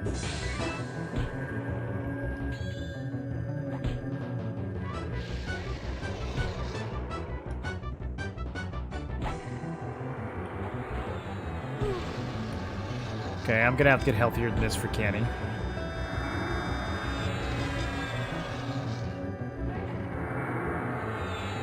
I might be dotting a little too hard. Kebeptic is super healthy now. I wonder what hit him so hard.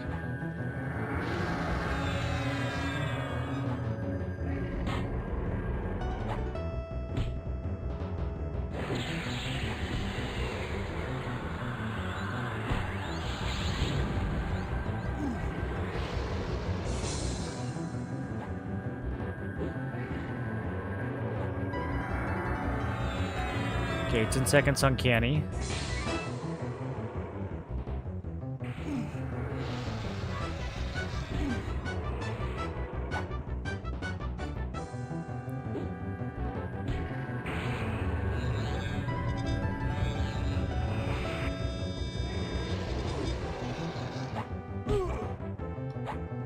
Let's keep him incapacitated if possible. Nice. Keep him a Stista lead also if possible.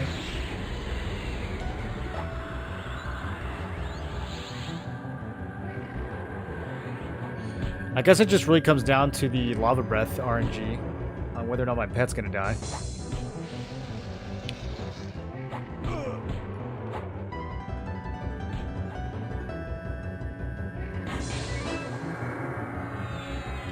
Worst case scenario, I do think we can just stop dotting completely and turtle, waiting for the cannibalize cooldown.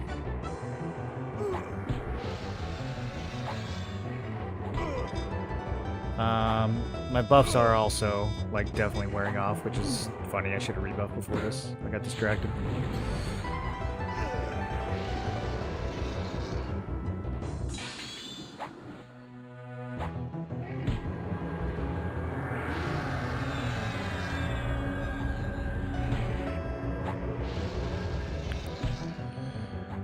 Oh, alright, I'm gonna throw an extra heal on Kebeptic. No, I don't know. I don't know if he deserves it. Okay, and then I need to... Actually, let's fast cast this. It's a little late on the slow. There we go. Back to recovery. Okay, now I need to just spam heal. Candy's 1 minute away.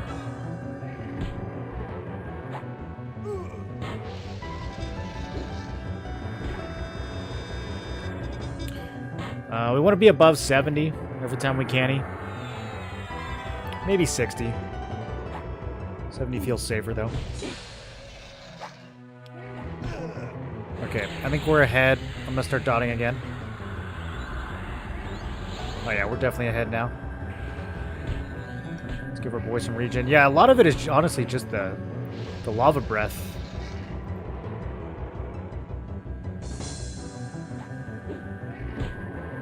If we get like a decent window where it doesn't go off, then Slugs will out heal his melee damage.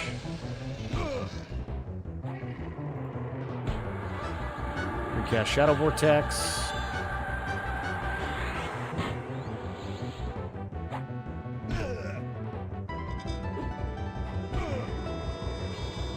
Seconds. Gotta get health weakness. Some big blasts.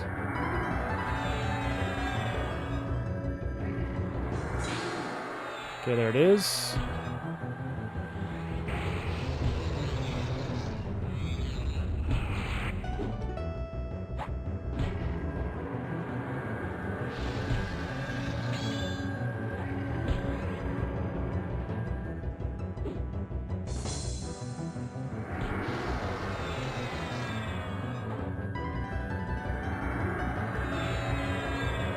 This build is like so easy in terms of stances. The Paladin Enchanter, I had to do so much more stance dancing.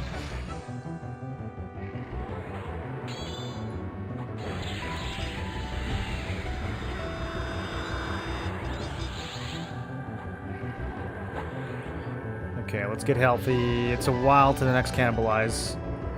Might have to hold dots. He's getting low though. What does it feel like Slugs is falling off of my peg? Okay, that's the last assist my peg gets. That should be enough for him to live. Hopefully.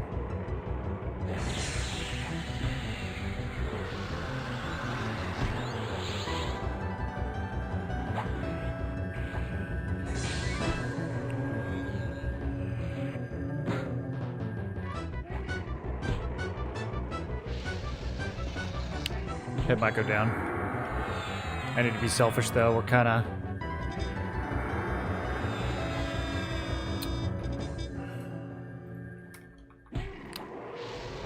I'll let slow wear off for a second.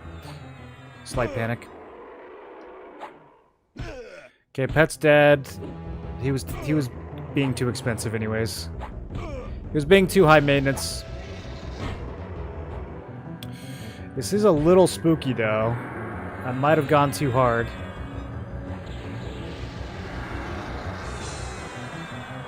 We're 54 seconds to the next canny. I think we just have to go for the kill here.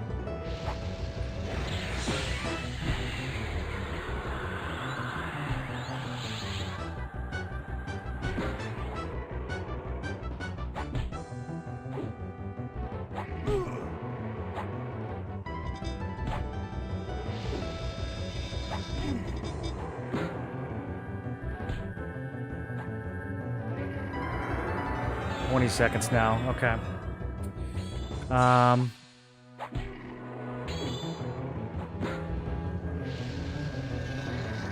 just gonna spam heal. I think it's 60%, 70%. Okay, we're fine. We're fine.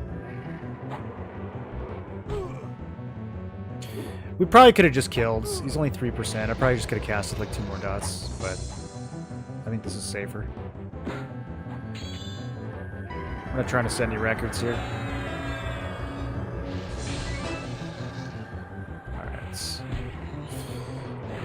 What a simple boss. I wish we could go into the other planes at this level. We can go try D4 Vox. Maybe she'll be hard.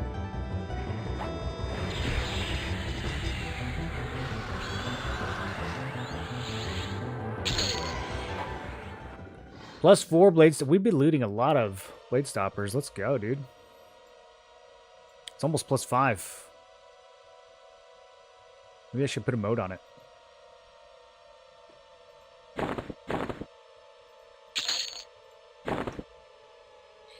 Can Naggy be fear kited? I don't think you can use any kind of hard CC on any of the bosses.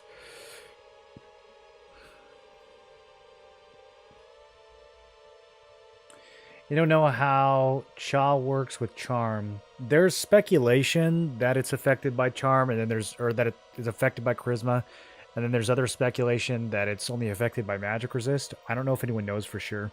Have you done D4 with 8 people since post patch? No, I don't think that would be very difficult or interesting or anything, to be honest. Beast Lord Frenzy of Spirit is really strong. You just have the downside of having Beast Lord in your builds. Yeah, I mean, the one thing is cool, right? You can explain the bonus loop from choosing a non-responding instance. That doesn't exist yet. That's like something they talked about doing, but they haven't actually done it.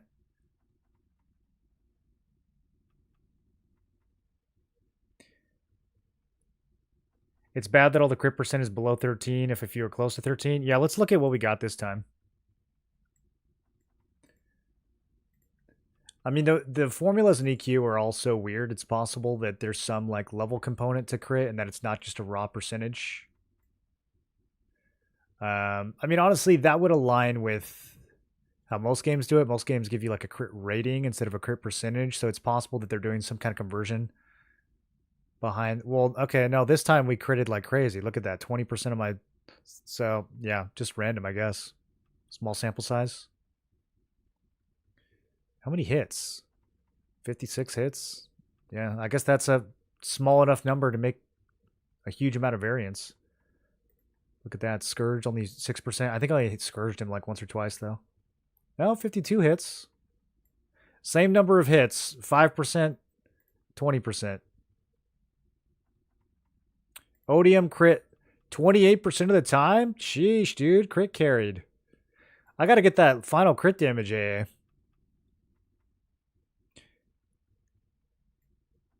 Odium didn't hit him that much. Yeah, 7 hits. So, what does that mean? 2 of them were crits? 2 out of the 7? Very small sample size. We only casted 1 Odium the whole fight.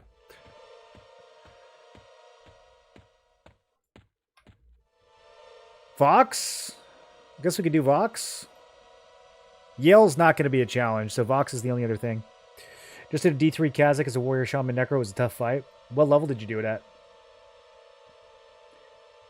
The cannibalized Reeve thing is crazy good. Well, that's because it's a bug.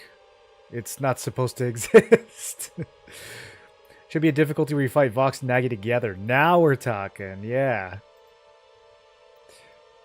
Multi-bosses. Do you think D4 bossing would be possible with Warrior Necro Wiz as the Priest Essential?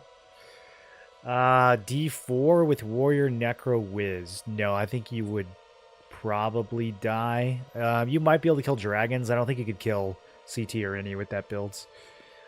I mean, it's hard to say because with enough gear and AAs, a lot of off-meta builds will eventually become viable. So if you're like a really geared Warrior Necro Wiz, then who knows? But on a fresh playthrough, that build is probably going to get kind of wrecked on D4. You think replacing Shaman for Bard would be viable for harder difficulties? It's viable, but it would be directly weaker. It would be objectively worse in pretty much every way.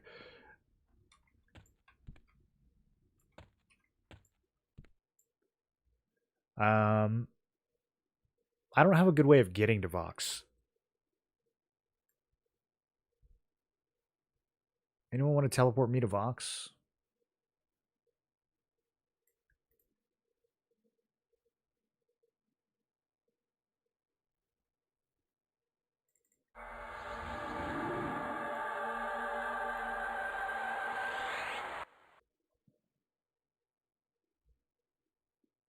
Gamer meter is borked. Well, I mean, it's because we literally cast it one time. That's not that surprising.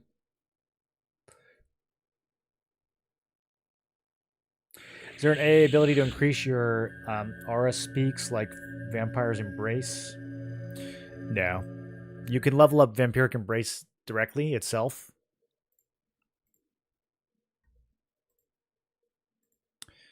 I'm told if you do a pick difficulty in this zone, it sticks you over by...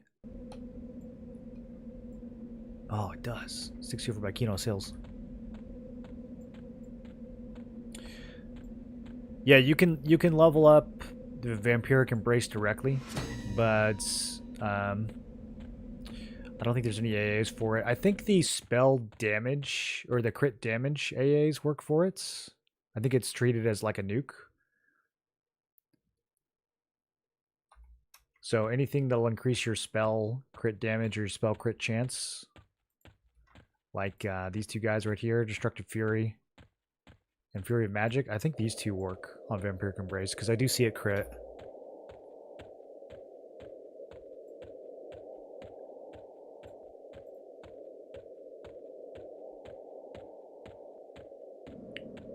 Oh, you did it at level 50?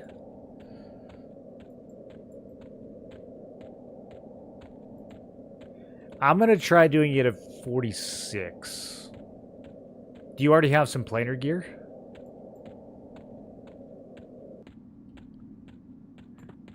Oh, dude. Black Burrow. Wait, we can get the shrink.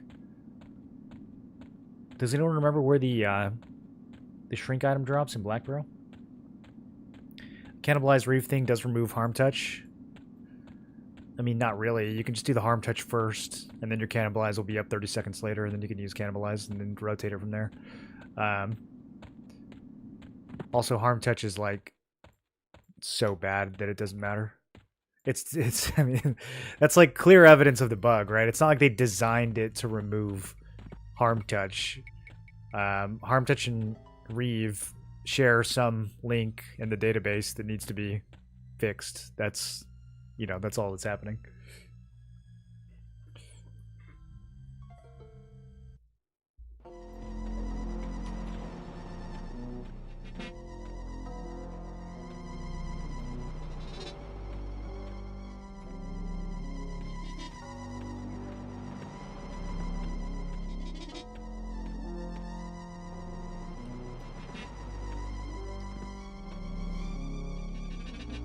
Whoops.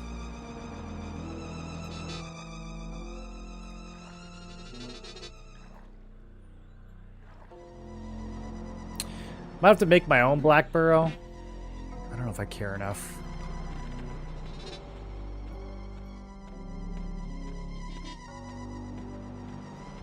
Because I'm probably on cooldown from... Alright, let me try it real fast.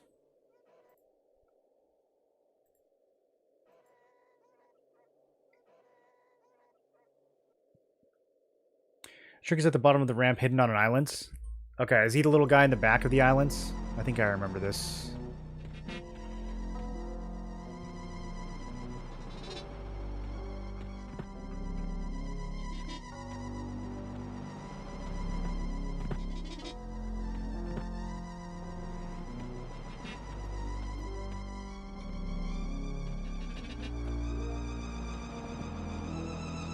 The best to just jump in the water.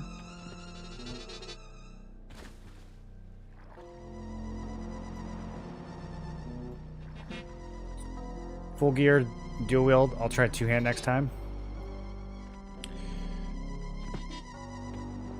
On Warrior, Shaman, Necro. Yeah, it might depend on the weapons, but I suspect dual wield's going to be stronger.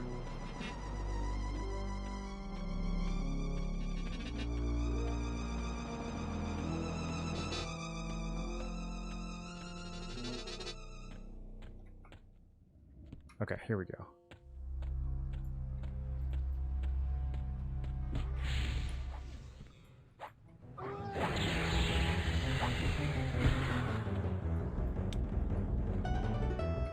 Is it this guy?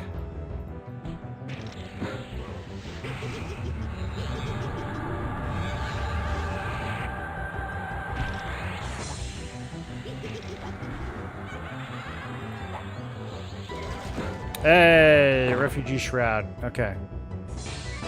Amazing. Now, do I know how to get out of here? Answer no. I do not. Ooh, hardened bark breastplate. 22 AC. Wait, is that better than what I'm using? Damn, that thing's kind of good at +4. Did they ever give it a graphic?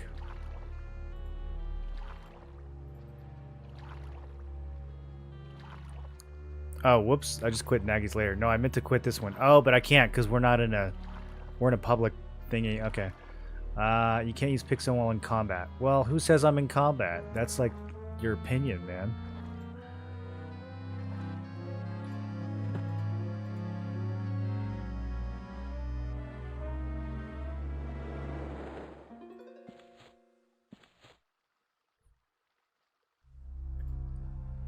On live, you can start Ogre and do race change for Paladin. I think so. I need to go test it. I need to go, like, practice doing the Dark Elf unlock. I think what I'm going to do is go Enchanter primary on the Dark Elf. And then swap back to Ogre. And end up being Enchanter, Paladin, Monk. Or probably Enchanter, Monk, Paladin. I think Paladin... I think we add Paladin at level 10. Doesn't really do much before level 10. Altar with the tier 3. Oh my goodness.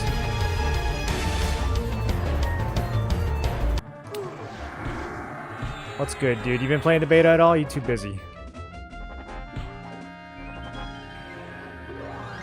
Is the shield just for survival purposes compared to dual wielding?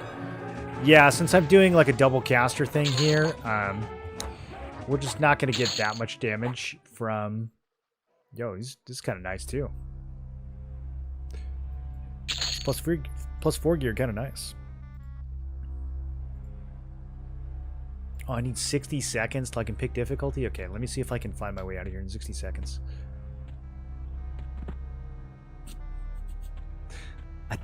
It's not looking good.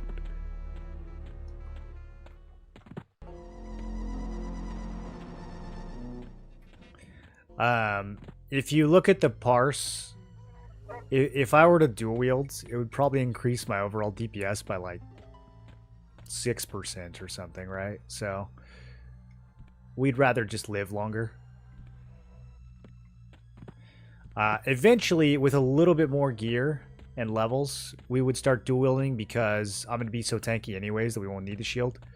But fighting under leveled like this, we need every bit of AC that we can get.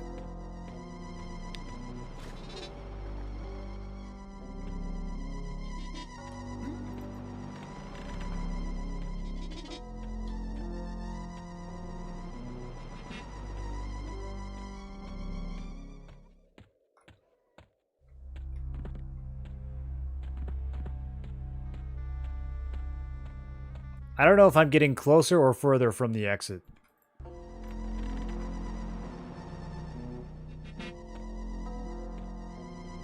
I keep forgetting I have a map. Last time I was here, I didn't have a map. Honestly, though, when I look at the map, I just get more lost.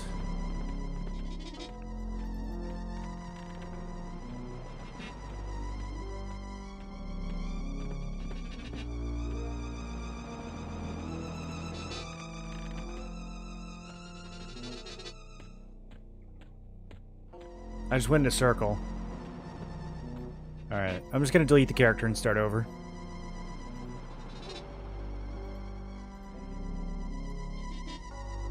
We got a mana stone yet? No, there's no. I don't think there's any mana stones in this server.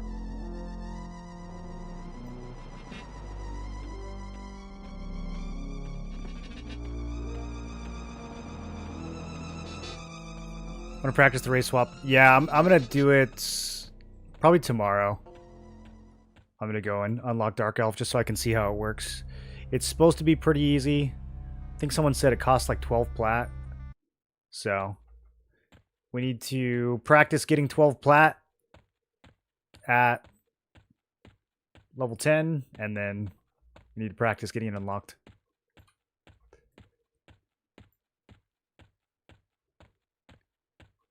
I'm still kind of copium that they're going to change racial bonuses before launch, but it is a little late at this point to be changing things, so maybe not.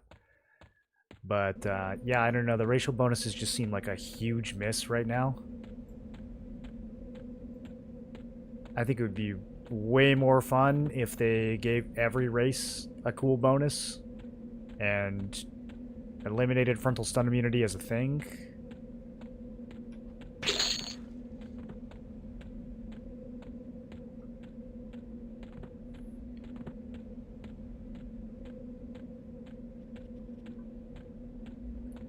Heard it was 3x that.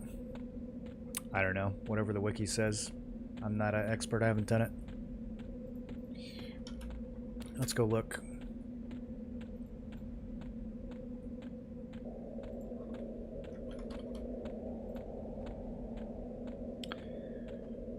Buy 400 bottles of red wine.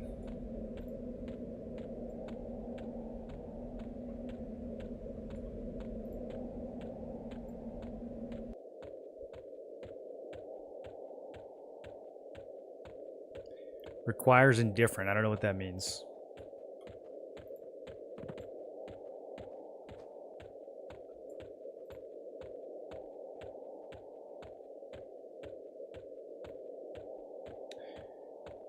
Anyone know how much a red wine costs?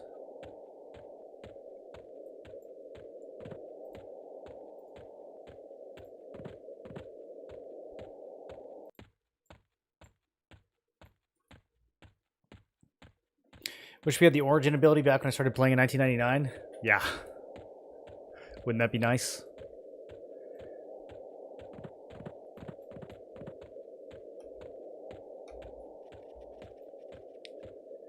Purity belts from sisters is my plan for quick plat at level 10. From the sisters in Lesser Vadark? I mean, well, they just drop bronze weapons like crazy. The problem with Lesser Vadark is it's just far from where I'm going to be. I'd have to, like, sneak through Freeport as a low-level ogre and teleport across the ocean. How do you feel about XR versus ogre? For leveling, I don't think anything comes remotely close to ogre.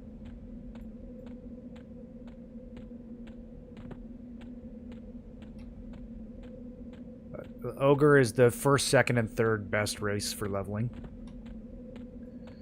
XR is nice at max level because you get the AC and the regen. So stat-wise, you know, that ends up being pretty good. But for leveling, just having better melee stats and not getting stunned is like nothing. The stun immunity in particular, just like nothing comes close to how good that is. The difference between leveling from 1 to 50 and getting stunned every 2 seconds versus leveling from 1 to 50 and never getting stunned. Like, it's a totally different game. It's like, frankly, very broken.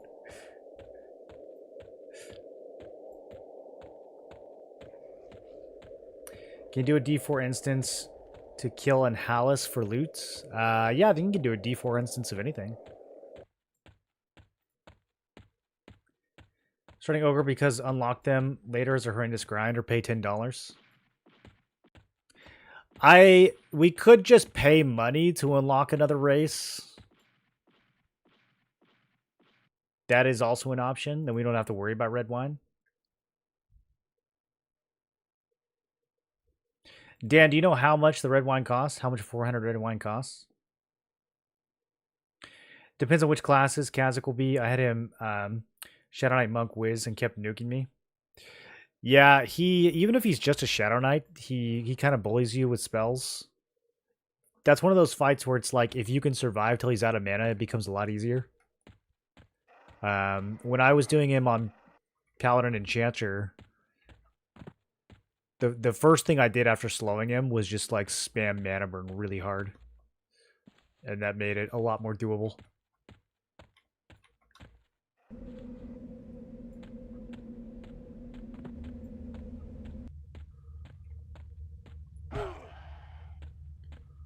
Who do these ice goblins think they are, bro? Do they know who I am? Level 18 ice goblin?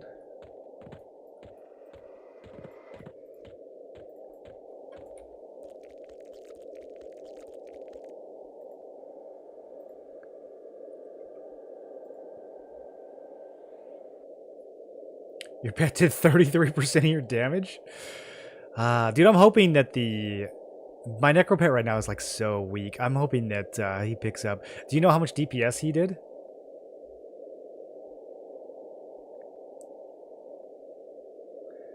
$2 silver, 15 copper for red wine. Okay. Do I have to do the math? Who wants to do the math? So like 400 and something silver? No, 800 something silver. Isn't that super cheap?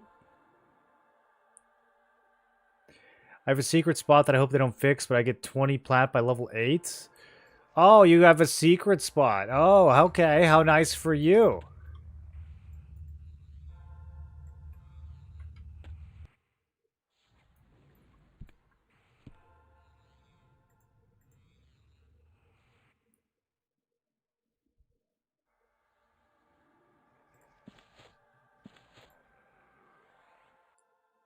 This is the trio I was thinking of, the one we're playing right now. It's so strong, dude. Being able to pay to unlock Ogre is exactly why I don't think they will change it before launch. But I mean, they could make all the races have cool stuff that people want to pay to unlock. You know what I mean? Like, it doesn't have to just be Ogre. They could give like mana regen to gnomes and erudites. They could give endurance regen to like dwarves and halflings. I don't know. Give other stuff to other races.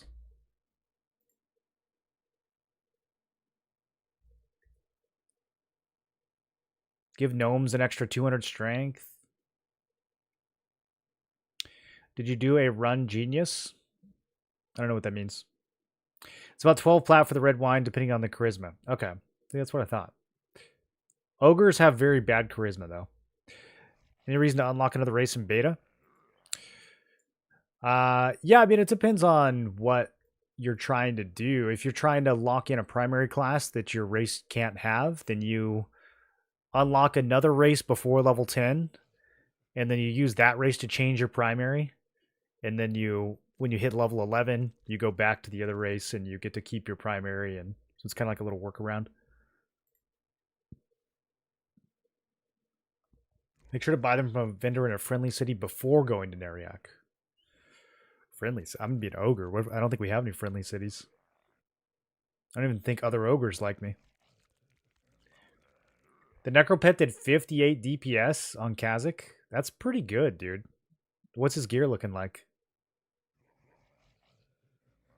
How would Paladin, Shaman, Necro do instead of Warrior? I think it would be really strong. I'm a little worried about mana issues, but we get the upgraded version of Lich at 48. That might take care of it. I don't think I will have time to level Paladin in this beta, since we only have a few days left. But I think it would be very strong.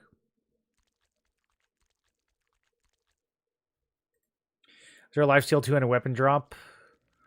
Yeah, but it doesn't proc till level 45 or 46.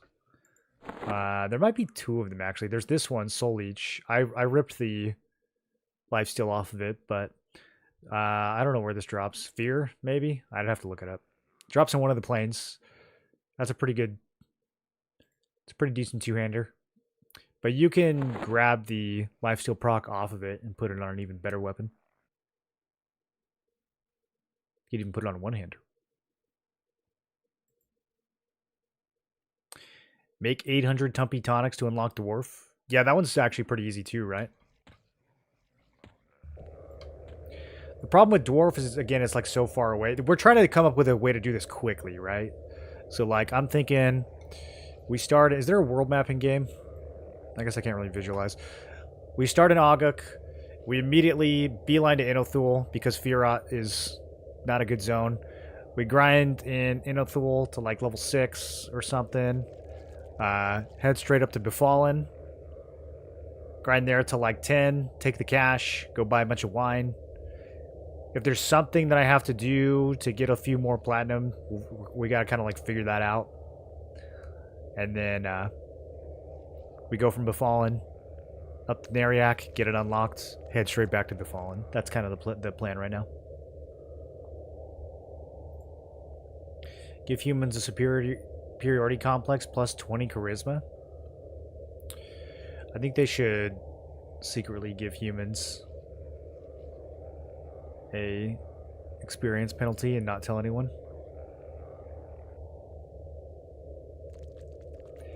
Paladin misses triple attack versus warrior, but lay on hands is massive sustained any build. Well, your triple attack's not doing much in this build anyways. All your DPS is coming from the spells.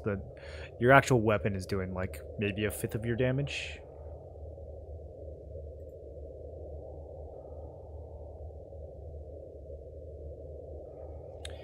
What do you think it will take for the first level 50 on launch? I don't know, probably like 20 hours? Somebody just degens it?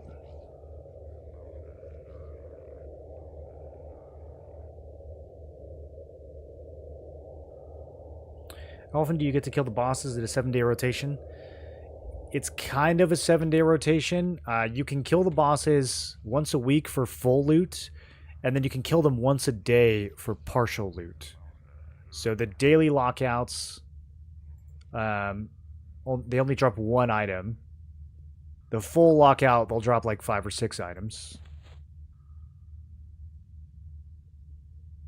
And you can do each boss, it's per difficulty.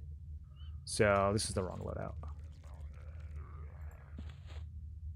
So you could do each boss theoretically 5 times in one lockout, like difficulty 0, 1, 2, 3, 4. All of those are a different lockout. How do you take a proc off a weapon? You level it up to +4, and then you just click on it. You can just... let's see. I don't know if I have any that are still... Yeah. It just goes like this. You just grab it, and you can stick it in other items, or you can stick it in storage.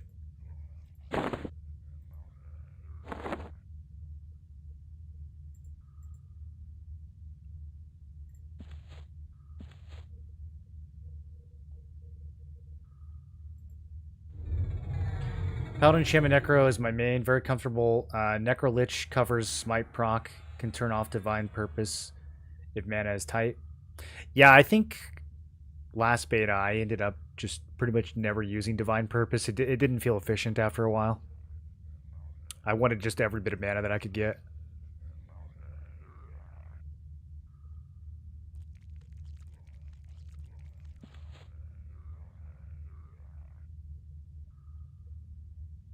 Are you going full blast with dots? And your mana's still pretty good?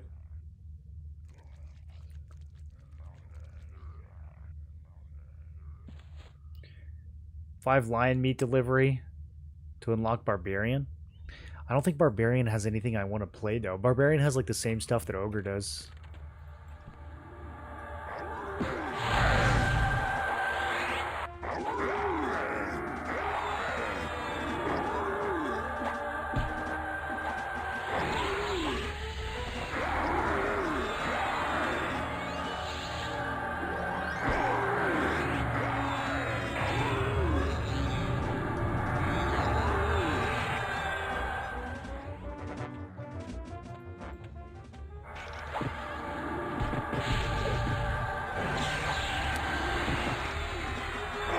This might actually get a little hectic on D4. They did recently make the trash in Vox's room less egregious. It was like a whole ordeal clearing the trash last beta.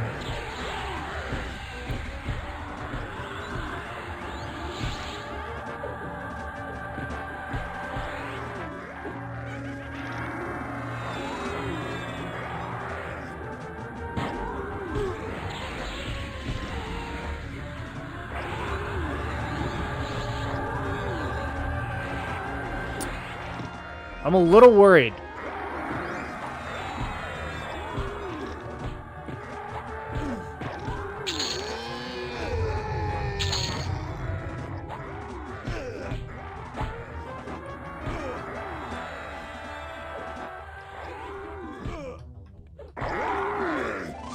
Okay, we should be good now. This cleric finally ran out of mana. Clerics are so busted, dude.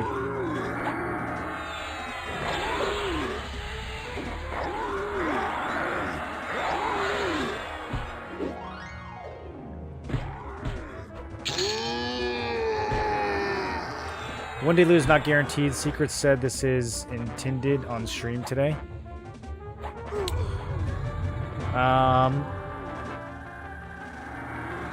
I don't know. I probably haven't done it enough. I was going to say every time I've gone in and done a daily kill, it's given me a pizza lead, but maybe I just got lucky. I haven't done it that much. Does Enchanter have any place to build like this? Yes. Enchanter is one of the top classes I was considering. I was considering it over Necro. So we would lose a little bit of dot damage, but we'd gain the ability to charm. The problem is we lose some mana regen too. Like at this level, Enchanter has more mana regen, but at level 48, once we get the final form of Lich, Necro actually has more mana regen, which is not something that I was calculating properly until someone pointed it out to me today. So Enchanter, I still think would be really fun in this build with Charm. Like high-end D4 pets, Charmed, are crazy DPS. They are a pain in the ass, but it depends on the zone you're in. Some fights it's easier to charm than others. It's pretty hard to get a good pet against Interrupt, but against like Naggy and Vox, using these giants are decent pets. Using like a Frost Giant against the boss, because they have Frost Resist, kind of helps.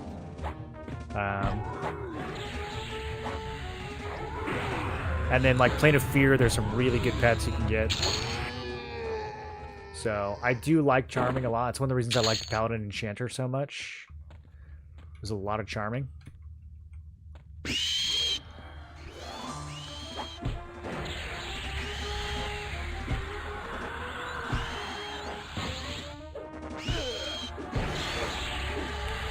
But if you're not going to charm, I do think Necro's probably just better, because all the utility that we would get from Enchanter is pretty much covered by Shaman.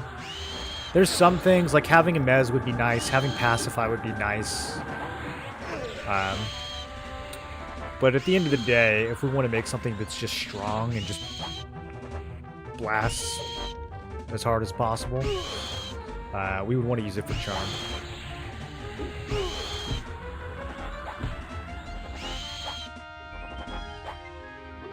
You keep them up if the debuffs landed easily. Do you know what racials the cats will have when they are added? Probably like plus 20 embarrassment would be my guess.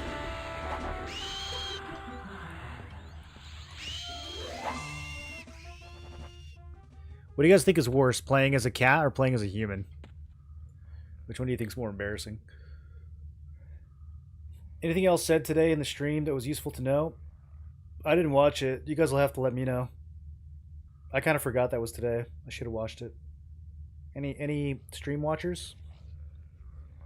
Get a lot of resist. I use Venom of the Snake, was my best dot. Blood Boil and Bond of Death was the next highest. On Kazakh, yeah, poisoning him is probably pretty rough. I'm trying to remember what I did to him. I think the magic nukes are okay. His magic resist is like medium. It's not high or low. Just recalling from last beta. With spell upgrades and Malazement or Malosi, it might not be that bad. Did you upgrade your Odium a little bit? Curious why you're using heals instead of life tap. Life tap not hold up? Correct. Yeah, if you have Shaman, there's no reason to life tap. Just healing is way, way more efficient. I was leveling Warrior Necro Berserker and spamming life tap, and that was super juicy because I was just cranking melee damage.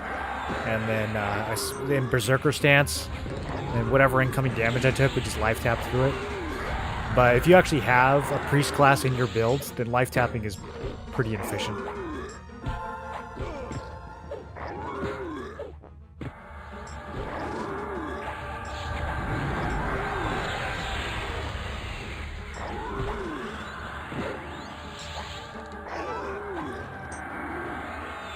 Necro gets mez called Screaming Terror. Yeah. I used it a couple times. It's kind of short duration.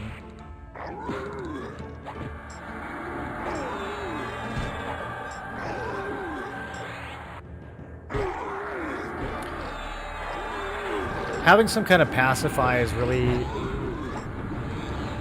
the most helpful when you're like doing raids and you don't want to pull all the trash.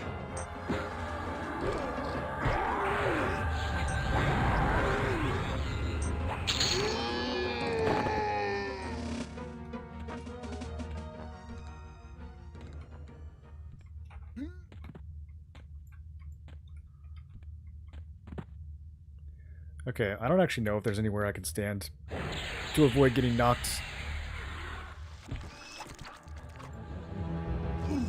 This guy used to like chain pull all the way into Vox's room.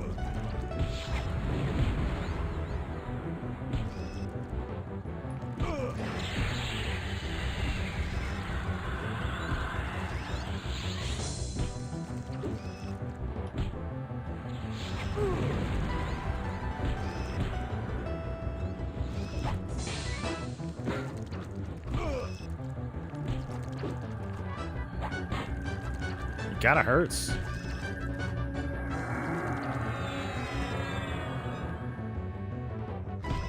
Would you say this is the strongest build you've tried so far?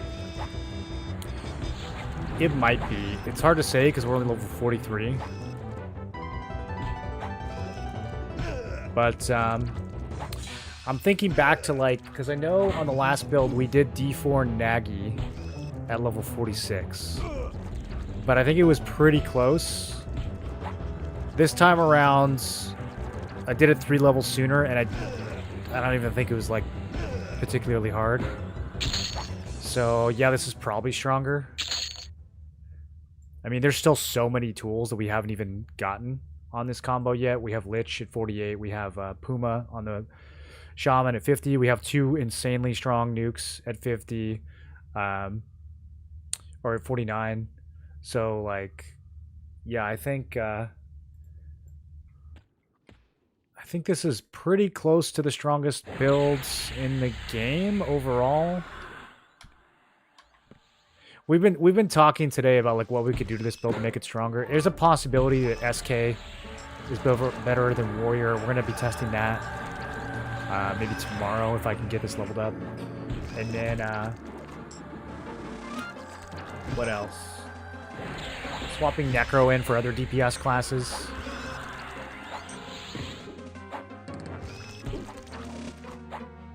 I think Necro is probably going to pull its weight once we get it to 50, though. Like, between Lich and the pet, with the pet focus, that's another thing that we're not using yet. We won't be able to use for a few more levels. I think Necro will end up pulling its weight. So, yeah, this is probably pretty close to about as strong as it gets. The only thing I think that could be better is if we swap Necro for Enchanter and then we Charm. That would be stronger, but it would also be more unreliable.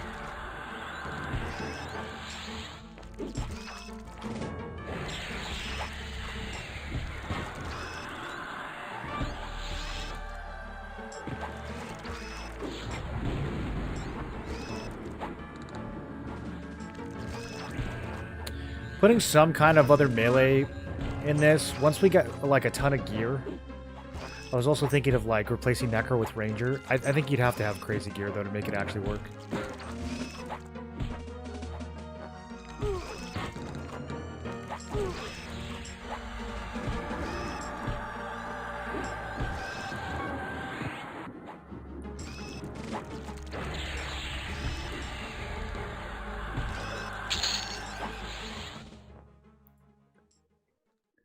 Do you know if Dex is applying to Rogue Poison procs? No, I don't know how those work. Cleric, Bard, Enchanter, will it work? It'll work for leveling.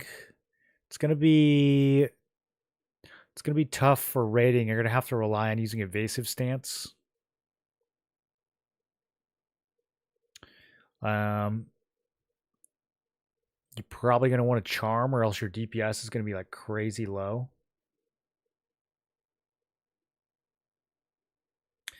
How would SK be better than Warrior? Less AC, all of its spells are shadowed by Necromancer. Because of Reeve. Reeve and a better Vampiric Embrace. The Necro Vampiric Embrace is 3 times weaker than the Shadow Knight one, even though they're the same spell. So, yeah, it's pretty much just those two things, honestly. Also, better weapon choices.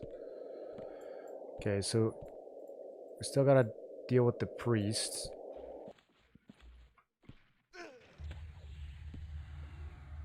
Oh boy.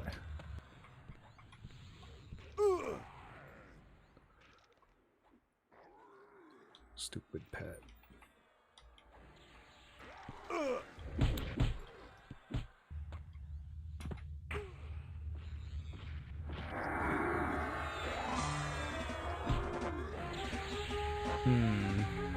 For some reason I thought Vox wouldn't come out of that room, but she definitely did.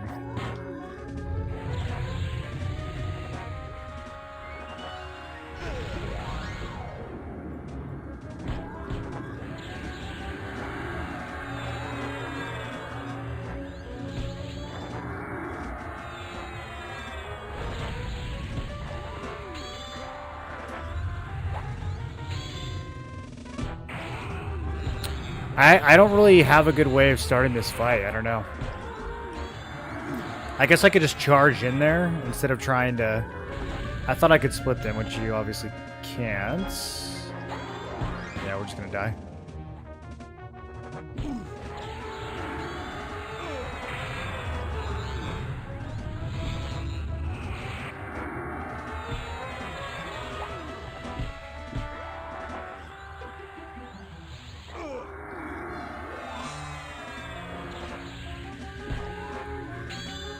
Cleric, Rogue, Neck. Okay. Could be worse. Honestly, it's just this mage multi-classed alt, I think, that's cooking me.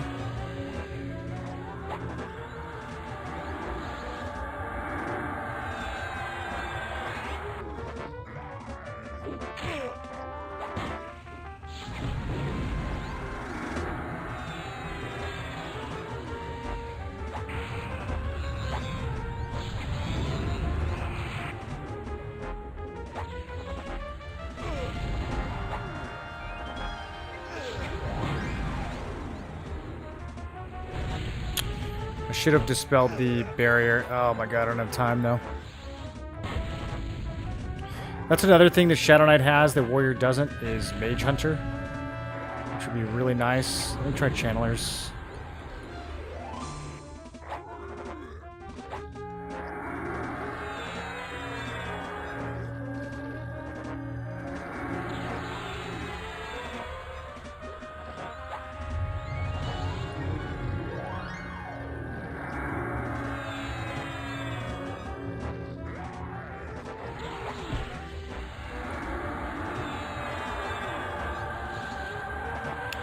No, I can't get any kind of momentum here.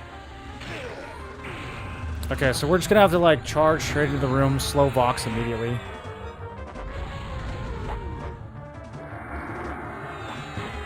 Use the pet as a little distraction.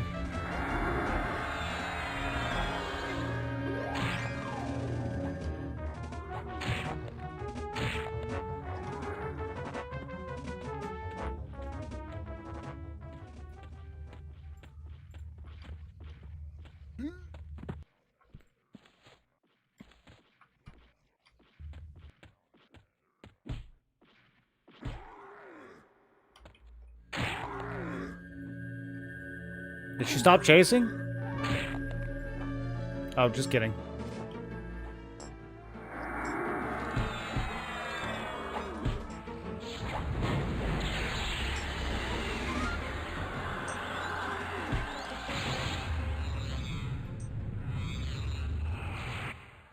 Maybe you can split using Feign Death? Yeah, we'll try it here. Let's see what they do. Okay, there she goes. She's still on the list, though. The list is, like, kind of trustworthy.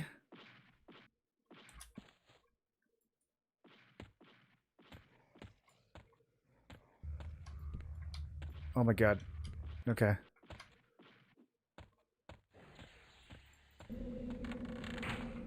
He fully healed, which is a slight bummer. But it's fine. It's probably fine.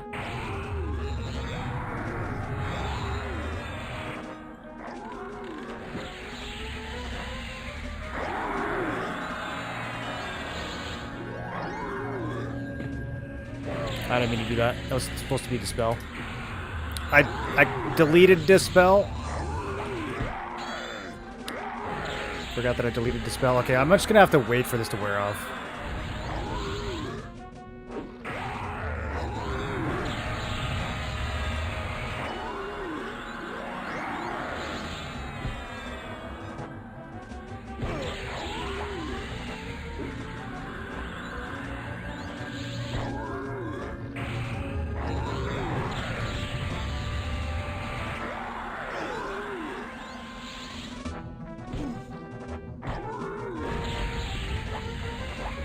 He has so much mana.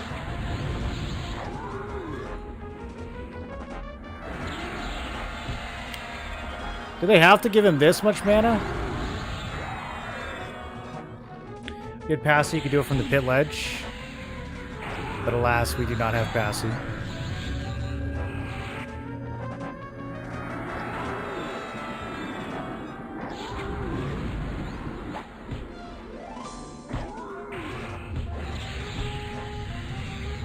Okay, we're back.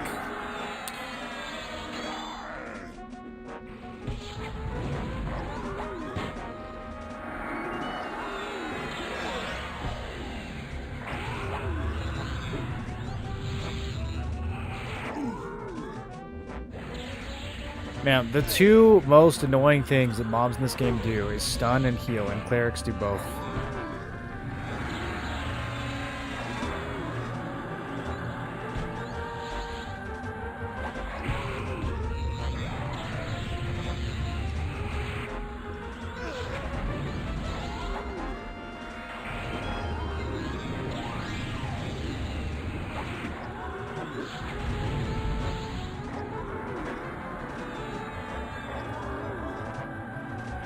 Janet brings 4 slot to spell too. Yeah, you can get Pillage Enchantment clicky. And I mean we have a decent enough to spell when it's actually memorized.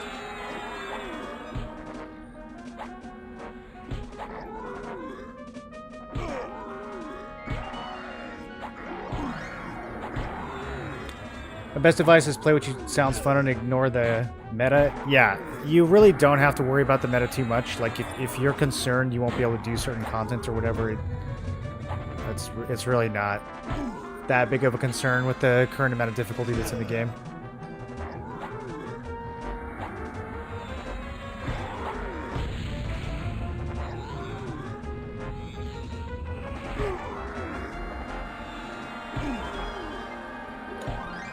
How much of your healing could you cover from the Necro spells?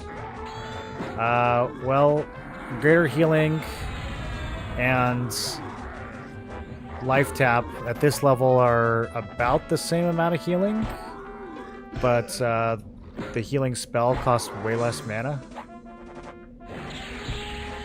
So, I mean, you can spam Life Tap, it's just going to be less mana efficient.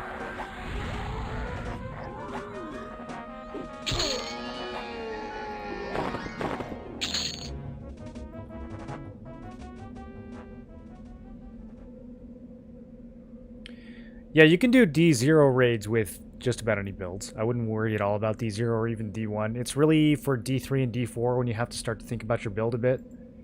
And even then, like, gearing is a thing. Getting a bunch of AAs is a thing. There's other ways to be strong besides just your builds. Grouping is a thing. You could always simply get a group.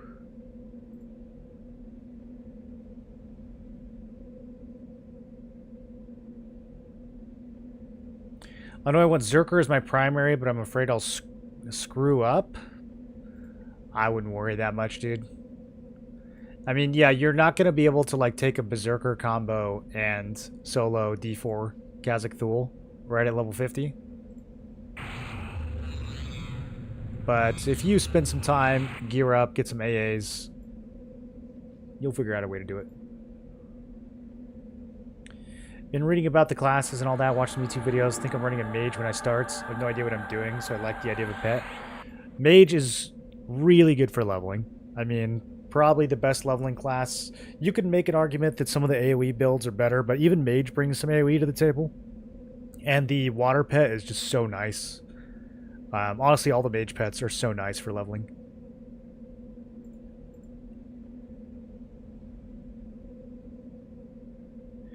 Even if you're not going to have mage in your final build at all, I would recommend that pretty much everyone pick mage as their second class when they start the game, just to get to level 10, because it's so strong.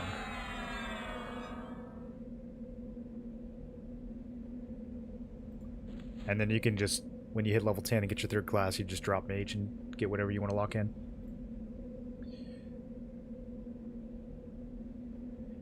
Got the +4 ruby breastplate. Nice. You gonna wear it for the fashion?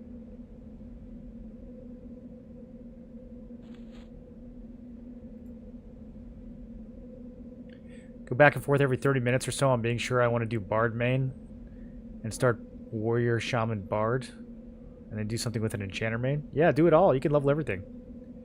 Zabby, you're in Crushbone? What a good zone, dude. What a good zone.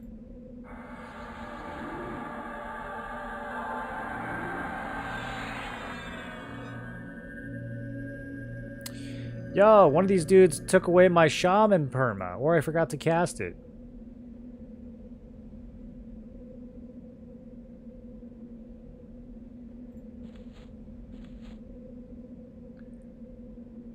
That's so much stats. Did we do Naggy without this buff? Some combos just steamroll through everything. Yeah, there are definitely combos you can pick that will clear the hardest bosses on D4 with very little strategy or gear.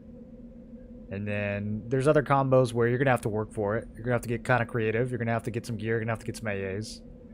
But I wouldn't really not worry about screwing up your builds that much. You'll be okay.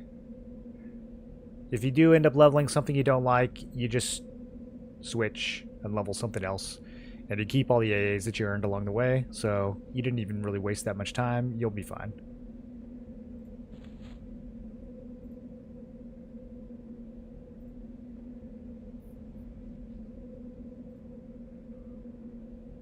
Grouping is worse than solo now after the scaling change. Can't you have like 8 people in a raid? You telling me that's 8 times harder? I am doubting that it is 8 times harder. Doing it with like 2 people might be worse.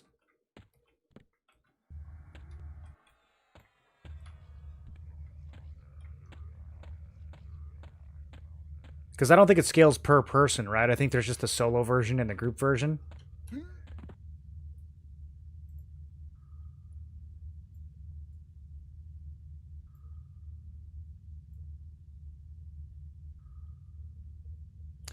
In doing testing, and I can't even imagine leveling without Wizard in my build anymore. AoE nukes are just so good for leveling. They are really good. I mean, there's other ways to AoE though. You could play Bard, you can play Druid. The Mage AoE is like, I don't know, it's like 70% as good as the Wizard AoE. This Mage got some pretty sick AoE when I was leveling it.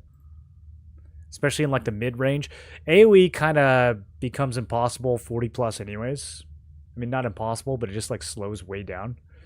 So that like 20 to 40 range, I had a real good time with the Mage AoE. No way it doesn't scale per person. Well, there's the solo version and there's the group version, right? I don't think there's like... I don't think the instance is like live updating the boss depending on how many people the boss sees or anything like that. That's like more code. I don't think they've done any of that.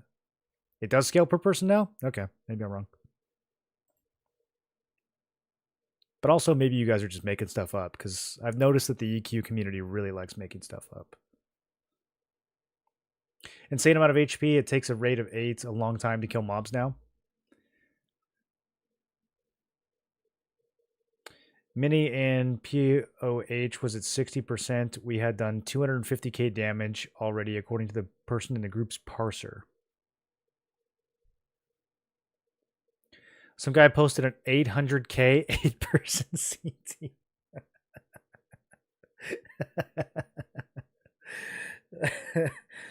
I mean, look.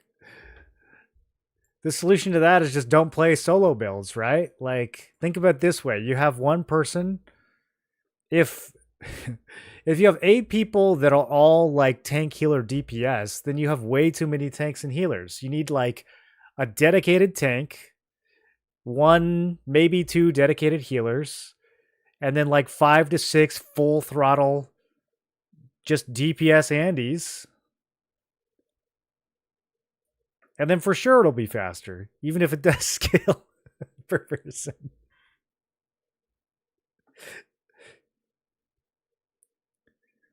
I'm gonna be honest, at 800,000 health boss sounds kind of lit. It's like making me kind of hyped. Can we get a solo boss that has 800,000 health? If it didn't, we just take 8 each time for easy loot. Yeah.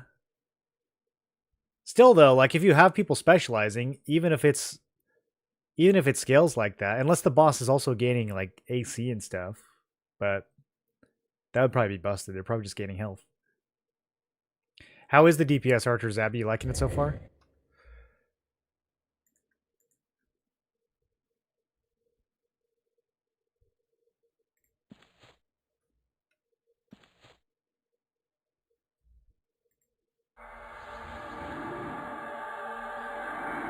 Okay, so I do expect this to be quite a bit harder than Naggy.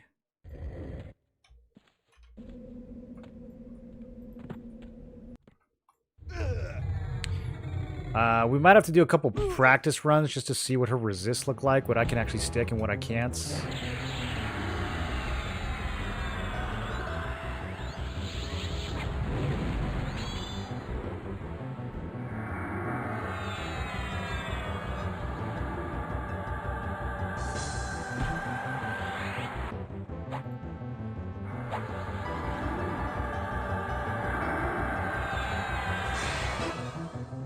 She resisted malaise. She has skin like rock. I probably should have ripped that off. Too late. She resisted again. I'm going to over-channel it. Okay. This boss is officially bullying me.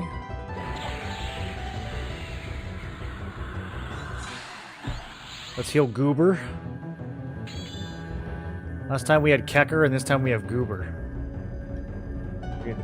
Top tier pets.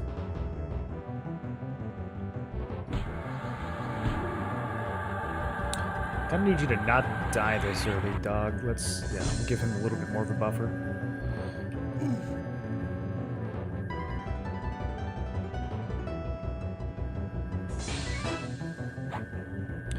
Okay, I'm going to chain heal up to 70 and then get this first canny off. That is a lot of frost breath. It would be nice if I could resist 1 or 2 of those.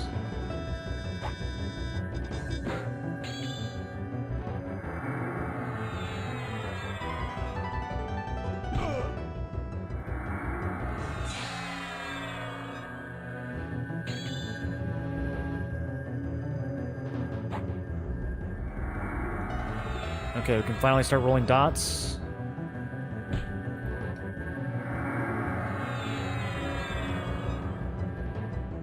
Another heal for Goober. Poison is landing pretty easily. Scourge is resisted.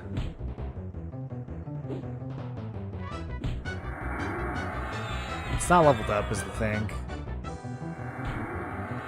Let's try magic. Okay, Odium landed. Dark Soul landed. Oh yeah. Oh yeah. Now we're looking good. Let's get another slow.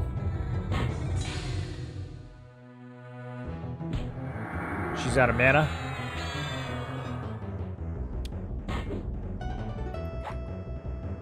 Hots for Goober.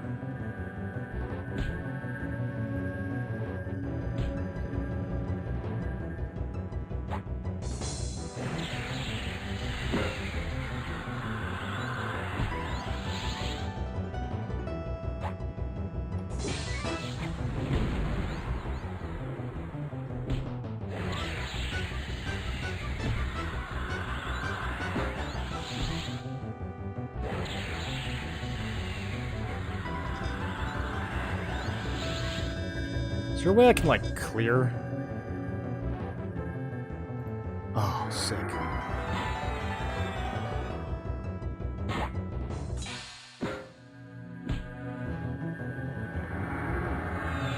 Okay, we need to start prepping for the next canny.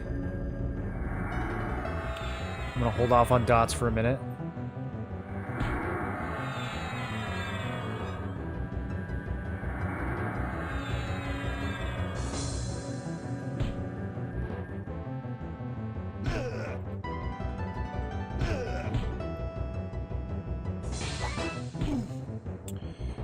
$40 seconds. That's gonna be a minute.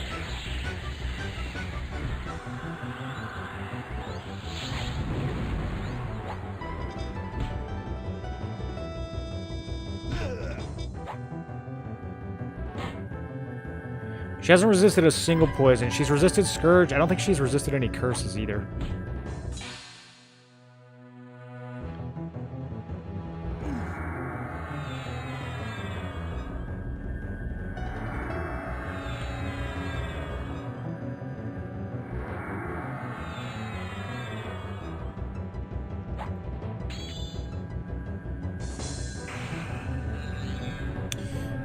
This is a kill, boys. I can already tell. Easy game. Should have came here at 40.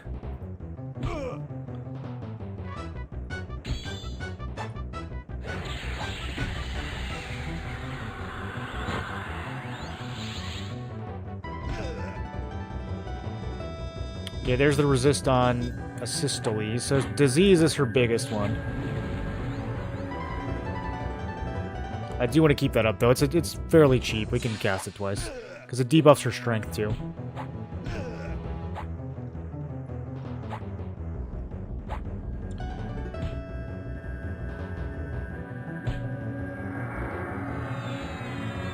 Speaking of strength, apparently my buff just wore off. Okay, let's re-up slow, and then we need to do another incapacitates. And probably another Shadow Vortex.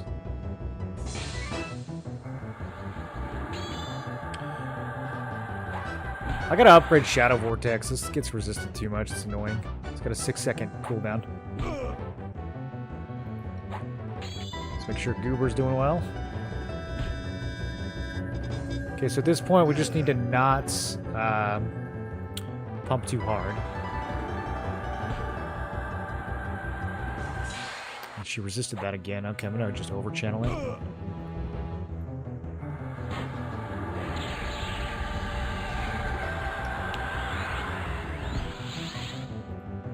Back to recover. 1 minute on Canny. Start getting healthy.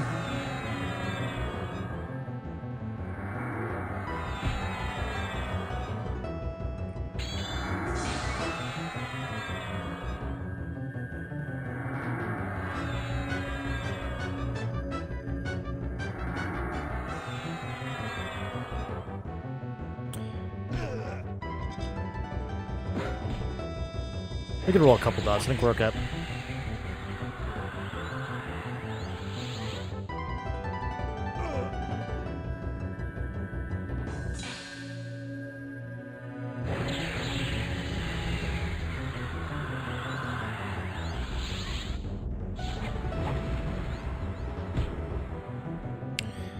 Okay. Missing slugs. I got a little too hard there. I'm letting Goober die too.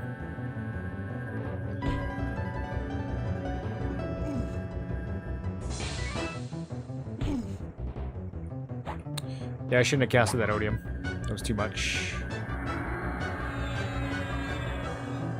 This is gonna be a bit sketchy. We'll be okay. Need to save Goober.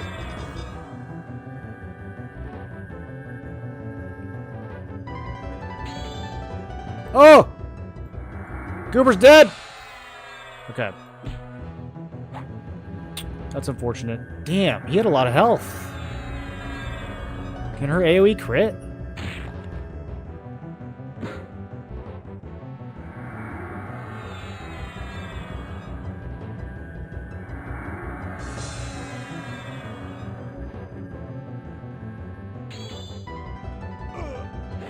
Man, I kind of needed Goober.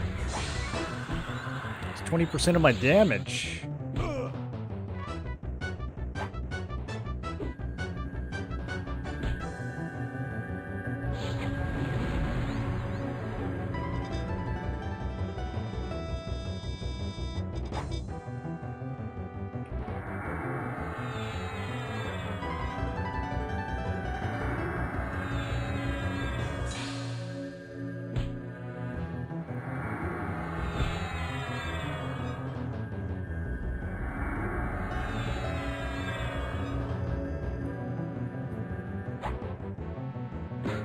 I think we could just turtle this indefinitely.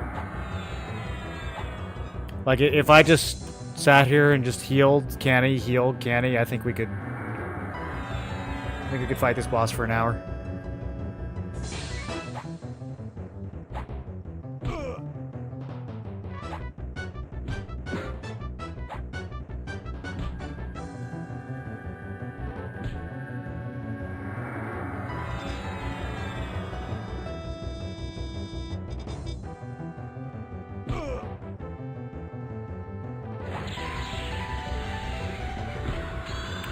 Okay, we just need to watch debuffs. She's still vortexed. Incapacitate is kind of expensive right now. Don't want to wait until after the canny.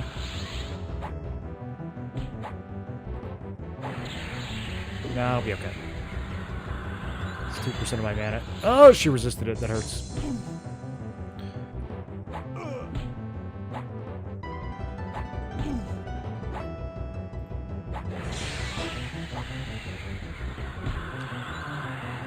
Gonna lose malaisement? How long does this last? I thought this lasted like 10 minutes. Maybe I've been fighting her for longer than that.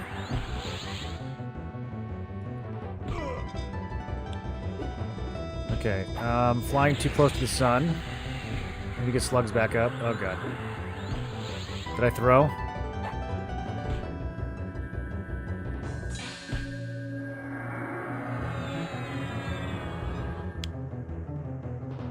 "38 seconds till we need to slow again." Do we go for it? Let's live on the edge, boys. We're going for it. No cannibalize. Don't have enough health for that.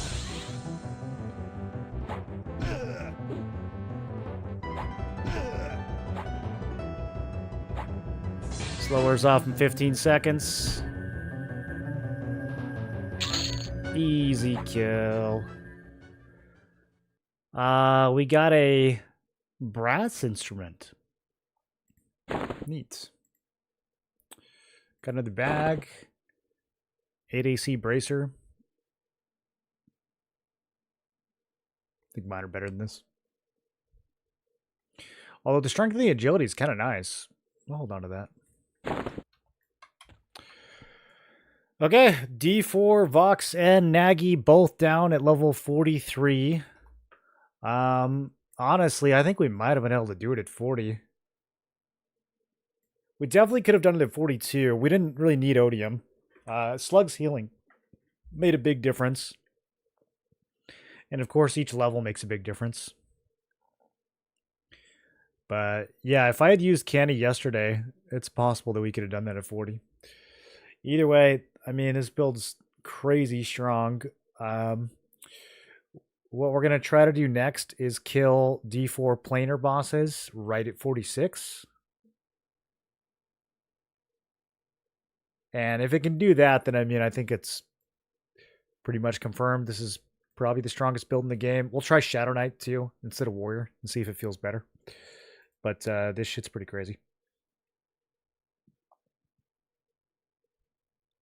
Copy pasted is D4 CT8 man and said it had 600,000 HP. Yeah, that is a bit much. I still think, well, do dots from different players stack? Because if not, that's actually kind of brutal. You'd have to have like a bunch of melee players. Where Churro am I going? I still haven't decided yet. It's probably going to be Paladin, Enchanter, Monk. But after seeing this, I might do Paladin, Enchanter, Shaman, or even Paladin, Necro Shaman. I don't know, dude. It's tough. We got more testing to do. But that's all I got for tonight. Hope you guys found this interesting. We will continue tomorrow with some level 46 raids on even harder bosses. We would do it at 43, but I literally can't. You have to be 46 to try. So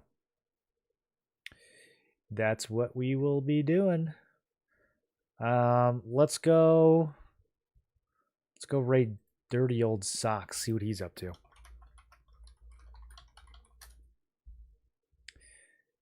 And I will catch you guys tomorrow.